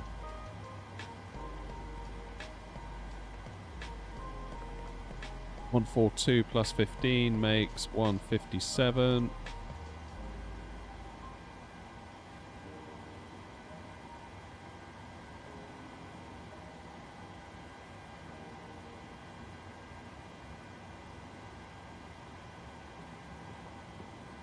I think we're nearly ready to go. So, APU is on. As we know, yep, that's good. Let's turn on the APU bleed. Let's lose the AC for the passengers. Sorry, passengers. Let's get our anti-collision light on. And we will tell GSX to think about pushing us back. Small for your aircraft. Which aircraft do I feel most confident to fly? Probably this one. TBH.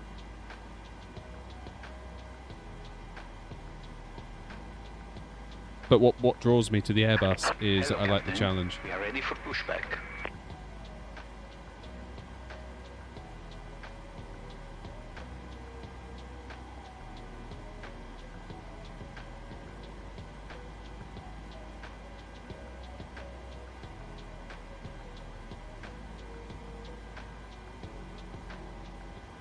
Departure check completed. Bypass pin inserted.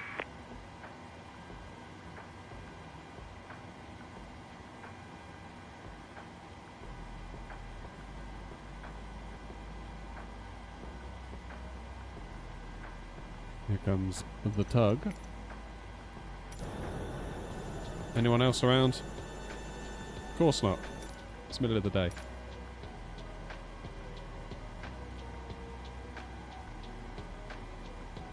Do I prefer whether people catch me on YouTube or Twitch? Cougar, it's interesting you say that, because on Twitch I'm nearly at affiliate, but I've got one more goal to hit, which is that I need to get an average of like 3 concurrent viewers, which I just don't really have at the moment on Twitch. Like, it's really hard to grow on Twitch. Locking gear. So I was thinking of maybe repurposing my YouTube Shorts at the moment when I normally do that, and the TikToks, I've got the little banner there that's on the vertical that says check out my setup, airnot.co.uk/setup. I might just put like, follow me on Twitch. Try and grow that way.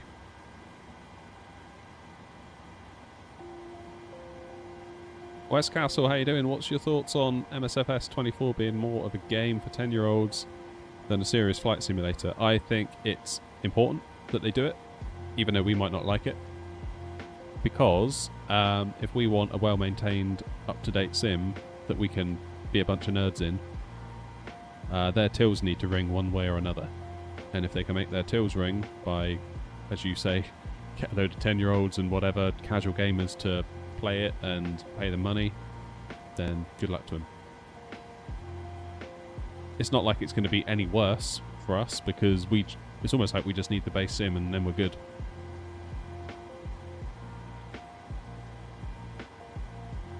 Okie dokie. Verona traffic, Ryanair 25 Bravo, pushing back from stand 1 for Verona traffic.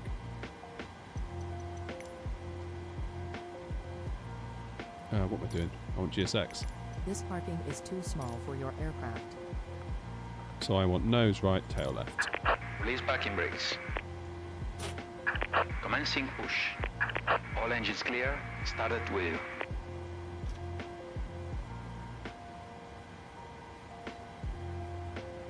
Engine 2 into ground.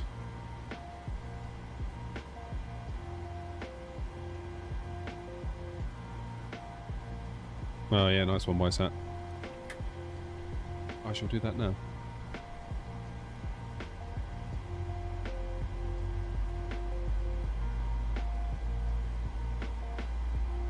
There we go.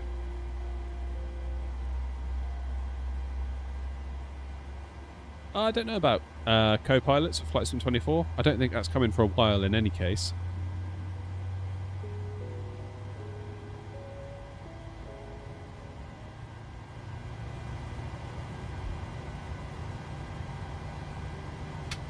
Excited for the iFly Max 8. Yeah, it should be cool. Should be cool. A little bit annoyed that I missed out on that. Apparently there was a thing in their Discord where if you typed in your channel name, they would have a look and get back to you. And I just completely didn't realise that was happening.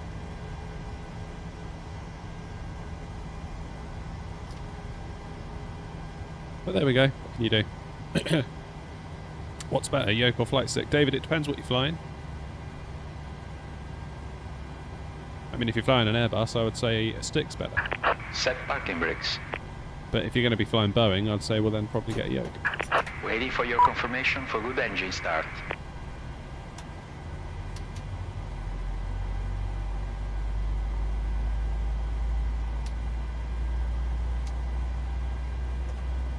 Let's arm the LNAV.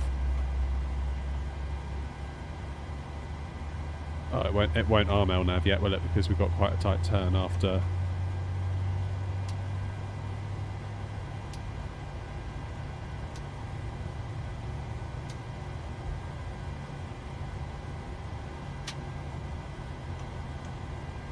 Oh yeah, well, LNAV, PNAV, auto throttle armed. And for military.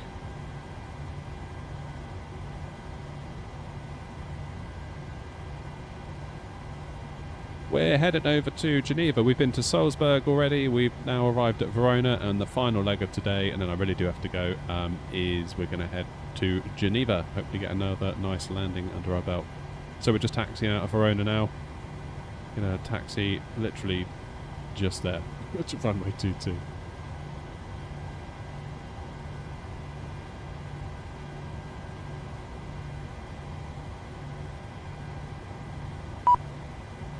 Oh, sorry GSX, I haven't told you that we've had a good Cockpit engine to start. ground. We have a good engine start. You can disconnect. Okay, take the power from the plane. Take power for the plane from the plane's engines, I should say. APU bleed off. Packs into auto. We can now turn the APU off. And we can get our taxi lights on. Ready to go.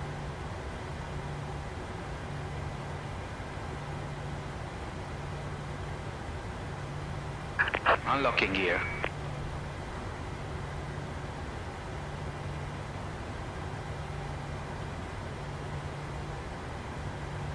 How much are those force feedback yokes, Westcastle? Because I get the impression that there's so much money. Tow truck disconnected. Bypass pin removed. Left is clear. Right is clear. I got a lot of pushback on the Ava base review when people said, for that money, I'm not buying it unless it's got force feedback. It's like, well, it's 250 quid. And if you want like one that does have force feedback, it's a heck of a sight more than that. So, I don't know.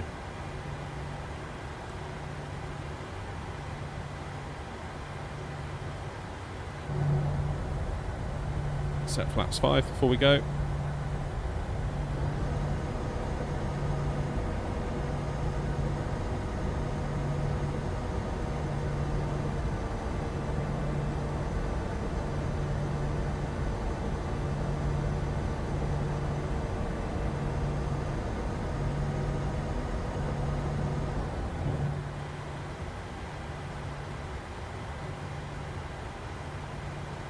Verona traffic, Ryanair 25 Bravo taxiing to runway 22 via Romeo and Yankee. Verona traffic.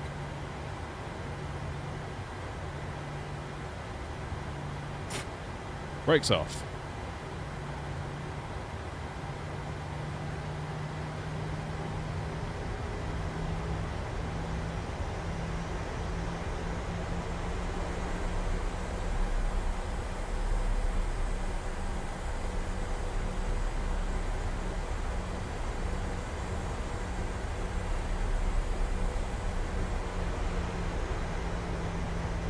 No, cheers, William.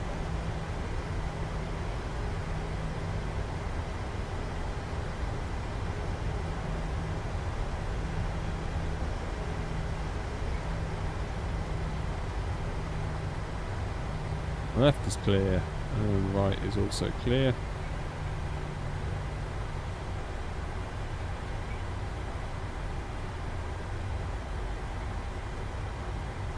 Verona traffic, Ryanair 25 Bravo, lining up runway 22, Verona traffic.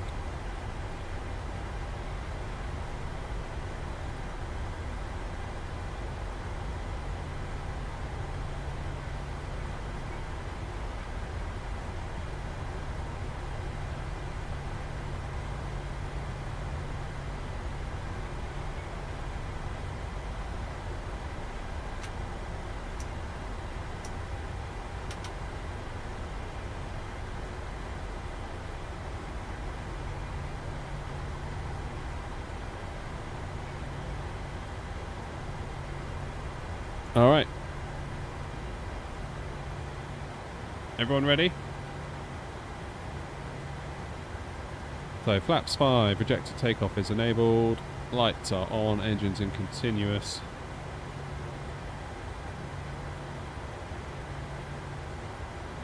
Let's get ourselves out here. Bit of forward jet pressure. Let's make one final call on Batsim. Verona traffic, Ryanair 25 Bravo taking off runway 22, Verona traffic.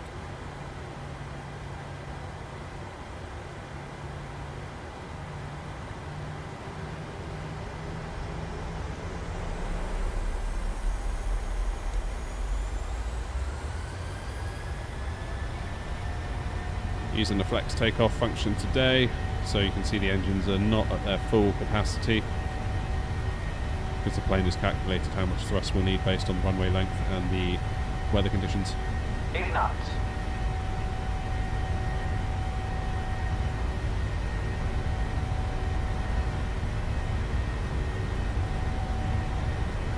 V1. Rotate.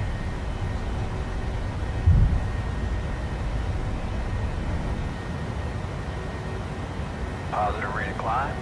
Gear up.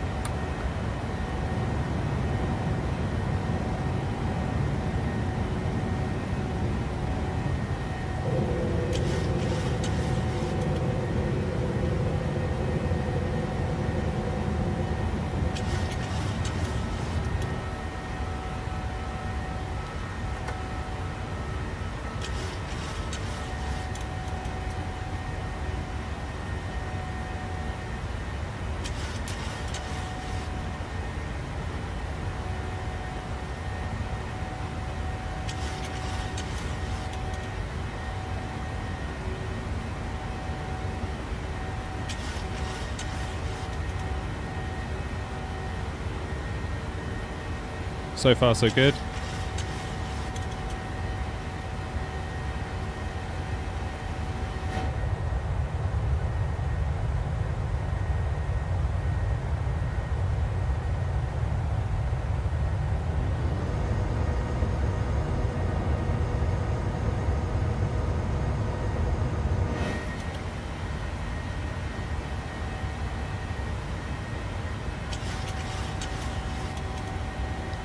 Right, chap. Sorry for ignoring you. Let me just get this departure done. Do this last little hand fly.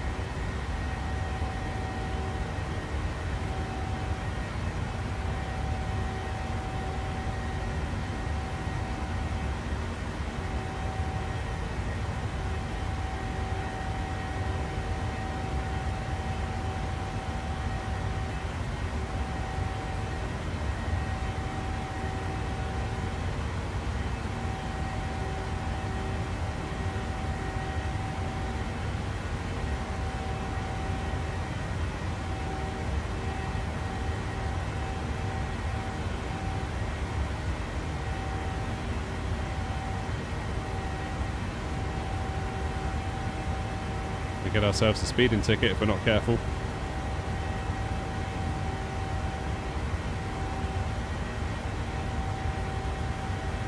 Okay, standard pressure.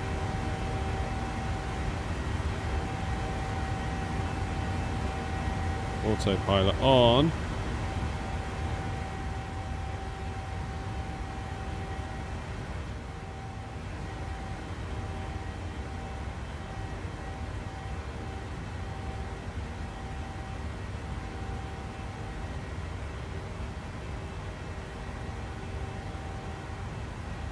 Just wait for 10,000 feet. And then we can start to relax a bit.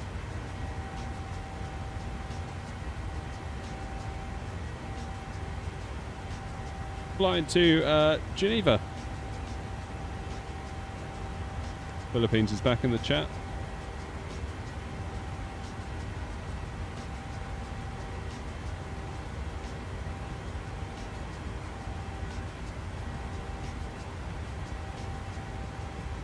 .260.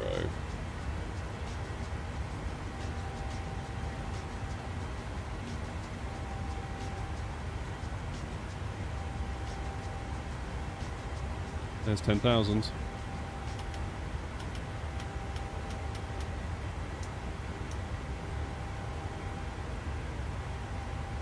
Happy days.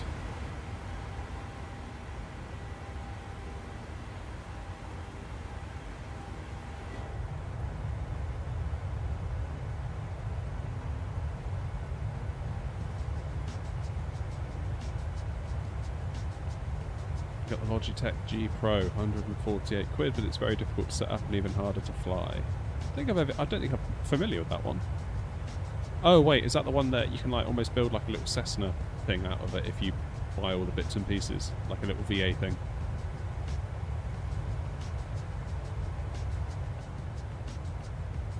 Is that what it is? You can see all the 10-year-olds trying to land in Florida in the hurricane.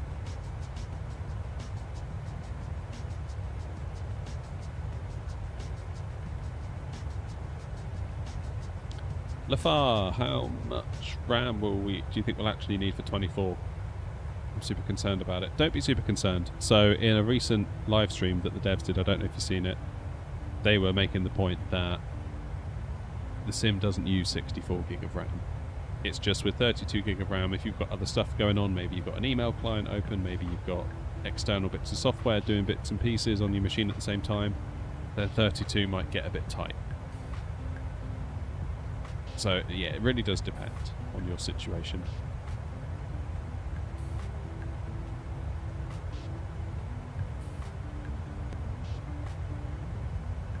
It really does depend.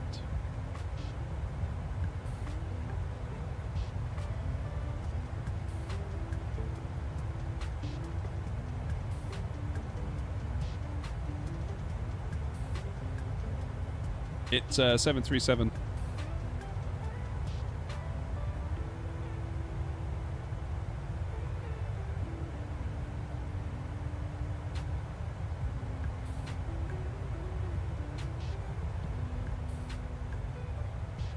I mean, really, like, a 32 gig kit of RAM isn't a huge amount of money relative to what simmers spend on other bits of gear, so, you know.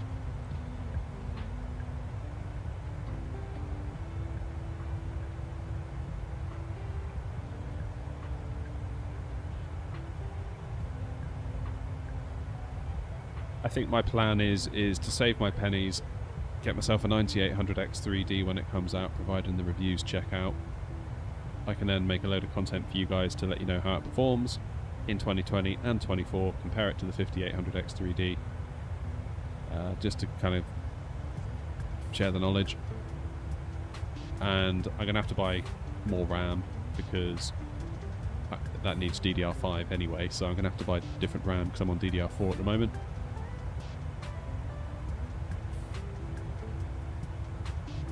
So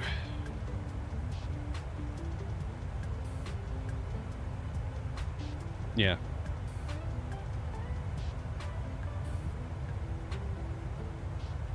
Is MSFS worth it? Yeah, totally. Well, if you like planes and you like flying, if you don't like it, then no, it's not worth it. That's going to be expensive. Yes, it is. Yeah, I imagine the CPU is going to be 450, put on a decent motherboard. That's going to be 150 plus.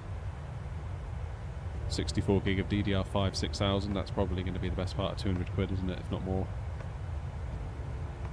God, yeah. Now I say it out loud, it doesn't seem like such a good idea.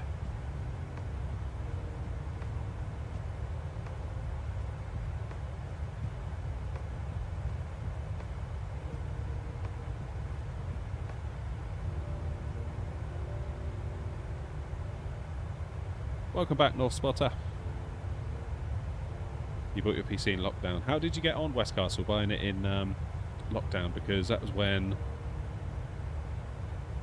I built my first gaming PC. In fact, the one you can just see that is now my streaming PC.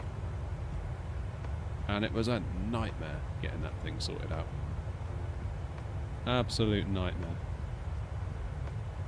I bought the RAM, I bought the CPU. The CPU was quite new, 5600X at the time. And just couldn't get a GPU. Couldn't do it. I think I had it all built without a GPU in it for like 4 months, 3 months. It was an absolute joke. Yeah, we're heading over to Geneva. Thomas suggested it. I thought it was a good idea. I was struggling for somewhere to go. Landing in Verona was nice, actually. I was happy with that.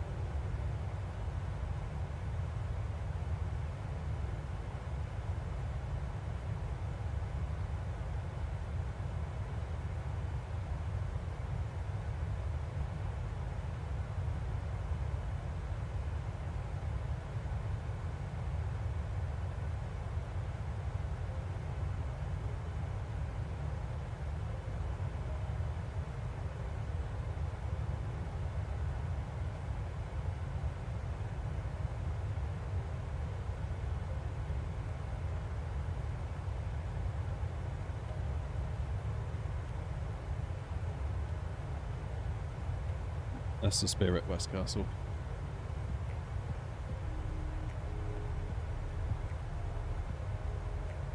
How much did I spend on the setup and the game?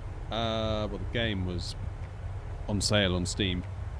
But for a long time I just played it through Game Pass.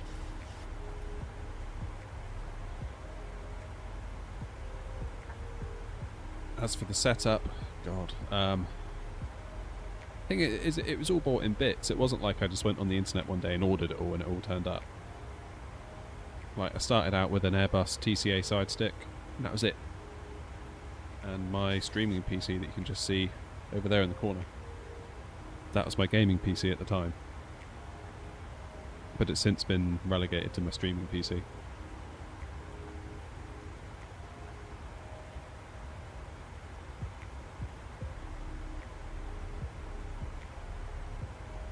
What did I do then? I got a throttle, but I didn't buy the throttle, it was a present. I bought the add-on unit. I bought the yoke. Thrustmaster kindly reached out and sent me over this joystick Ava base with a Warthog stick on top. Toby sent me the eye tracker, so I didn't pay for that.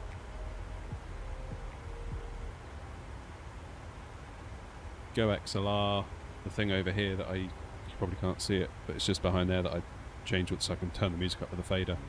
Like that, see? Traffic at 170 on final 435. Got a deal on that. I always wanted a Go XLR Mini, but they were too expensive.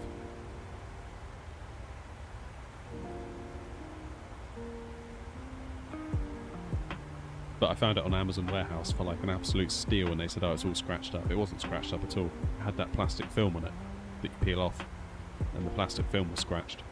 You peel that off and it's spotless. Noted, David. I'll take note of that. Rest assured. Mind you, we had a fairly hard one in Salzburg, but then that whole approach wasn't the best, I would have said.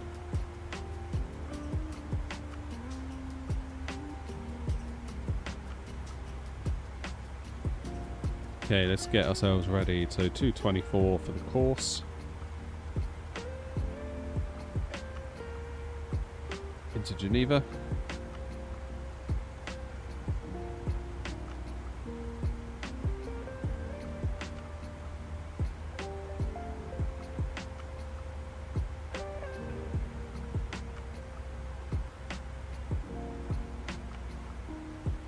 Put 4,000 in here, then when we cross over top of descent, it will just start making its way down with VNAV.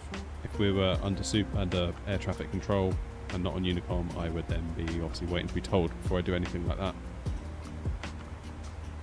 Julia, it's Microsoft Flight Sim.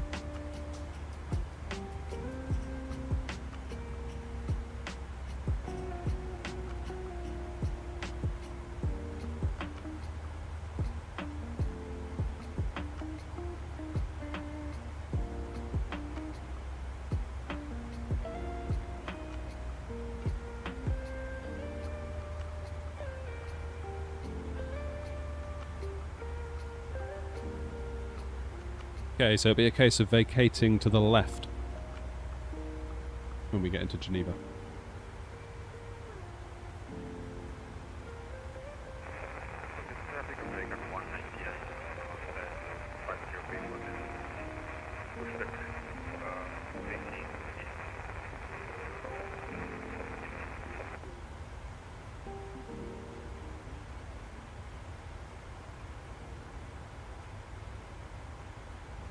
Okay, so transition altitude is 7,000.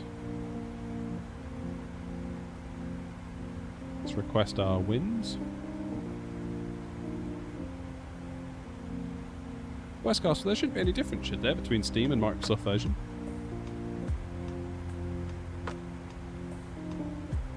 Thinking of lunch, I'll get the full Ryanair experience and charge myself €10 for a microwave toasted sandwich. Love it. Don't say lunch, I haven't had anything yet, I'm starting to get quite hungry.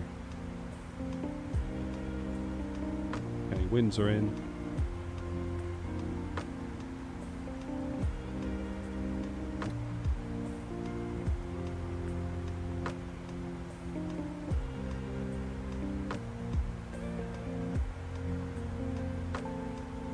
Coffee cup just went flying. So that's good. Sort that out after the stream. To break 3.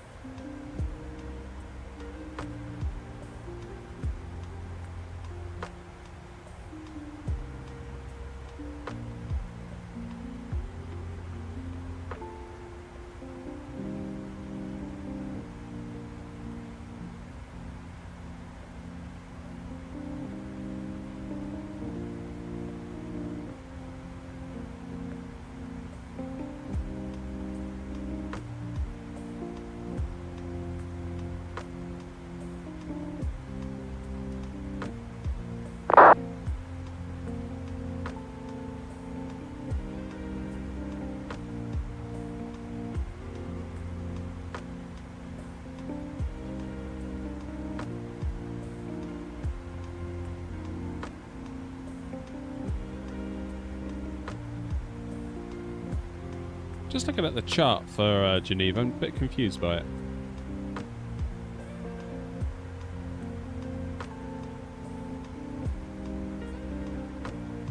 Yes, Paul. Yes, I am.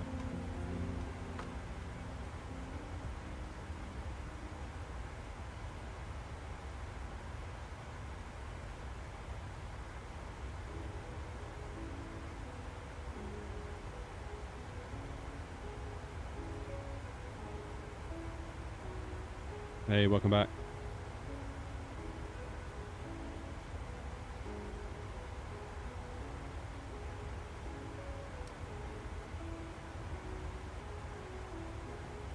$60 miles till top of descent.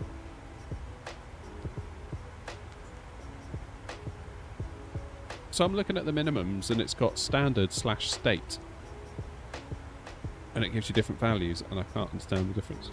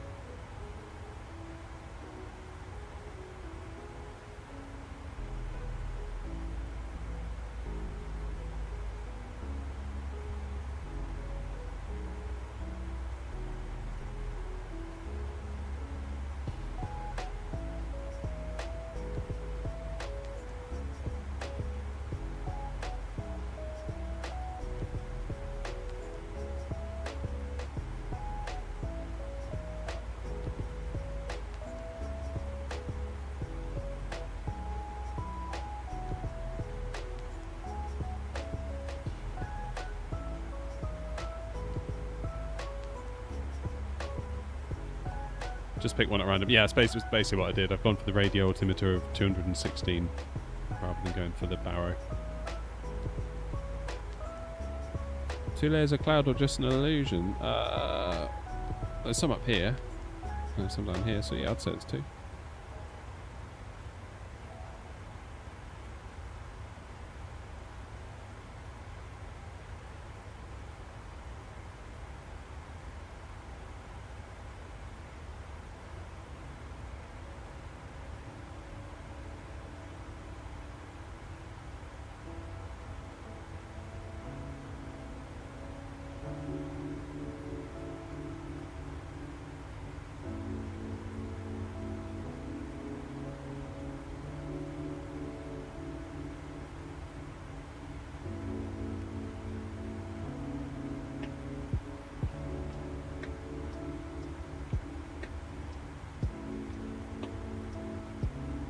American 119 taxi for runway 17 right via Romeo Whiskey and holding point Bravo Whiskey for runway 17 right with traffic.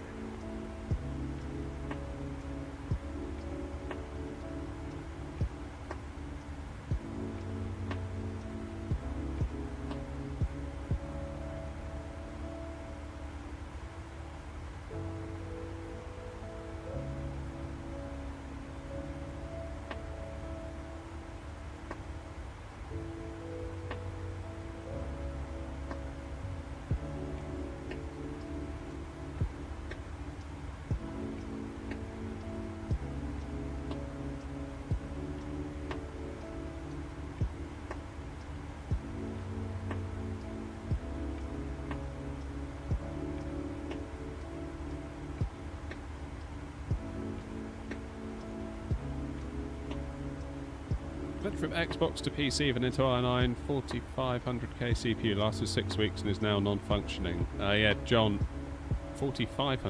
What do you mean 14600K? A lot of breaking CPUs of Intel at the moment, isn't there?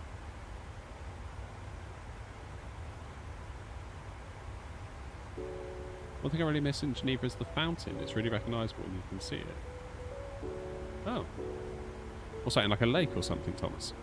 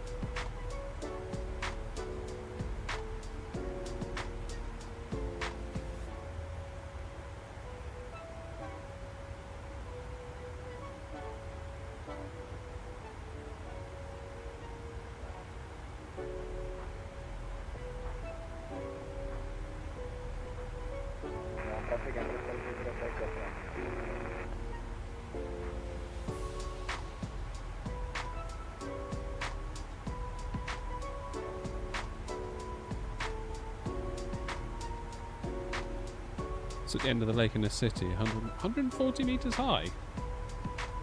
No way.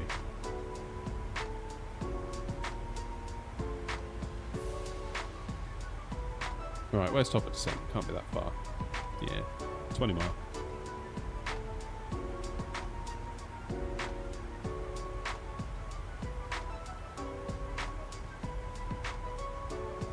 Well over halfway now. You used to go there for cheese and wine when you found cheap flights. That's the way.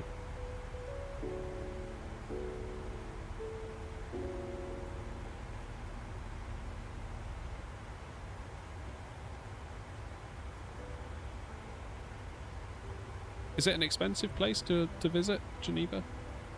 Having never been, it just strikes me as the kind of place it might be, but I could be wrong.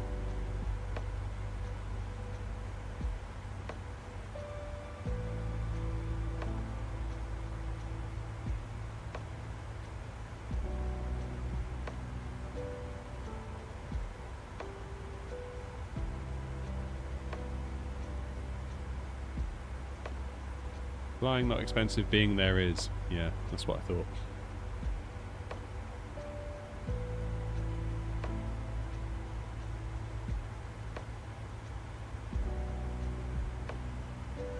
I feel like we got told, oh, you know, you should go to Prague because it's, you know, quite affordable when you get there. I didn't think it was that cheap, to be honest.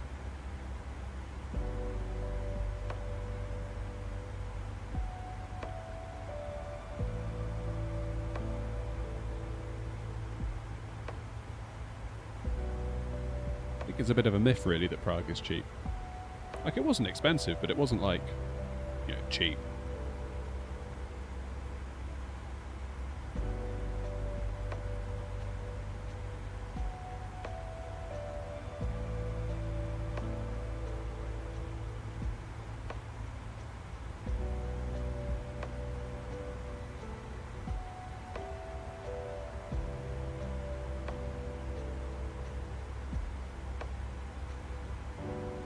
Oh no.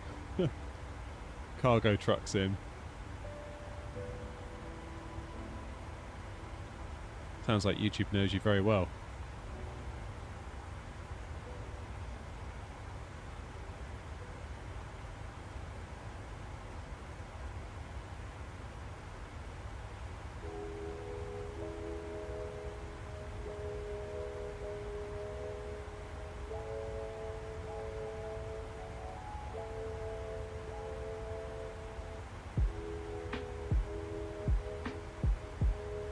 Prague was cheap 20 years ago, not now. Yeah, to be honest, it felt just like anywhere else, really, in terms of pricing. Again, like, not super dear, but just... I don't know what people were on about, saying it was cheap. Oh, Wise Hat, what a brilliant idea.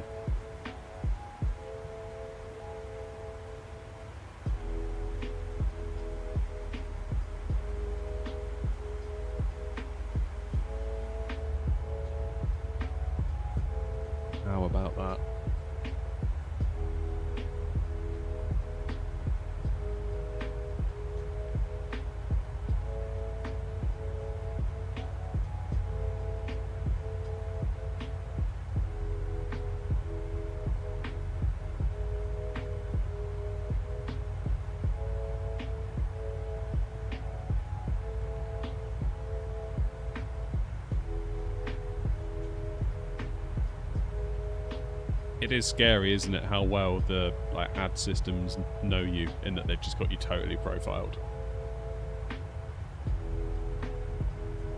I used to hate that. But then, on the other hand, it's like, well, better that you see an ad that might be relevant than just not. I don't know. It's a tricky one.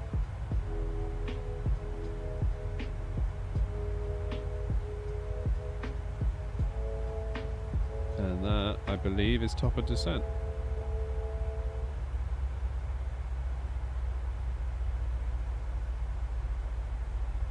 Not a bad idea, that, John. Not a bad idea at all. I mean, if you're curious and you don't mind spending a tenner, you can always get a month of Game Pass and try it that way, because you'll get the standard edition bundled with Game Pass day one, I believe. So it's not like you've got to shell out loads for the premium deluxe edition if you're unsure.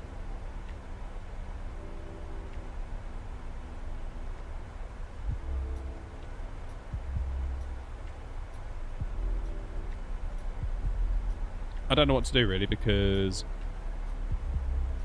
like Game Pass is now £10 a month in the UK for PC. That'll give me the Sim. That'll give me the new Call of Duty, which I'm ashamed to say I will play. I do like Call of Duty. That's kind of like my thing I do to relax and switch off after working on the channel, really. It is a shortcoming of mine. One of many, I'll grant you. But at £10 a month, in a year you've paid for both games. It's 120 quid a year, isn't it? If you get the standard edition of The Sim at 60, standard edition of Call of Duty for 60. If you're subbed any more than a year, and you play nothing else, you're suddenly in the hole.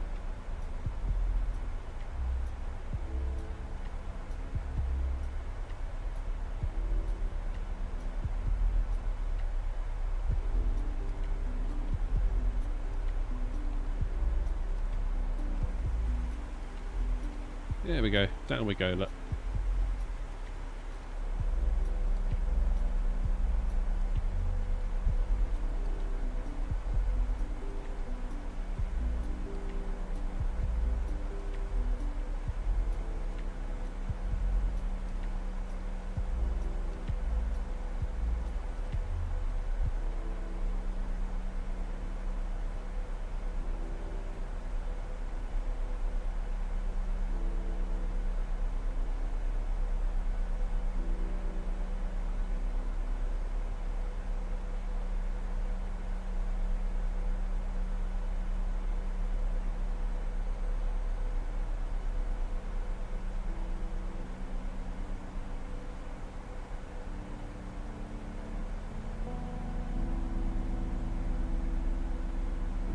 Face reveal when?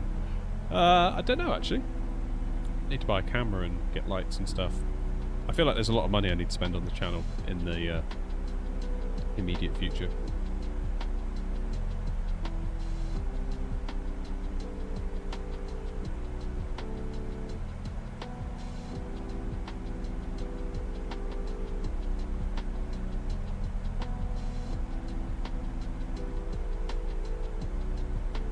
I was thinking of going for, like, if I was going to do it, almost like a CCTV style camera. Obviously not black and white, but almost like camera in, like, top left corner of my room that kind of looks down on my whole setup, and you can see, like, the whole room, almost like a fisheye lens kind of thing.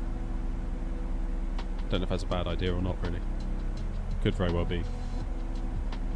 But I thought it might give you more of a sense of context as to what I actually get up to in here.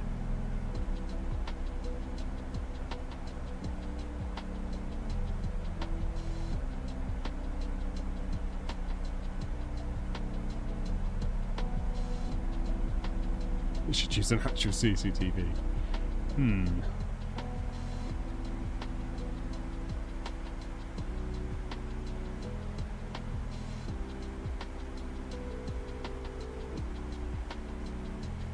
I mean, Wise Hat, I don't know if you know, but like I've got a tech channel that the picture of it, the profile picture of it is literally my face. So like this whole face reveal thing, like it's not really a thing. I'm kind of out there. It's just not on here. Pick up an old GoPro. Nice.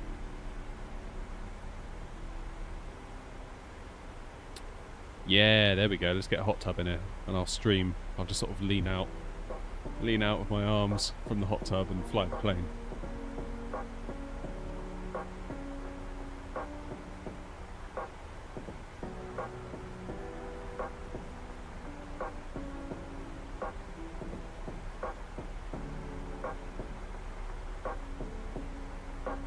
Damn it, Harris. So, the airport should be straight ahead.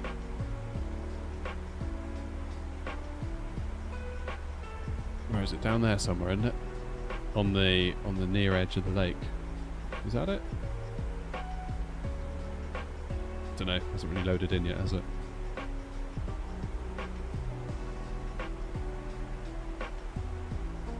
It sounds awful, but I really want to land and the stream to be over so I can get some lunch. I'm starving. Not that I don't enjoy spending the day with you, of course.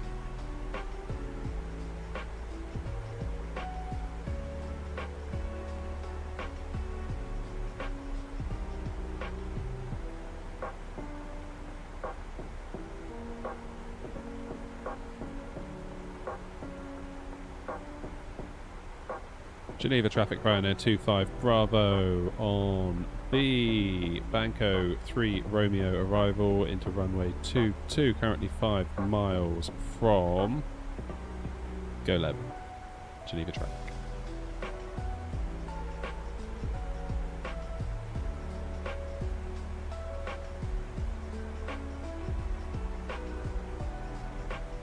I was thinking of just maybe getting a face cam from Elgato or something like that.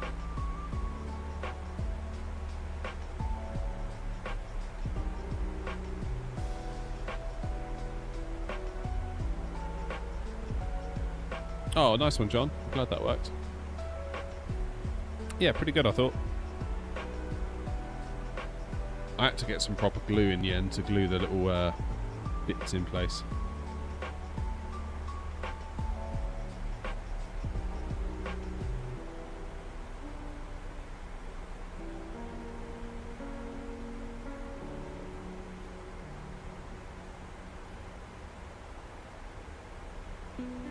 I mean, even just like the Mark II of the standard face cam might be enough.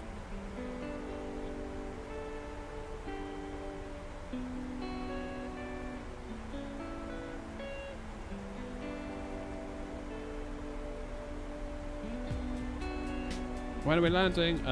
Very, very soon. Very, very soon.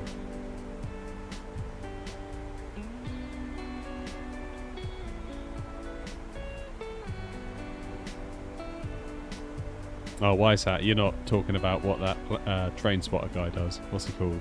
Francis. I love that effect. It's so cool.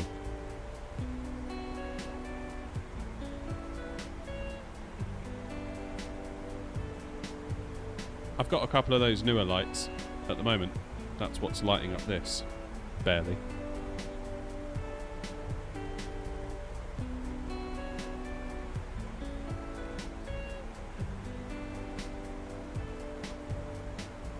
Super nice setup for Fly DCS, but I'm transitioning over to civilian aviation. Just picked up a yoke this week. Awesome, man. Nice.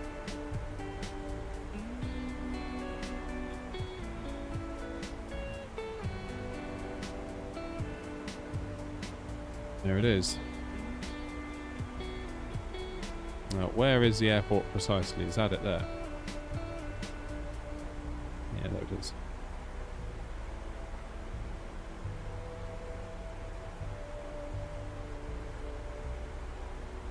Yeah, that's the one. In fact, here's one of them. If I put it over the camera lens. There you go.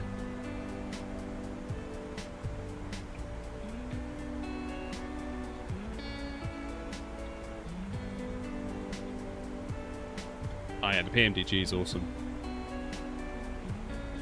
Love it.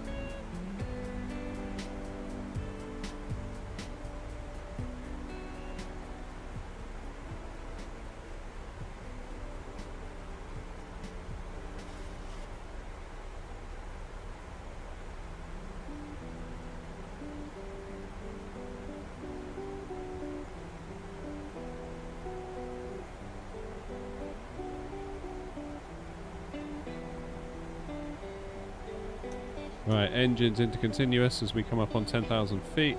Lights on. Auto brake 3 is set.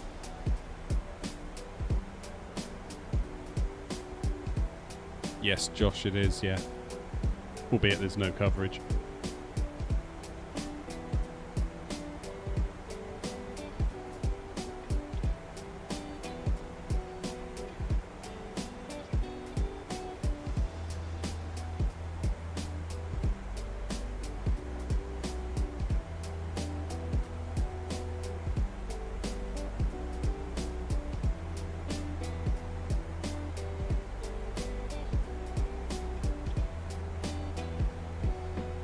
Geneva traffic, Southwest 18 Foxtrot Alpha, pushing back from 1010 facing to the east.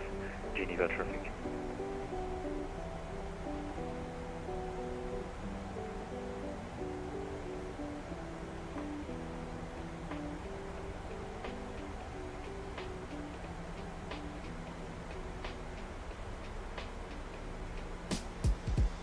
Geneva traffic, Ryanair 25 Bravo, flying right hand downwind for runway 22. Geneva traffic.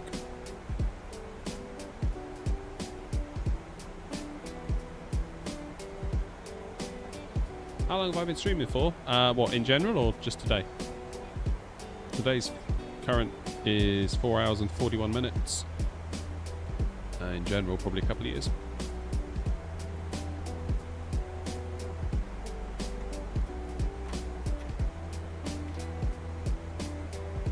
Oh god, what am I doing?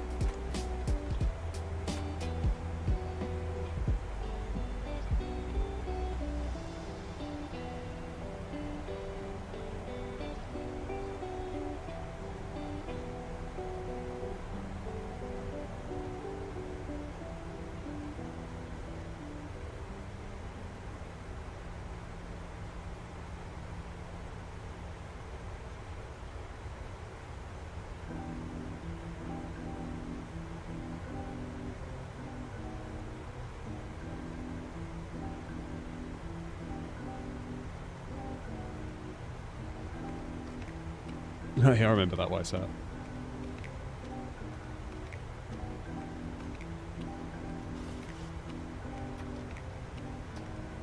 Okay, flaps 5.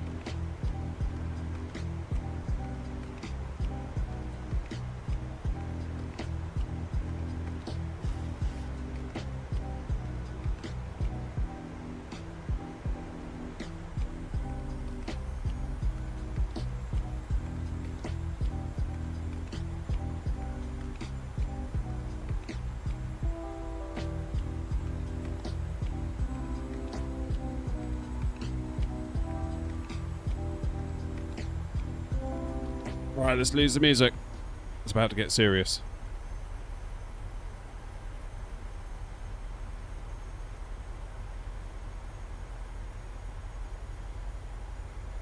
Right, 1087. 1087.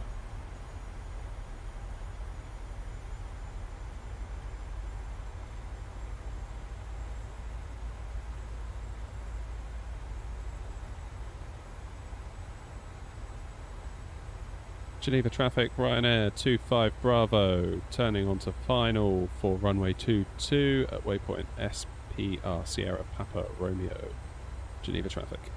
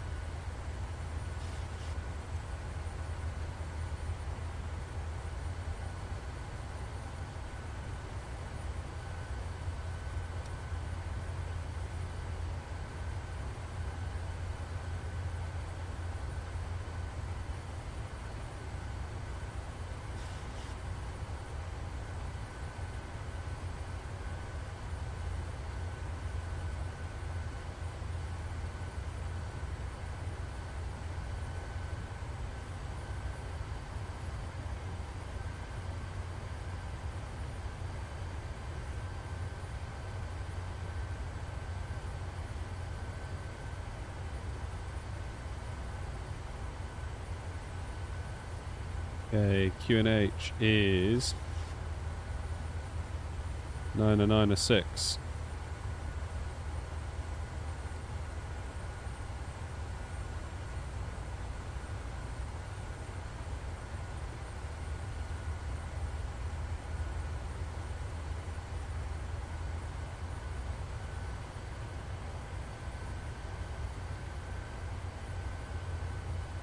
Hi, Mark.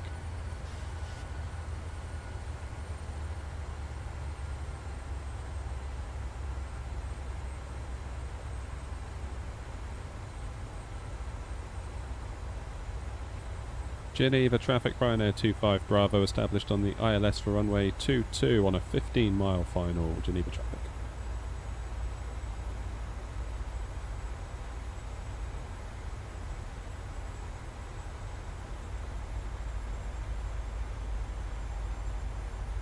Good.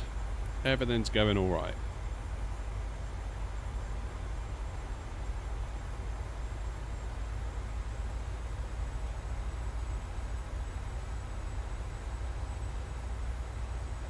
Hey, Christoph.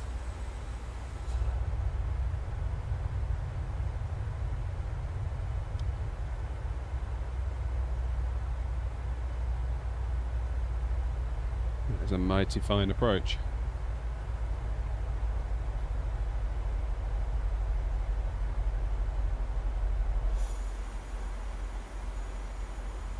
So, speed brake.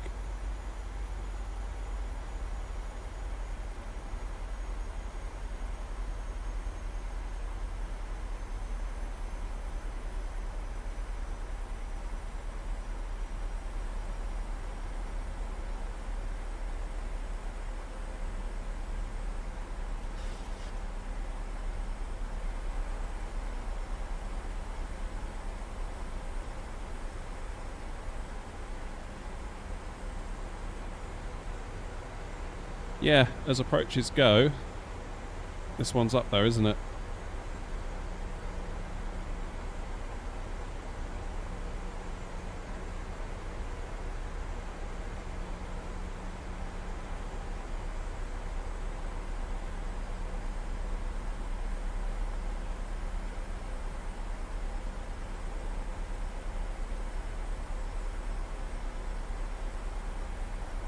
What's my favourite plane? Probably the one we're in.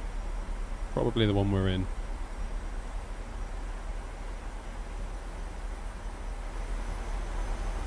Right, let's get a bit of volume on the go, shall we?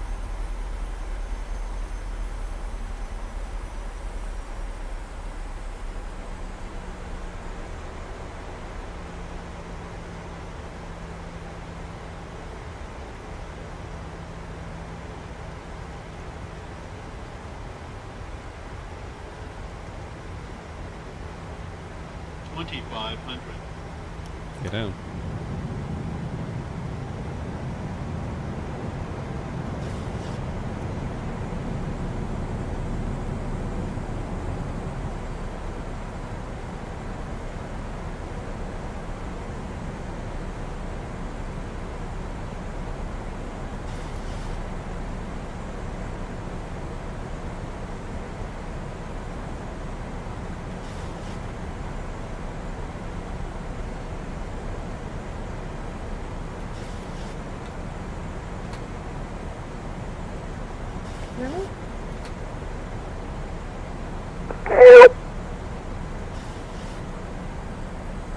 Geneva traffic, Ryanair 25 Bravo on a 5-mile final for runway 22, Geneva traffic.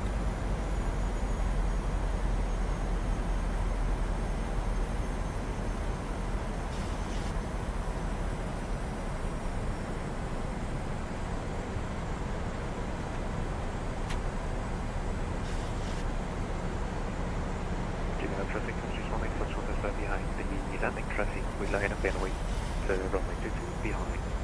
Geneva traffic.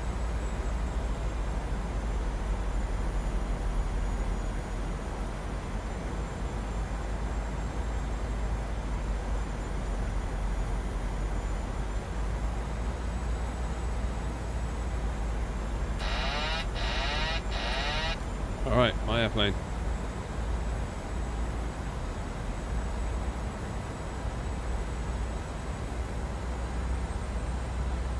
1,000.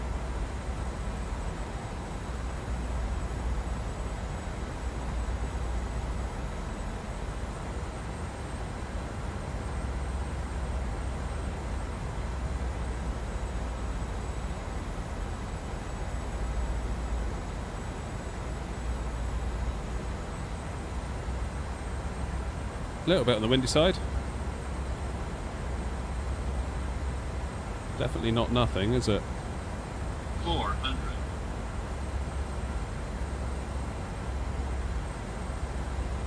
Was 100.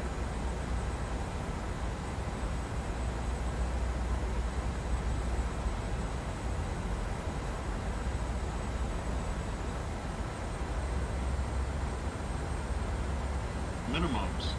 Continue.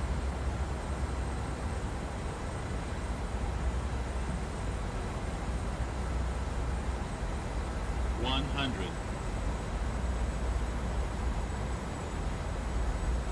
50, 40, 30, 20, 10. That'll do. Sub 200. I'll take it.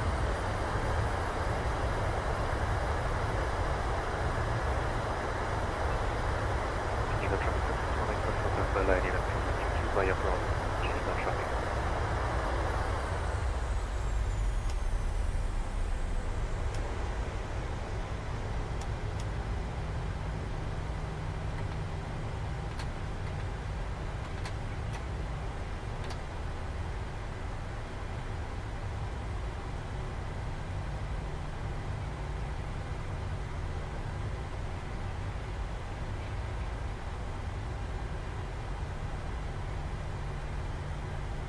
This does not look like a default airport, or is it? Geneva traffic, Thrustmaster, Foxtrot, departure, runway 22 via the Madam Flight Rudder departure. Geneva traffic. Geneva traffic, Ryanair 25 Bravo, vacated runway 22, Geneva traffic. Geneva traffic, Portugal and Port 3 went up on the way to book behind. Come on, up you go. Start the APU. Engines out of continuous. Strobes off.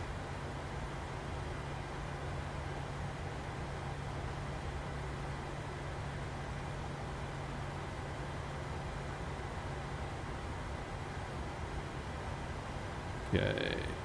Geneva traffic, Ryanair 25 Bravo, taxiing to stand 10 via link 4 and inner. Hey, cheers Thomas. Cheers for the gifted.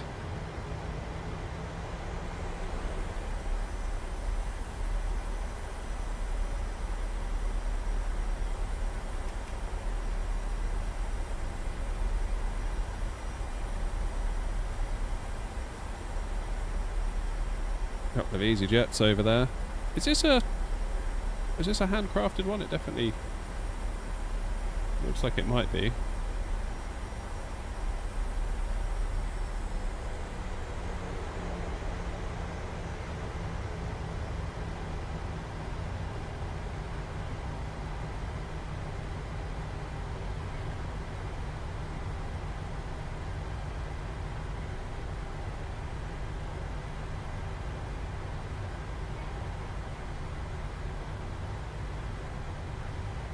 A little bit fast on the turn there.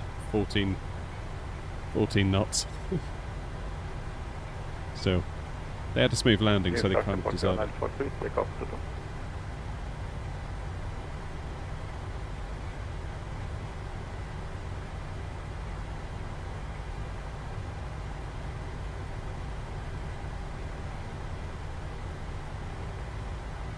Alright, let's get out of this plane's way. Geneva traffic, just a 5 kilo take your inbound runway 22 via link 2 and auto taxiway.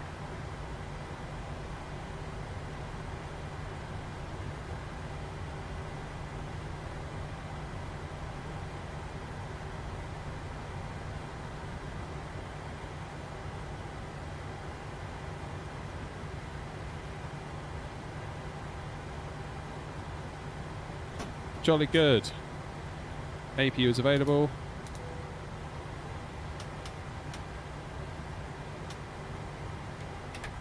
Engines off. Yes, it is Geneva. It is indeed. Let's get GSX to deboard us. Boarding requested.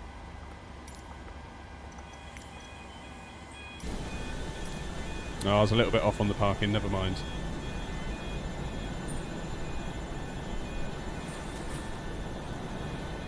Yeah, so what's the deal with this airport? Is it like a... In some ways it looks quite default, like with these bits here. Is it default? I think it might be default. Or was it add a little bit done to it? I can't work it out. Does anyone know?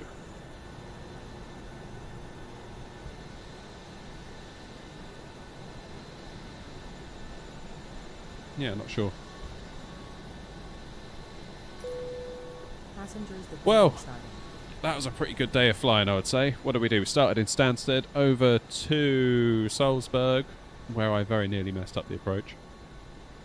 Then, where did we go? We went over to Verona, then from Verona over to here. So we've sort of been all over the place, really. It's been a nice little day for it. I quite like these shorter hops. I feel like had we gone for... I don't mind doing a larger one to start with. But then, like, the subsequent flights, I feel like shorter little sub 1 hour or 1 hour-ish flights, they're just the ticket, I think. Sort of keeps the day feeling like it's moving. Whereas if we'd got to Salzburg and then turned round and did like a 4-hour flight somewhere, it would have been like, oof. You know, do you know what I mean? So it's like a long old drag. But yeah, good to get back into the 7.3 again. Curious to see what happens with iFly with their Max version. Wishing them all the best. That looks like it could be a really good product. So that's going to be cool. It's a good time to be a simmer. Keep saying it. I've said it once and I'll say it again. It is a very good time to be a simmer. There's lots going on. A, we're getting a new sim, and B, there's like tons of add-ons. Like the whole ecosystem at the moment is just on fire, so it's really good. Really, really good. Anyway, folks, it's 2:30. I've been streaming now for almost precisely 5 hours. Thank you very, very much to everyone that donated, gifted members, or even if you just hit the like button, it really does help the channel, help the video. So very, very much indeed. I've got to go. I've got a hard out. I've got to get gone. So I do appreciate all of you. Thank you for coming, and I will hopefully see you all very, very soon, either in a stream or another video. But until then, take care of yourselves. Be good to each other. I'll see you next time. Cheers.